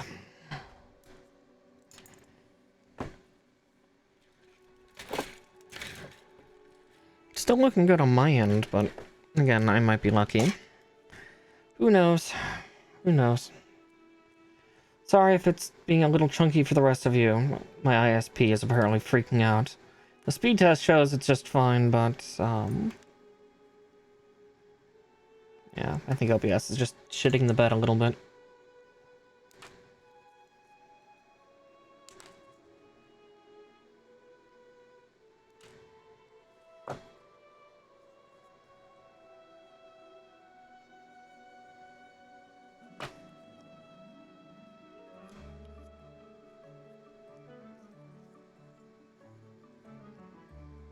We'll get done soon enough, and then we'll not have to fritz about it.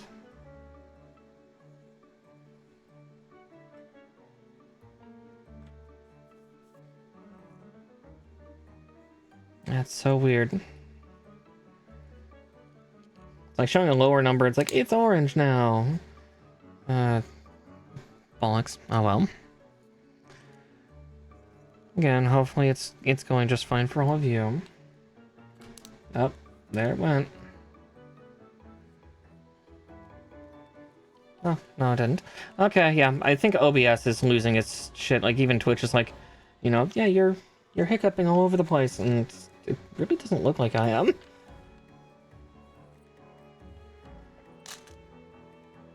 Yeah, I think...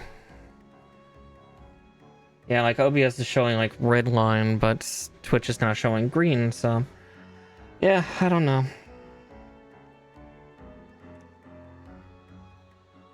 OBS is having a shit fit.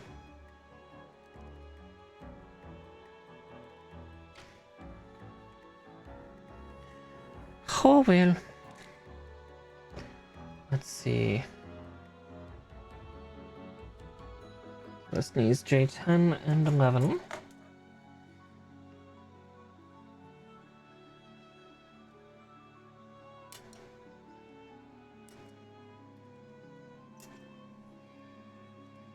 And snip. There we go. That one's nearly done. Soon. Yeah, this leg's been going by a lot faster because I kind of know what I'm doing this time. Like, I learned from the last leg, so this one's going nice and fast.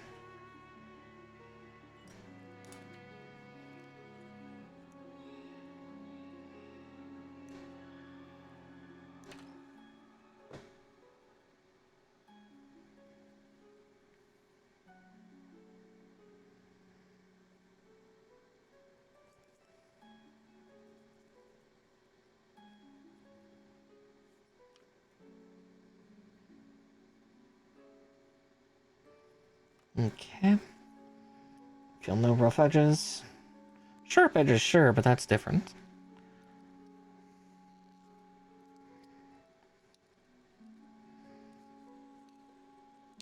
There we go.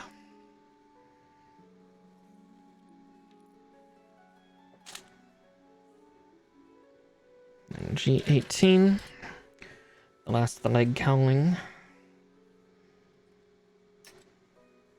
Yeah, I definitely blitzed this leg much faster than the other one.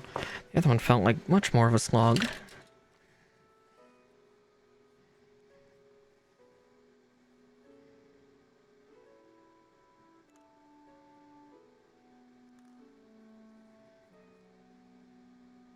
And 3. Just the littlest bit here. And then...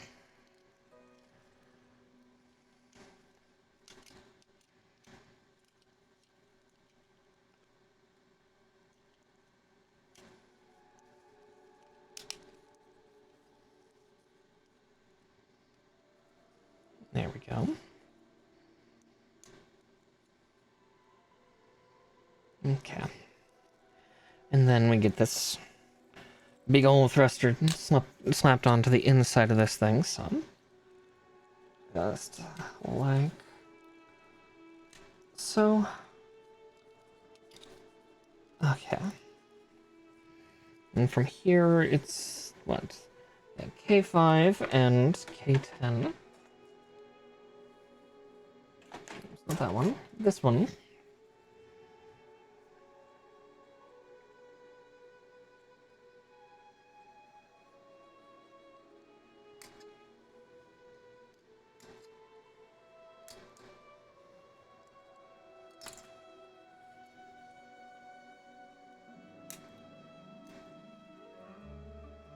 And 3.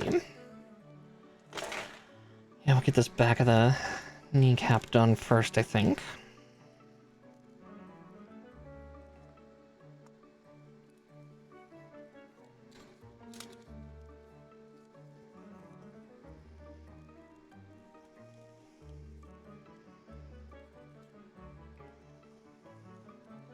One moment as I also try to get this part to seat together just that little bit better. Try to see if there's any seam or issue.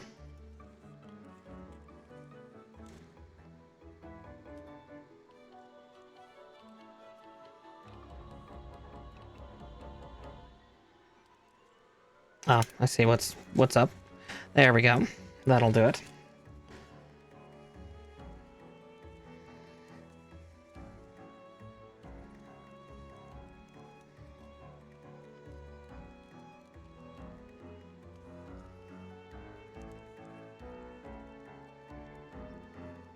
Some of the foot armor was fighting with it.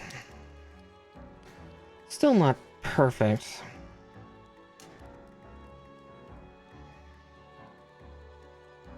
Yeah, it's like it's got a little bit of resistance. Oop. Yeah, that'll do. So figure out exactly what.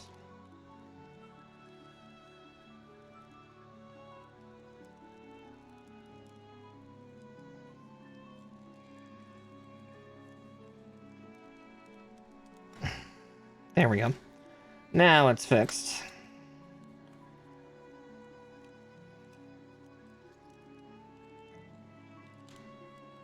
Okay.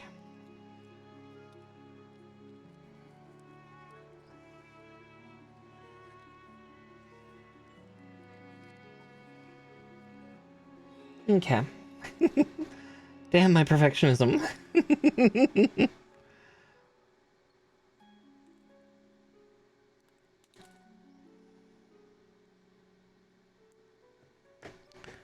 Alright, then this goes in the back of the knee. Like so, maybe? There's a slot deeper in that I can't see that I have to stick this wedge into. Blindly do it like that. Cool.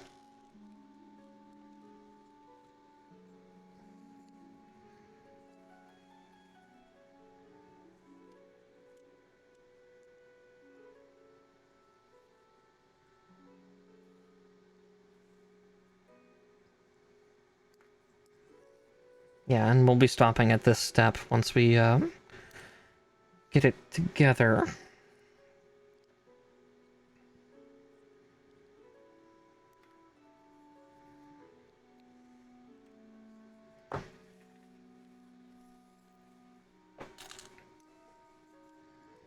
But we just got a couple more armor plates to put on this one, and then we swap over to doing those hip plates real quick.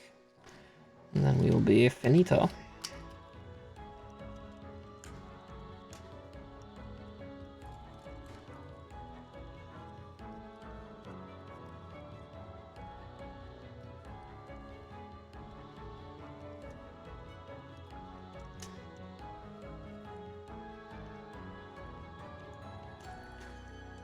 He's finished for tonight.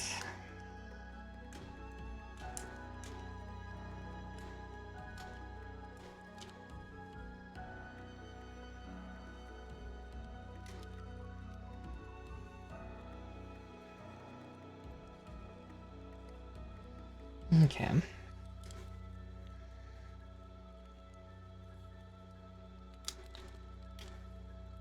There we go. Alright, now the 2 plates on the front of the leg. So K2.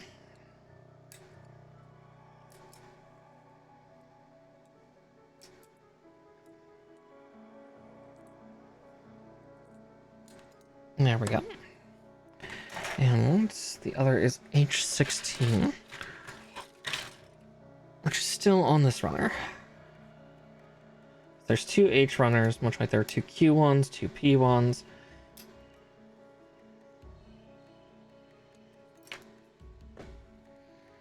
And those ones are not numbered because they're identical. So... but nearly there. Nearly there. Definitely am running low on steam, but that's just because I'm hungry.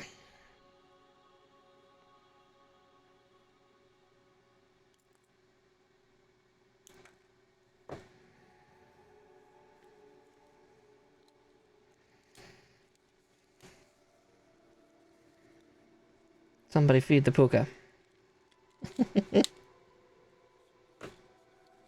Hey, Todd.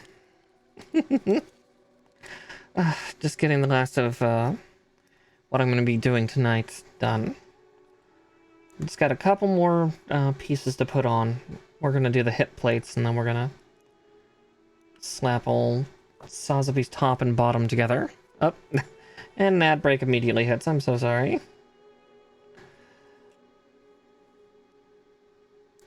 There we go.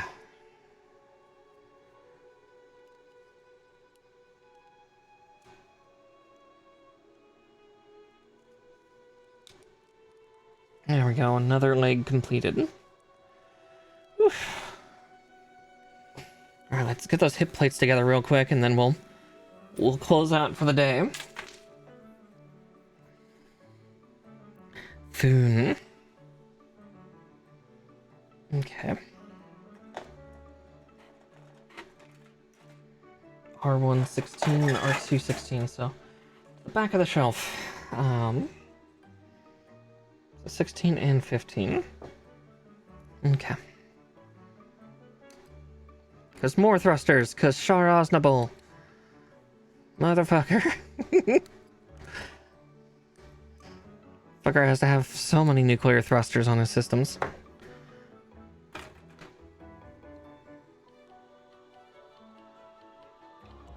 We'll get this part assembled, then we'll get the yellow thruster bits.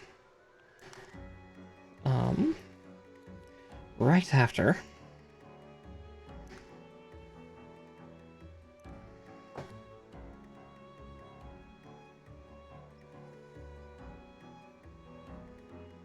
Yeah, sorry about the ad break there. You came in right as it set off, Tad. Alright, there's that. Now I have the other one to also build. Yeah, the lettered runners that get named, you know, like this one's R1 and R2 because they are different. R1 has more parts on it, and R2 just has, you know, some of the mirrored parts that are on this.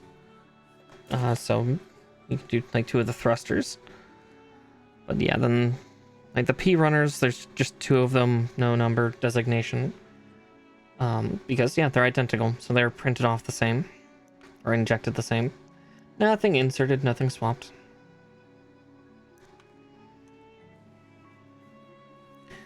And it's been a fun trial of a day. Like it's not been a bad build day. I'm just also tired because I'm lacking the food. But we'll get that fixed shortly, I promise. Let's see. Oh, there's just gonna be one teeny little thruster left on this fucker, of course.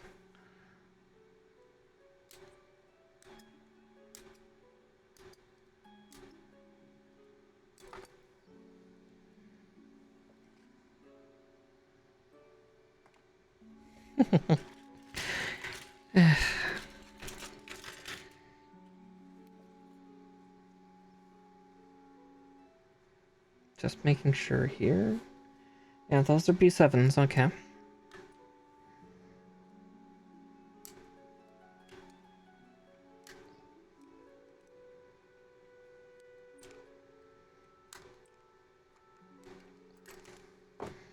There we go.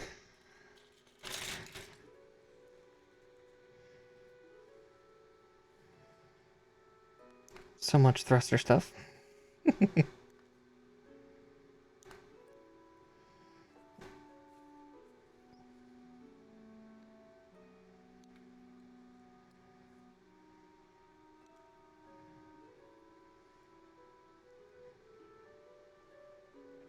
No, I can't. I was just thinking that too. I was just looking at...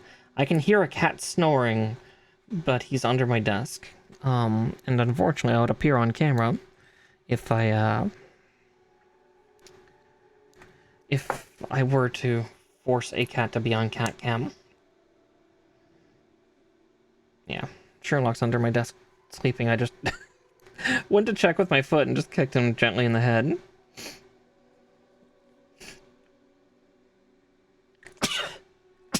It's okay, karma got back at me. Ow. Why do sneezes have to hurt? Or why do my sneezes have to hurt?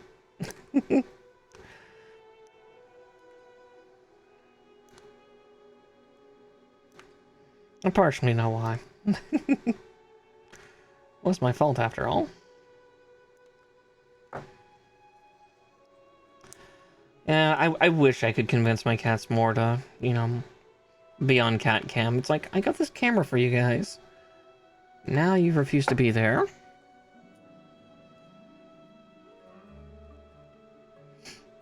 It's cats. It's cats.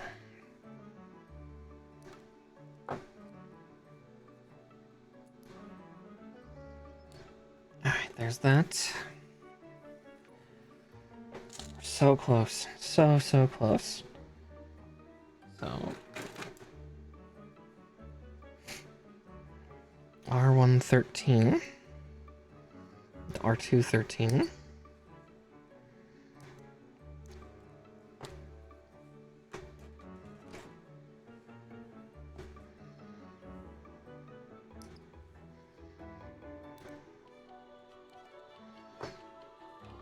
There's that. Okay, the thrusters have to get attached to this first before the next part, so we'll just get this attached real quick.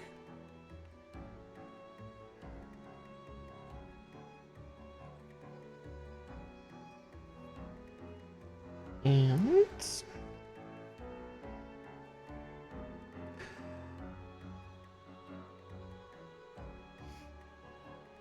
oh, pretty much, yeah. Woo! Yeah, not anymore. I'm getting to those older stages. It's like, ah, my ribs.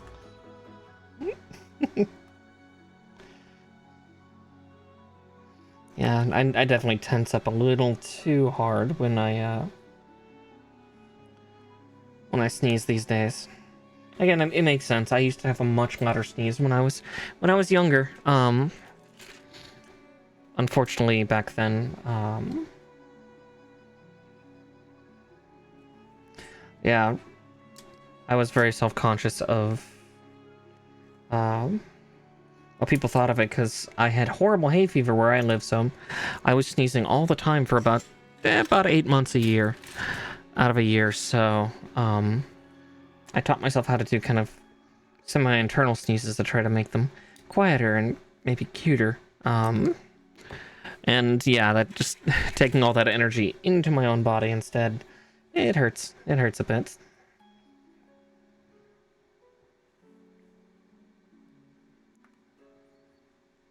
Oh good, we're at least gonna kill off the K-runners. Runner sheets tonight. I see that. Thank goodness. Ooh.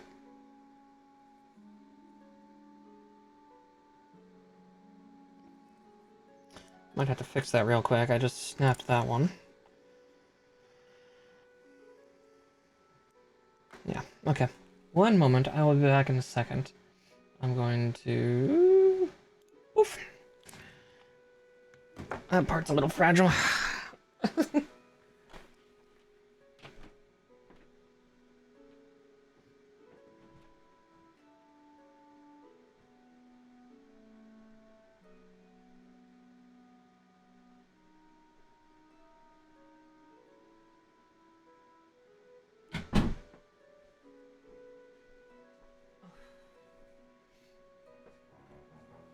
Alright, I'm back.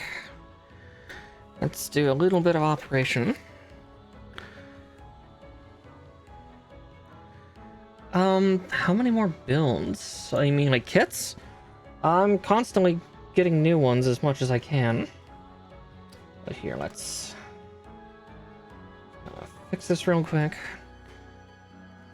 Do I have any trash thing I can test this on? There we go.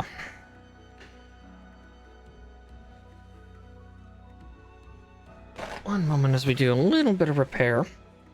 Yeah, I did. Damage this boil. I don't need a lot. Just a little. Okay. There we go, like that. Okay. I'll be extra gentle with that one.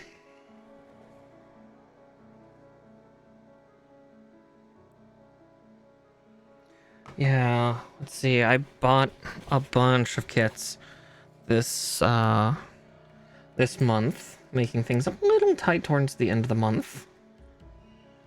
Oh, and this one, probably one more stream, one more build stream, I think, because again, we're gonna have the bulk of the body done.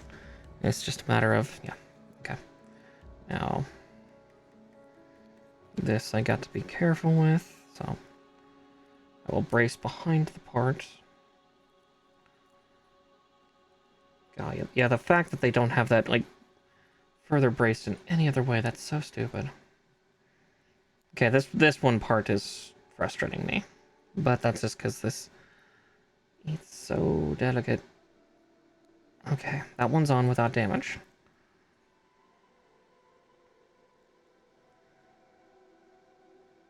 Yeah, we may have to have that one cure for a little bit.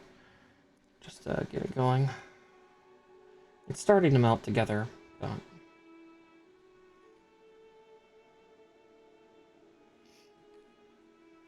we'll get that fixed, but yeah, it should be, like 2 streams.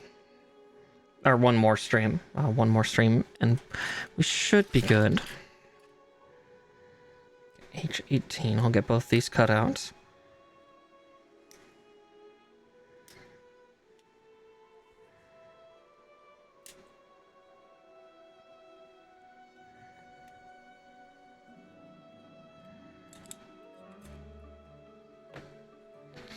It's got all the fin funnel parts left on it too.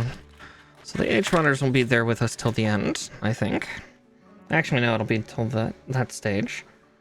Well, I don't see them out and open. We'll see how the funnels actually work for this one. I don't know for this one. I knew for the new Gundam, but not for Sazabi. Sazabis are smaller, but they're also purely assault-based, where new Gundams were more utilitarian. But yeah, just one more session, I think, and we'll be golden.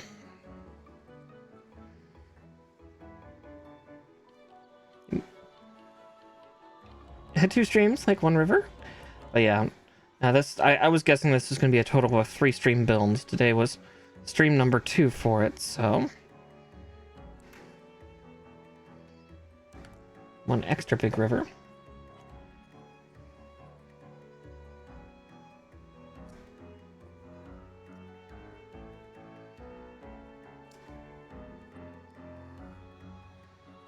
Okay.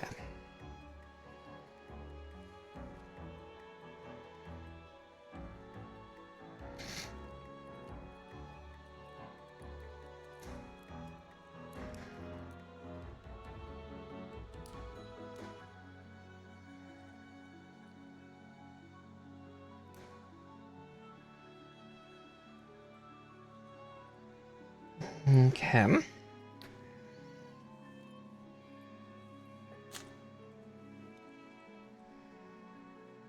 Get this one trimmed and cleaned up. And then we'll get the 2K pieces out. Yeah, right on schedule, pretty much. Yeah, just a few minutes over, but that's not the end of the world. Again, I'm not going further than this tonight, because it's like, no. I've learned my lesson from building a new Gundam. That only took 2 streams, because one of those streams was 9 hours long. And my body was tired.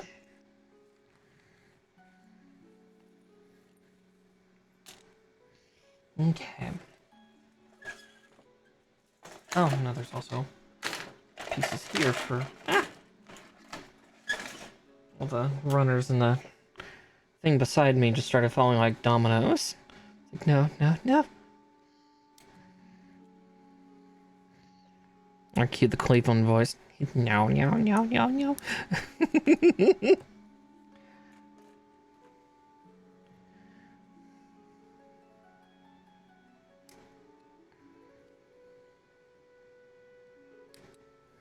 This should give it enough time for that to cure just a little bit. Okay.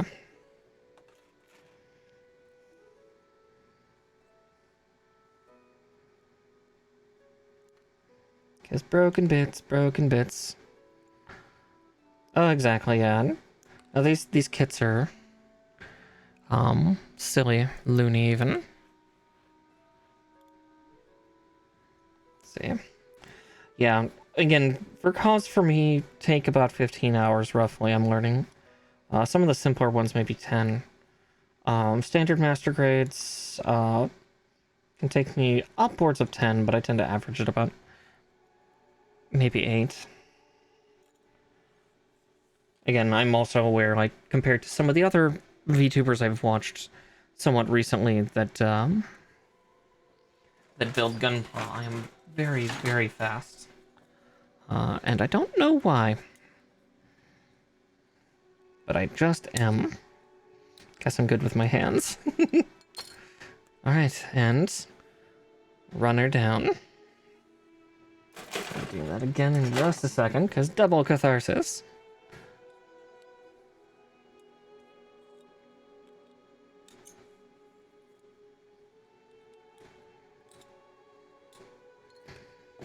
And another one gone. Getting sheets cleared is always good. Always makes me feel good.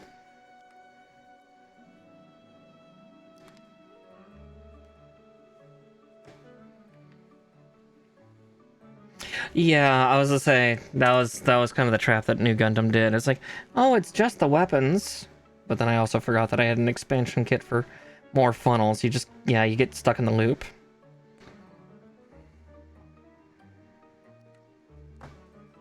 Oh. Yeah, I'm gonna have to be extra careful with that when we start building any of the perfect grades. I have 3 perfect grade kits on me, and the first one's going to be the doozy. That's gonna come after I finish Sazabi here, and then Hainu Verka, and then Nightingale Reborn, and then Master Grade Extreme Strike Freedom. After that, then comes perfect grade. Unicorn Full Armor Plan B / Gundam Unicorn Perfect Ability. In perfect grade scale, that's going to just be madness.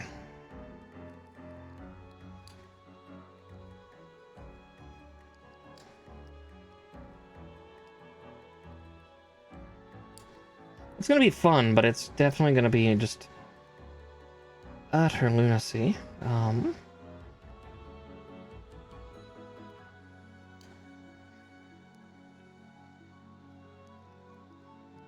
That doesn't seem right.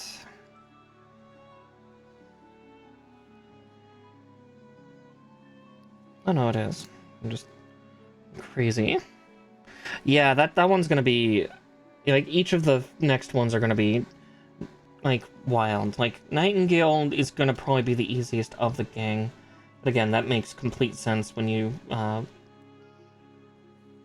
least from what I've read up about Reborn 1/100 scale series kits, is they're not as intense, despite, you know, Nightingale being a massive unit. Like, it makes the Sazabi look like a joke. It's like burgeoning just on. Yeah, I was to say this one's big too. Like, this actually is the same sized box as here. My model's gonna probably freak out because the lid's gonna get in the way, but like, this is the box for Sazabi. It's the same size as like Psycho Zaku's and Nightingale Reborn. huge, just a genuinely massive box. Let's see. Okay, it's bonded. I just gotta be super duper duper gentle.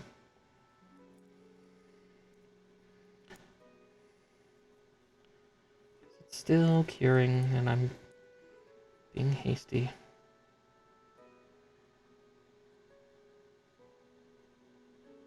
Oh, fuck. Did it just dislodge it? Yeah, it did. Okay.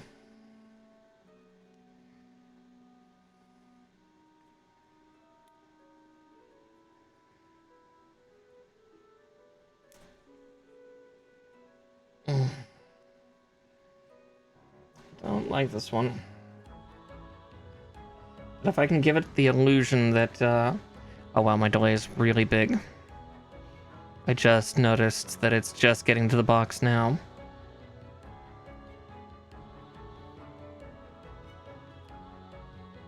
We'll use the ending screen tonight, I think, due to, the huge latency jump I just saw, so...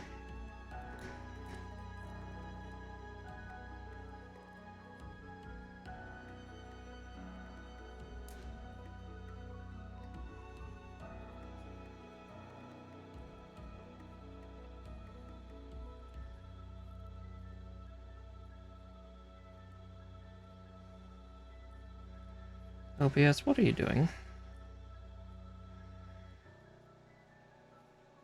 Okay.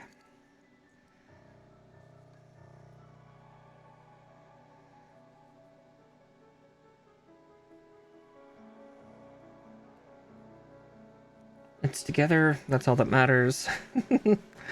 Let's see.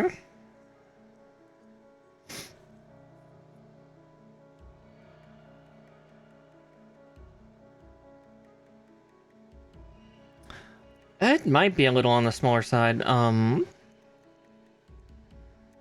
but yeah, like the RE100 scale is still terrifying. Yeah. Okay, one moment, I need to dive under my desk. I just had a thruster launch on me. Oof. Alright, excuse me, Sherlock. Oof.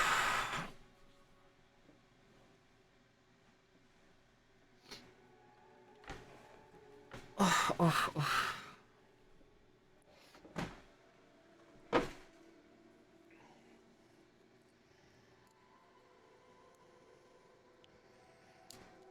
If that happens again, I'll glue it in.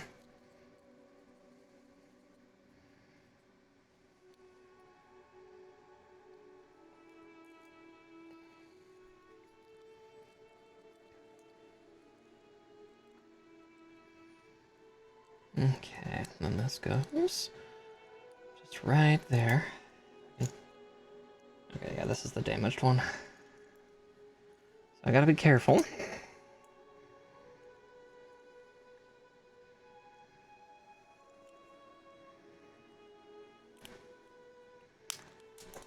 Oh, geez.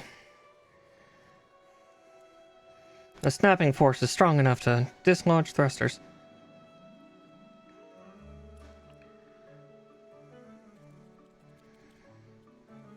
Yeah, we'll find out in a second.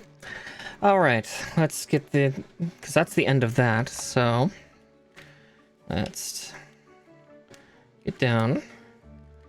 to business. So that's the thing, Tad. It is high grade in quality, but it is scaled to master grade, hence the 1/100. So it's 1/100th scale, but it's but it's high grade build style and quality.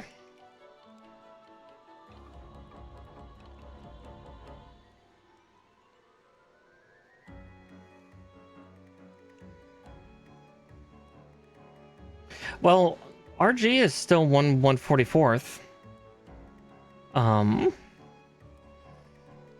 Real grade is still 1/144 scale.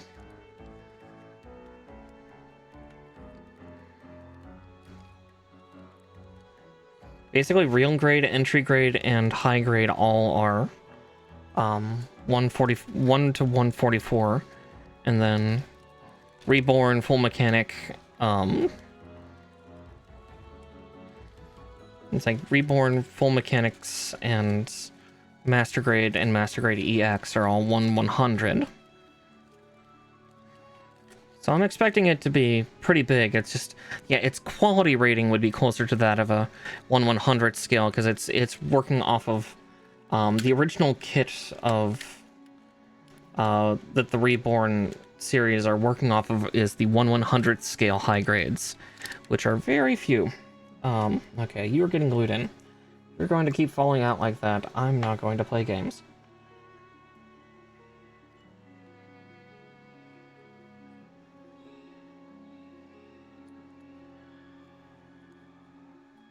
I do not fuck around with parts wanting to run away on me. I've learned Warhammer glue works just fine. Okay.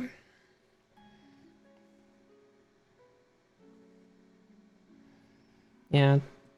And again, I'll compare it, because I do have the high grade Nightingale as well, so I can do a side by side and compare. But I mean, it's got 1/100 scale on the box,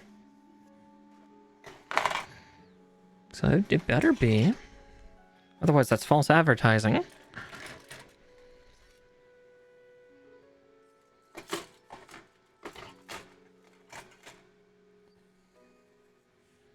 Yeah, I was gonna say, they're all the same. Those three are the same scale, but yeah, whatever. I'm just getting the shelf out of the way here. Yeah, so you'll be able to see them side by side. Here, I'm just getting this cleared out. Okay, it looks like my latency is actually getting tighter. Looks like only about 10 seconds off. Maybe 15. Ugh, there. Now I can actually see chat completely on the side. Yeah, I wonder why they're having me do the backpack before putting it on the boy. Yeah, fuck that. I'm gonna put these two halves together. I don't see a reason against it, because you still have to do the other thing. His arms need to be a little more spaced. He's got to have a wide stance. He's got to A-pose.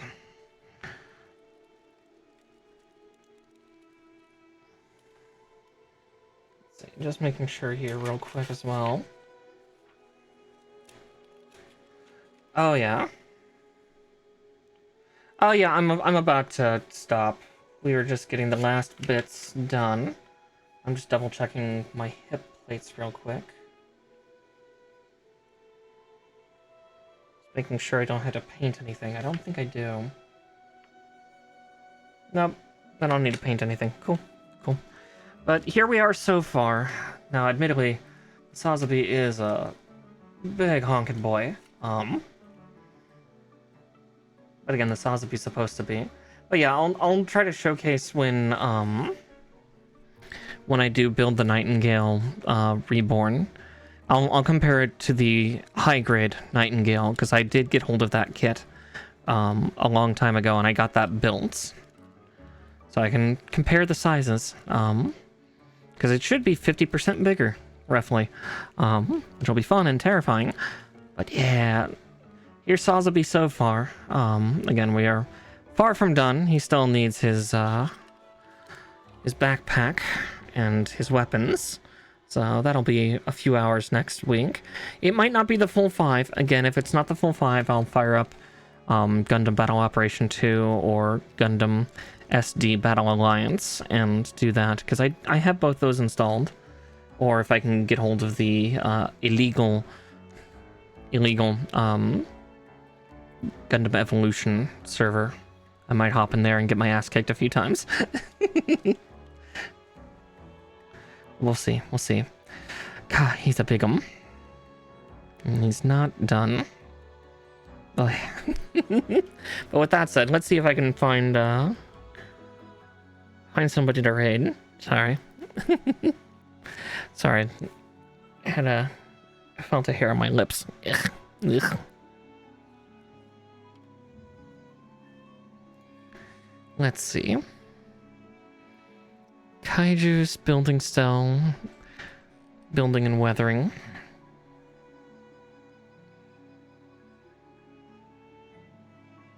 Yeah, I think we'll go with Kaiju Kanojo. I always like to raid her. Looks like a Kami may be done with her Fox Girl kits. Of course. But yes, please give some love to Kaiju Kanojo. And yeah, I'm going to use the ending screen just because there is such a delay right now. But we'll do that. Let's get you... Actually, we'll just send you off. So yeah, please give Kaiju all the love, and I will catch you hopefully tomorrow for Megaton Musashi W Wired. We'll do more mecha fun stuff there. But yeah, let's get this going. God damn it. Oh well. I'll wait till after the advert. That helps clear people.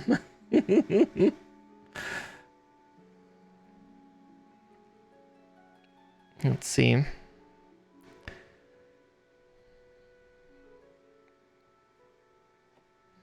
Fucking ads. I didn't even notice that there was an ad coming. Otherwise, I would have delayed it. To those of you that are subscribed, hi, hello, welcome. I'm a tired bunny. Bye, Roar. Yeah, we'll get you out of the ads real quick and then launch you.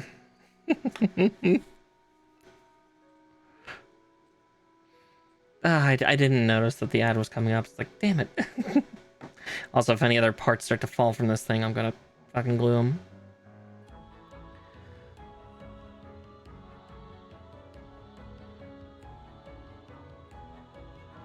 "20 seconds remain."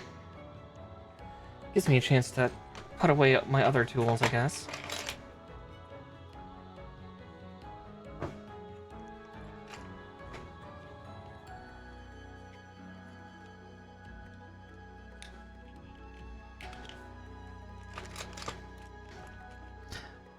Up. My raid must have failed. Here. Probably because I waited too long. Alright, there we go. Now the raid will go. I'm sorry about the ad thing there. Good night, everybody.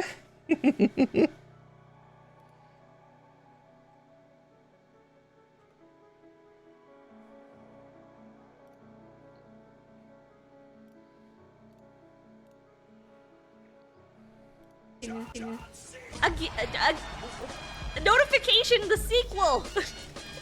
Rating the sequel! I don't know what happened. Hello! Hi! Oops! Oops! Twitch is just being goofy, it's all good. Welcome in, everybody. We're painting the Barbatos Lupus Rex today. We're doing some sweet, sweet weathering. We're getting rid of the